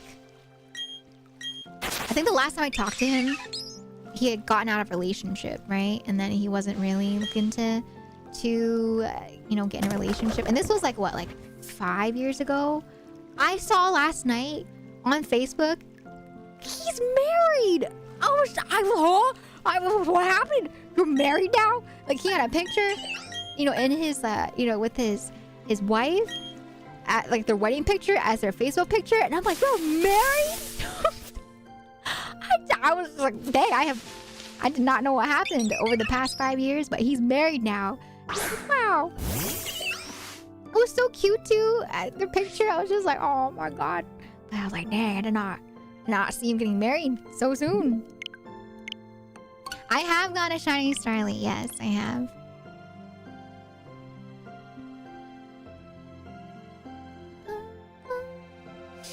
Have you played the game? The most I played on my first profile was up to Jubilife City, just so I could get the mystery gift that they gave out at the very beginning, right? Because you can't get mystery gifts until you get to Jubilife City. And so I just played to Jubilife City to get the mystery gifts. I've not seen any from school in over a decade. There are some people I hope are doing well, but I'd rather not see any of them again. That makes sense too. That's very understandable. For me, same thing too, Like I have some people that I knew from high school. Would I want to see them again?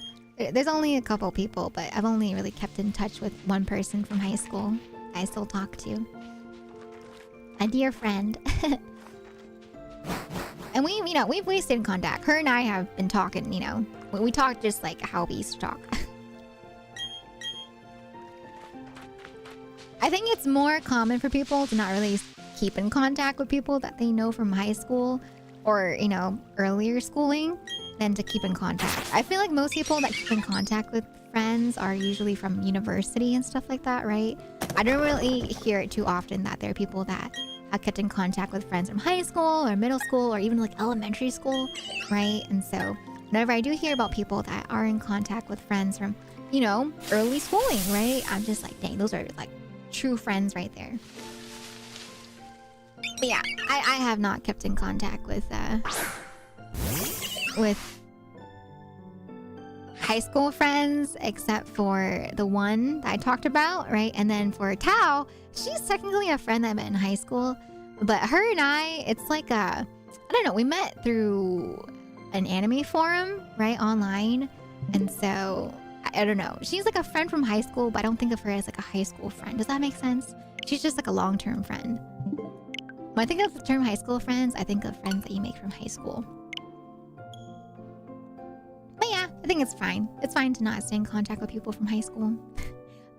And plus, the you from high school versus like the you after high school, whether it be university, whether it be after university, you're very different. Like, you might not think about it, but there's a lot of things that can change, right? Especially from the age of when you graduate to when you're an adult. There's a lot that goes on in your brain, physically, mentally, and even just yourself, your hobbies, your likes and dislikes, right?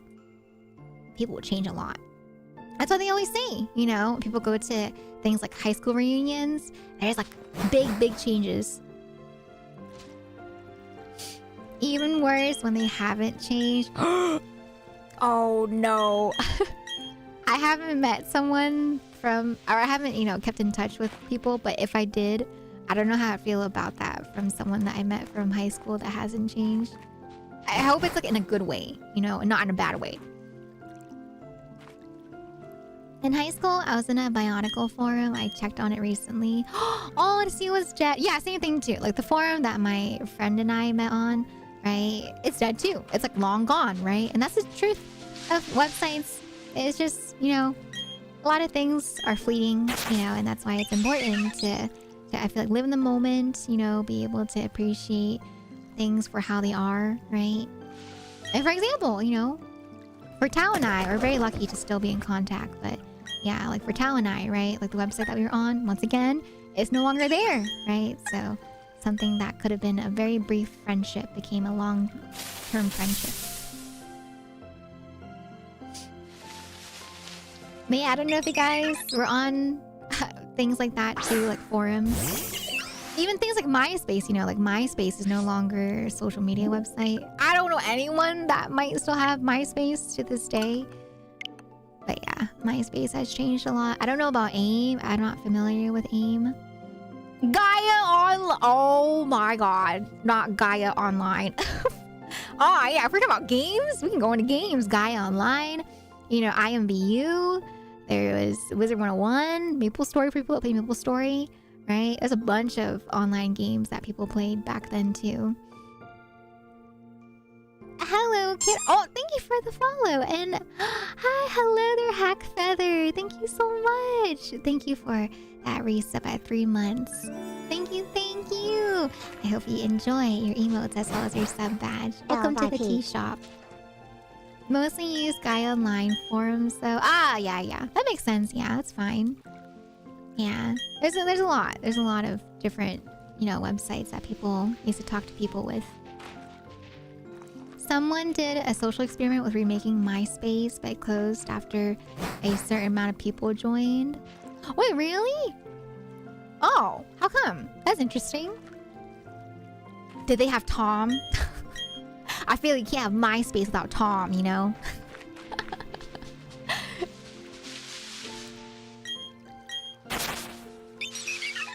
But yeah. It's crazy when you think about how much people would socialize online, you know? I don't know if that was just like a generation thing or just depending on like who you were. Because at first when I was younger, right, I thought things like online chatting was for people that are more introverted that might you know, might have trouble talking to people in person, or people that are shy like me, you know, that just also have trouble talking to people in person. But I found out there's a lot of extroverts that would also talk to people online too, because once again, it's just the social aspect of it, right? And so I don't know if it's like more of a generational thing where a lot of people, you know, around our age ranges or around our generations just like, you know, really got into talking to people online because it was like the main means of communication outside of talking to people in person, right? But yeah, like, because usually you'll hear for people, you know, a bit older, they're just like, oh, you know, yeah, I didn't really talk online too much because back then internet was like so new and people were like stranger danger kind of thing, right? And so it was the whole like fear mongering about using the internet to talk to people online. But yeah, I feel like nowadays it's, I don't want to say the norm, but it is definitely more common to just talk to people online compared to back in the day. But of course, I always talk about it, right? Even if it's more common, it is still important to, you know, have internet safety, right? No matter how common it gets, it's still very important to be safe on the internet. Just like being in person, being safe in person, right? You always want to be wary of your safety. I think having outdated internet hurt the way I socialize online because 1 megabyte per second was too slow. Oh no! Oh, I get that, CJ. Yeah, I felt that too. Like when I first started talking online and gaming online, the internet was so bad, and so I would always disconnect talking to friends online or in games. And so, yeah, I get you on there. On that. Oh, you never met anyone from online, offline. That's too much for me. That's okay too. That's fine, right? Not everyone ends up meeting people that they meet online, offline. For me, I've done it a couple of times, you know, throughout my life, and so I've gotten used to it. But you know, I've always exercised proper safety, right? If you guys ever do, as I always say, if you ever do meet someone in person that you've met online, please make sure you're meeting in a public place with another person if possible, right? Just to make sure it's not like a one-on-one, right? Because it can get a little scary. Don't meet in private places, right? Let people know what you're gonna do, like where you're gonna be, what time you're expected to be home, kind of thing, right? If you're like me and my friend Tao, you know, we give each other our locations, stuff like that, you know? And even before you meet in person, it's always good to know each other's faces. If you're gonna meet in person too, make sure that you're not, you know, catfishing each other, kind of thing, right? It's always important to take those steps before you meet someone in person. Yeah, you know, like for me, I always have pepper spray on me, right? I always have pepper spray, right? So it's always good to have safety on you if it's legal in your state, right? Or where you're at. Learn how to box, yeah. Self-defense is always good to learn too. Yeah. In the times I've met people online, I'm very glad to say that every time that I've met someone in person, they have been truthfully who they were. So no bad encounters, you know, yeah, knock on wood. But yeah, it's always good to exercise internet safety. Justa! A minor evil cannot be justified by its insignificant size. A minor good cannot be belittled by its insignificant size. Lube. Hi, Justa. Thank you for the resub at 59 months. I hope you enjoy your emotes as well as your sub badge. Welcome back to Tea Shop for almost 60 months. And welcome back from work too. Thank you so much, Justa. Can we get some raves in the chat, please? For that 59 months. Thank you, thank you. Hi, Marissa. Welcome on in. Hello. Hi. I need to sneeze. It did not work. I tried to look at the light to sneeze. It did not work. Oh, thank you. I've been needing to sneeze, but the sneeze does not want to sneeze. I've been following a few folks on Twitch since 2013. I'm not that brave to meet them offline. Oh, you mean for like meetups and stuff? Okay, that's different too. Like I get you on that. For me, it's like even if there's like a meetups with people, I'm very shy. I can't. I feel like unless it's like a friend that I've talked to off stream, if it's like a streamer that I follow, I don't think I would go up to meet them. For me, I don't know. I'm really shy, you know, kind of thing, right? I met up with a friend from online after we were friends for like 5+ years, and I guess I did find a local board game playing group online, but that was more like I didn't know anyone and just found a local group from online, then meet someone I knew online. I see. Also, that's what's great about things like TwitchCon. It can be a good place to meet up with people. Yeah, because it's an event, right? And you don't have to meet them if you don't want to meet them either. Like, you know how some people are really excited to meet celebrities or meet streamers? It's just fine if you don't feel that way. Make sure you can reason out the items so then they can't see you. Huh? Not that we'll get them next time. But yeah, I'm the type of person where I feel like I wouldn't really go up and meet people like celebrities or streamers if I haven't talked to them before, kind of thing. You know what I mean? Like one-on-one or just like off stream, right? I get really nervous. I think I'd be too shy to do stuff like that.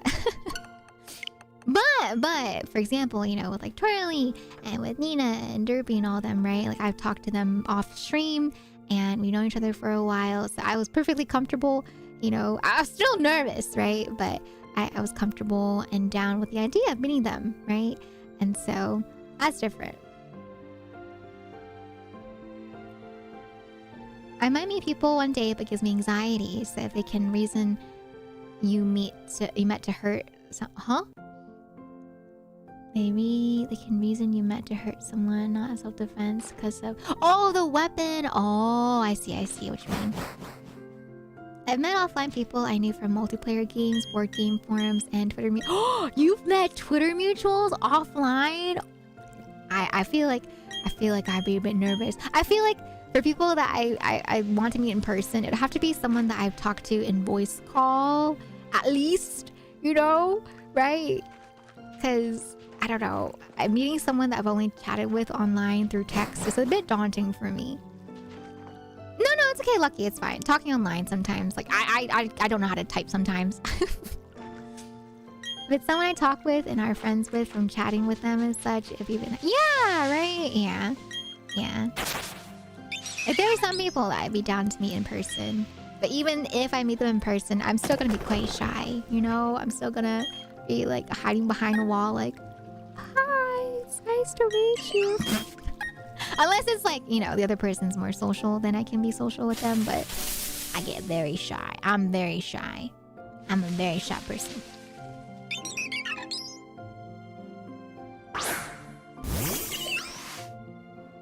Like, to this day, I don't think I ever told Silva how nervous I was talking to her, even if I didn't show it. I'm just really good. I'm really good at hiding my shyness. I'm really good at hiding how nervous I am. I've learned over the years to hide my shyness and my nervousness.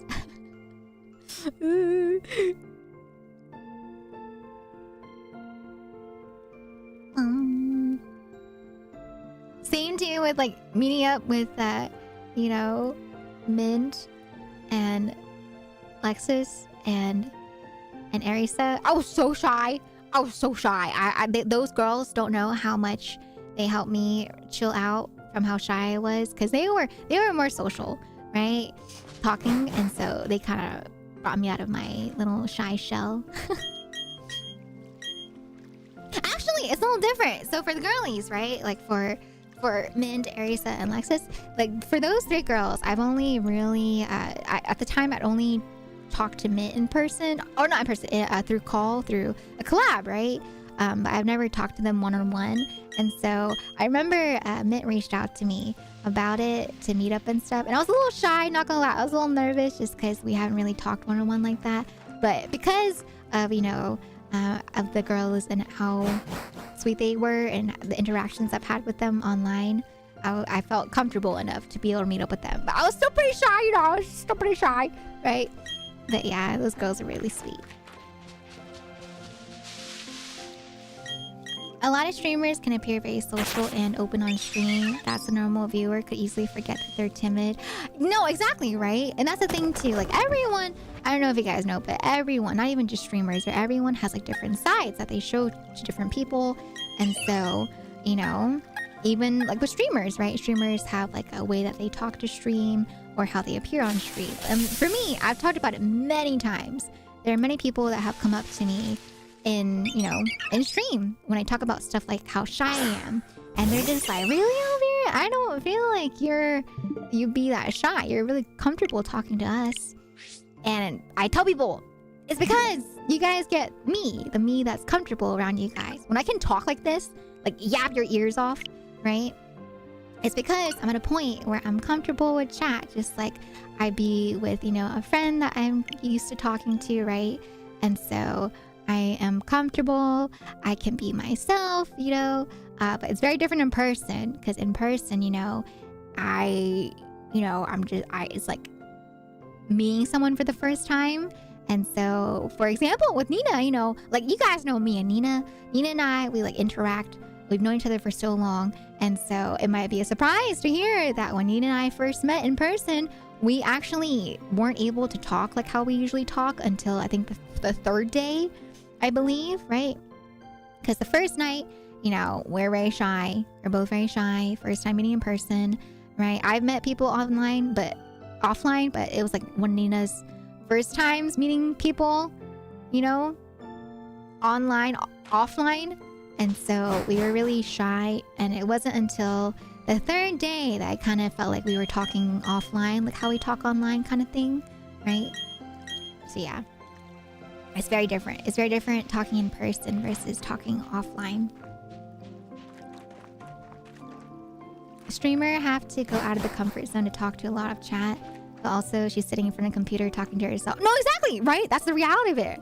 A lot of times, we as streamers are talking to ourselves, technically, in a room, and you guys are there too. And of course, we're talking to you guys, right? But it's different from like having like us read your messages versus like talking to you in person and hearing you respond in person and stuff. You know what I mean? Like in person, it's different too, because online, on stream, I just talk about whatever I want to talk about, right? But in person, when we're having a conversation, when I'm having a conversation with someone, I want to make sure that they have a chance to talk. I want to make sure that they have a chance to be able to, you know, get what they want to say without cutting them off, kind of thing, right? And so a lot of times in person, if someone's talking more, I tend to be more quiet because I won't let them talk first before I talk, kind of thing. Hi, Walrus. I am if I'm comfortable. Like if I talk a lot, like one-on-one with someone or in a group of people, that means I'm comfortable to talk. But even someone like me that talks a lot, there are some times, you know, where I'm more social on stream, but, you know, off stream I could be more tired. You know, I could just be, you know, a little talked out from talking so much. And so sometimes you just hear like more of a quiet Elvira. Like for example, you know, sometimes like when I play Marvel Rivals, you see me, right? I get really focused in the game. And so when I get really focused on something, I'll talk less as well, right? And so, yeah, it just depends on what I'm doing. And so sometimes I talk a lot. Sometimes I don't talk a lot. Depends on what I'm doing, people I'm around, etc., etc. Thank you, Lucky. Thank you so much. I hope so too. All right, chat. Yeah, Marble Wobbles. Yes. Oh God, I want to keep ranking, but I'm scared. I don't want to D-rank. I finally got to gold in solo queue. I don't want to solo queue now. I'm kind of nervous to solo queue in gold by myself. I don't know how sweaty it's gonna be in solo queue gold. I think it should still be fine. I think gold is still okay, right? But I don't know. I've been solo queue ranking. I have not been doing any sort of like ranking with people. Full battery. Oh God. Okay, this is 60, 70. All right. 60. Oh, we just did it, Marissa. We actually just did 60, 69. This is 60, 70 right now.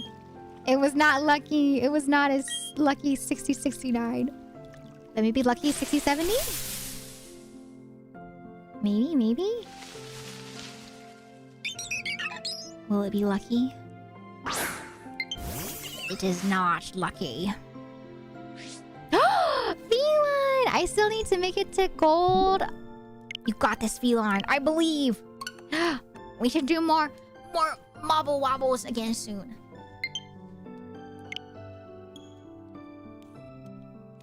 I know. It's my Switch. I plugged it in.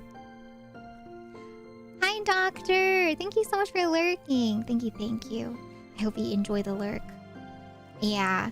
Sometimes I need to let my controller die a little bit because if it doesn't die down long enough, if I plug in my controller, it's not going to let me use it. But if it goes down to like a certain point, like right now, see, I can't use it because it's plugged in. But after a certain point of it being low enough, then I can go ahead and plug it in. I know, Feline! I'm surprised! I'm surprised you're still awake right now. I hope that you're able to get some rest soon. But it's okay. No, it's okay to be a you know, a little bit of a night owl sometimes. You know, sometimes it's just like that. Oh, it's because for me, I'm using a third-party controller. It's not a Nintendo controller. It's a third-party controller.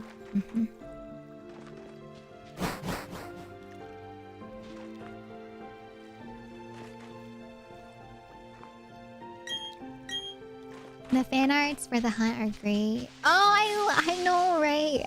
I love all the memes and all the fan art that people have made for the hunt so far. It's been so cute. I love it. It's so cute.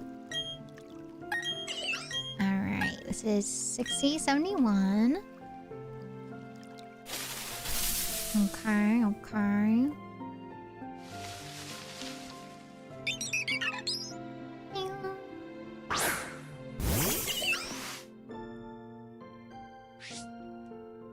It's reminding me of streamers in China who gather... Oh, I missed it. Who gather under overpasses to stream. Wait, what? Wait, really? I've heard of places in Japan where there's like a known streamer corner. I forget where, but there's like a specific 7-Eleven in Japan that people call as like the streamer 7-Eleven corner, where people would just go there to meet up with other streamers, right? I don't know if I'd be able to do that. I think I'd be a little nervous to do that by myself. You know, like, hey, I'm a streamer too. And plus, I don't know, that kind of makes me really anxious because having that spot be known as like streamer corner, I just feel like, you know, that would be the place that a lot of stream snipers might try to pop in. And it's kind of scary, you know, it's kind of scary to think about doing an IRL stream and then having a stream sniper pop up like that. I don't know. That's why I do want to do more IRL stuff, but I don't know if I do it live because, you know, you never know what people will pick up on. Streamers that can do IRL streams are built different. So brave. I just aspire. I think if I had maybe like a couple people with me that are also comfortable with it, and it's like a public place, you know, like a very public place that's not near any of our locations, then it'd be different, right? But even so, I don't know. It's still kind of scary. Like I've seen people do it for amusement parks, right? I don't know. Even at an amusement park, that would still be kind of scary. Hi, Derby. Welcome in. Huh. You got you back home from work.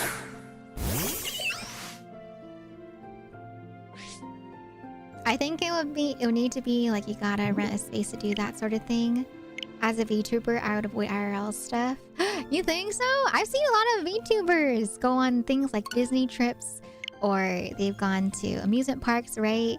And they've done stuff in person. It looks so fun. It looks so fun to meet up with friends and do stuff like that. But for me, though, I feel like, I don't know if I'd do it live. I think maybe I'd do it more vlog style, right? Especially for people that want to remain, you know, like without face reveal kind of thing. But for me, not gonna lie, I kind of want to go for like the full mask that I've seen that streamers have used, right? I just want to cover my whole face if I do like IRL face. Just for privacy, you know? Just cover my entire face. I saw a YouTube video. Hi Frank, welcome on in. How you doing today? I saw a YouTube video of a VTuber friend group that went IRL camping. You miss camping. Oh, that sounds cute! Yeah, that'd be fun.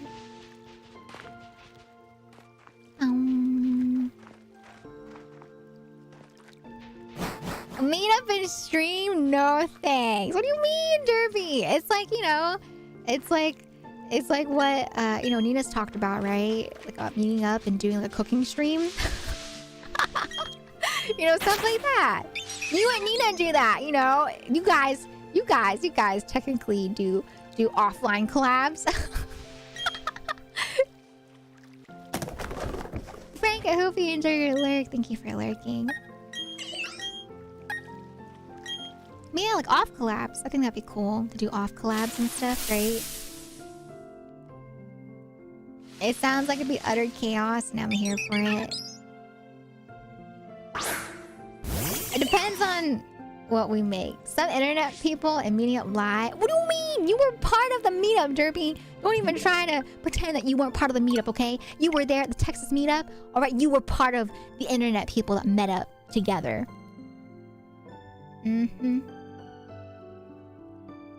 Oh, you mean like live? Oh, that's true. Maybe not meetup live. Maybe it would be like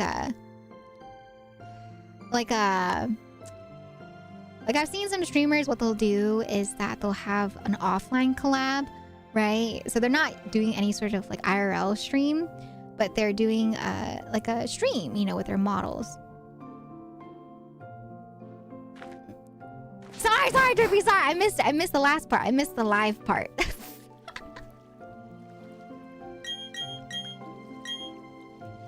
Almere, Texas, did y'all wear a cowboy hat? I did not. And you know what I told Derpy? So Derpy was the one that, picked us up at the airport, right? And, yeah, it was, yes. So he was the one, right, with Shen that picked us up at the airport. And then, I was talking about how there were people that were in front of me, right, that had the cowboy hat that they instantly put on as soon as they landed, right? And they did not live in Texas. They were talking about how they were like visiting and stuff, right? And they put on their hats right away, right? And they said the thing along the lines of like, this is what you do in Texas.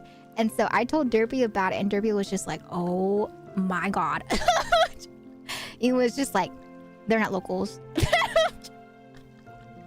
And so, yeah, I did not have a Texas hat. A lot of people that were locals also did not have a cowboy hat, right? And so, yeah.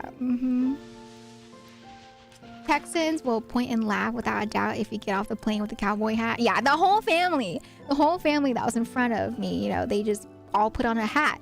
Every single one of them. They were just like, let me put on a hat. Let me put them on. When I was in Texas, I bought so much clothes. It was so cheap. Most of what I know of Texas is from King of the Hill. Huh? Not King of the Hill.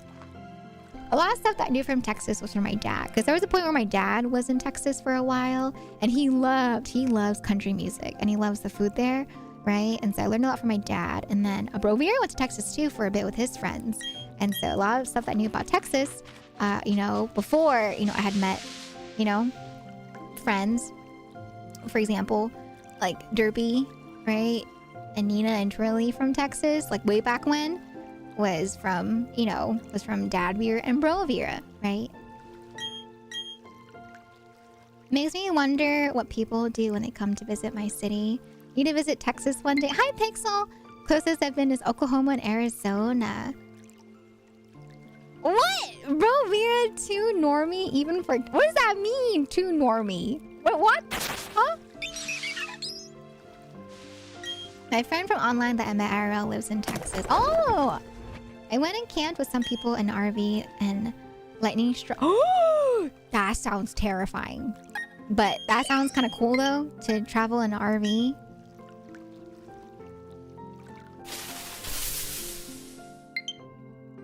Brovir though. Brovir really likes travel. He likes travel. He also Brovir, he likes anime, he likes VTubers, he likes traveling. How do I describe it?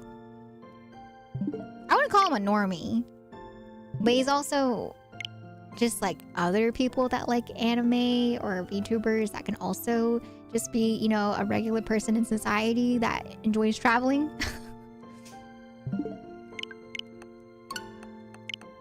I prefer Louisiana personally, but if you're not from the South, be very careful, everyone. Hello, thank you for the follow. Welcome on. Is it Denhay? Denay?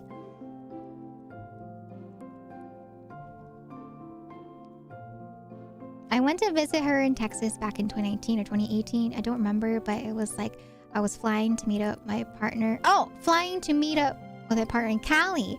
So I got a flight through Texas so that I could visit her a few days before I moved to Cali. That's so cute. Aw, that sounds so nice. That's sweet. Not that VTuber's gross. Bum, bum, bum, bum. Alright, chat. Last one.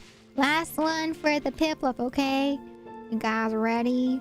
Last one for Piplup.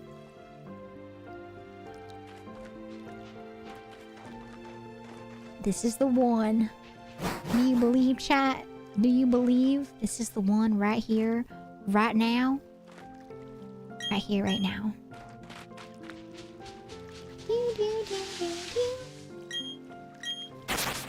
Okay. 60, 75. All right. Will this be a shiny Piplup?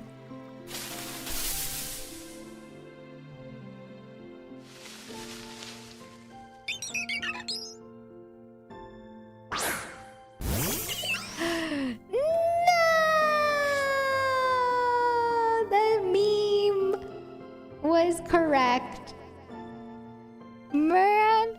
Alright, chat. No shiny Piplup for today. Womp womp.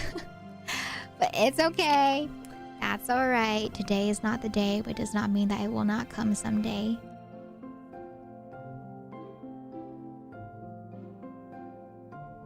Dang it! That sneeze does not want to come! I keep trying to look at the light to sneeze, but it doesn't want me to sneeze.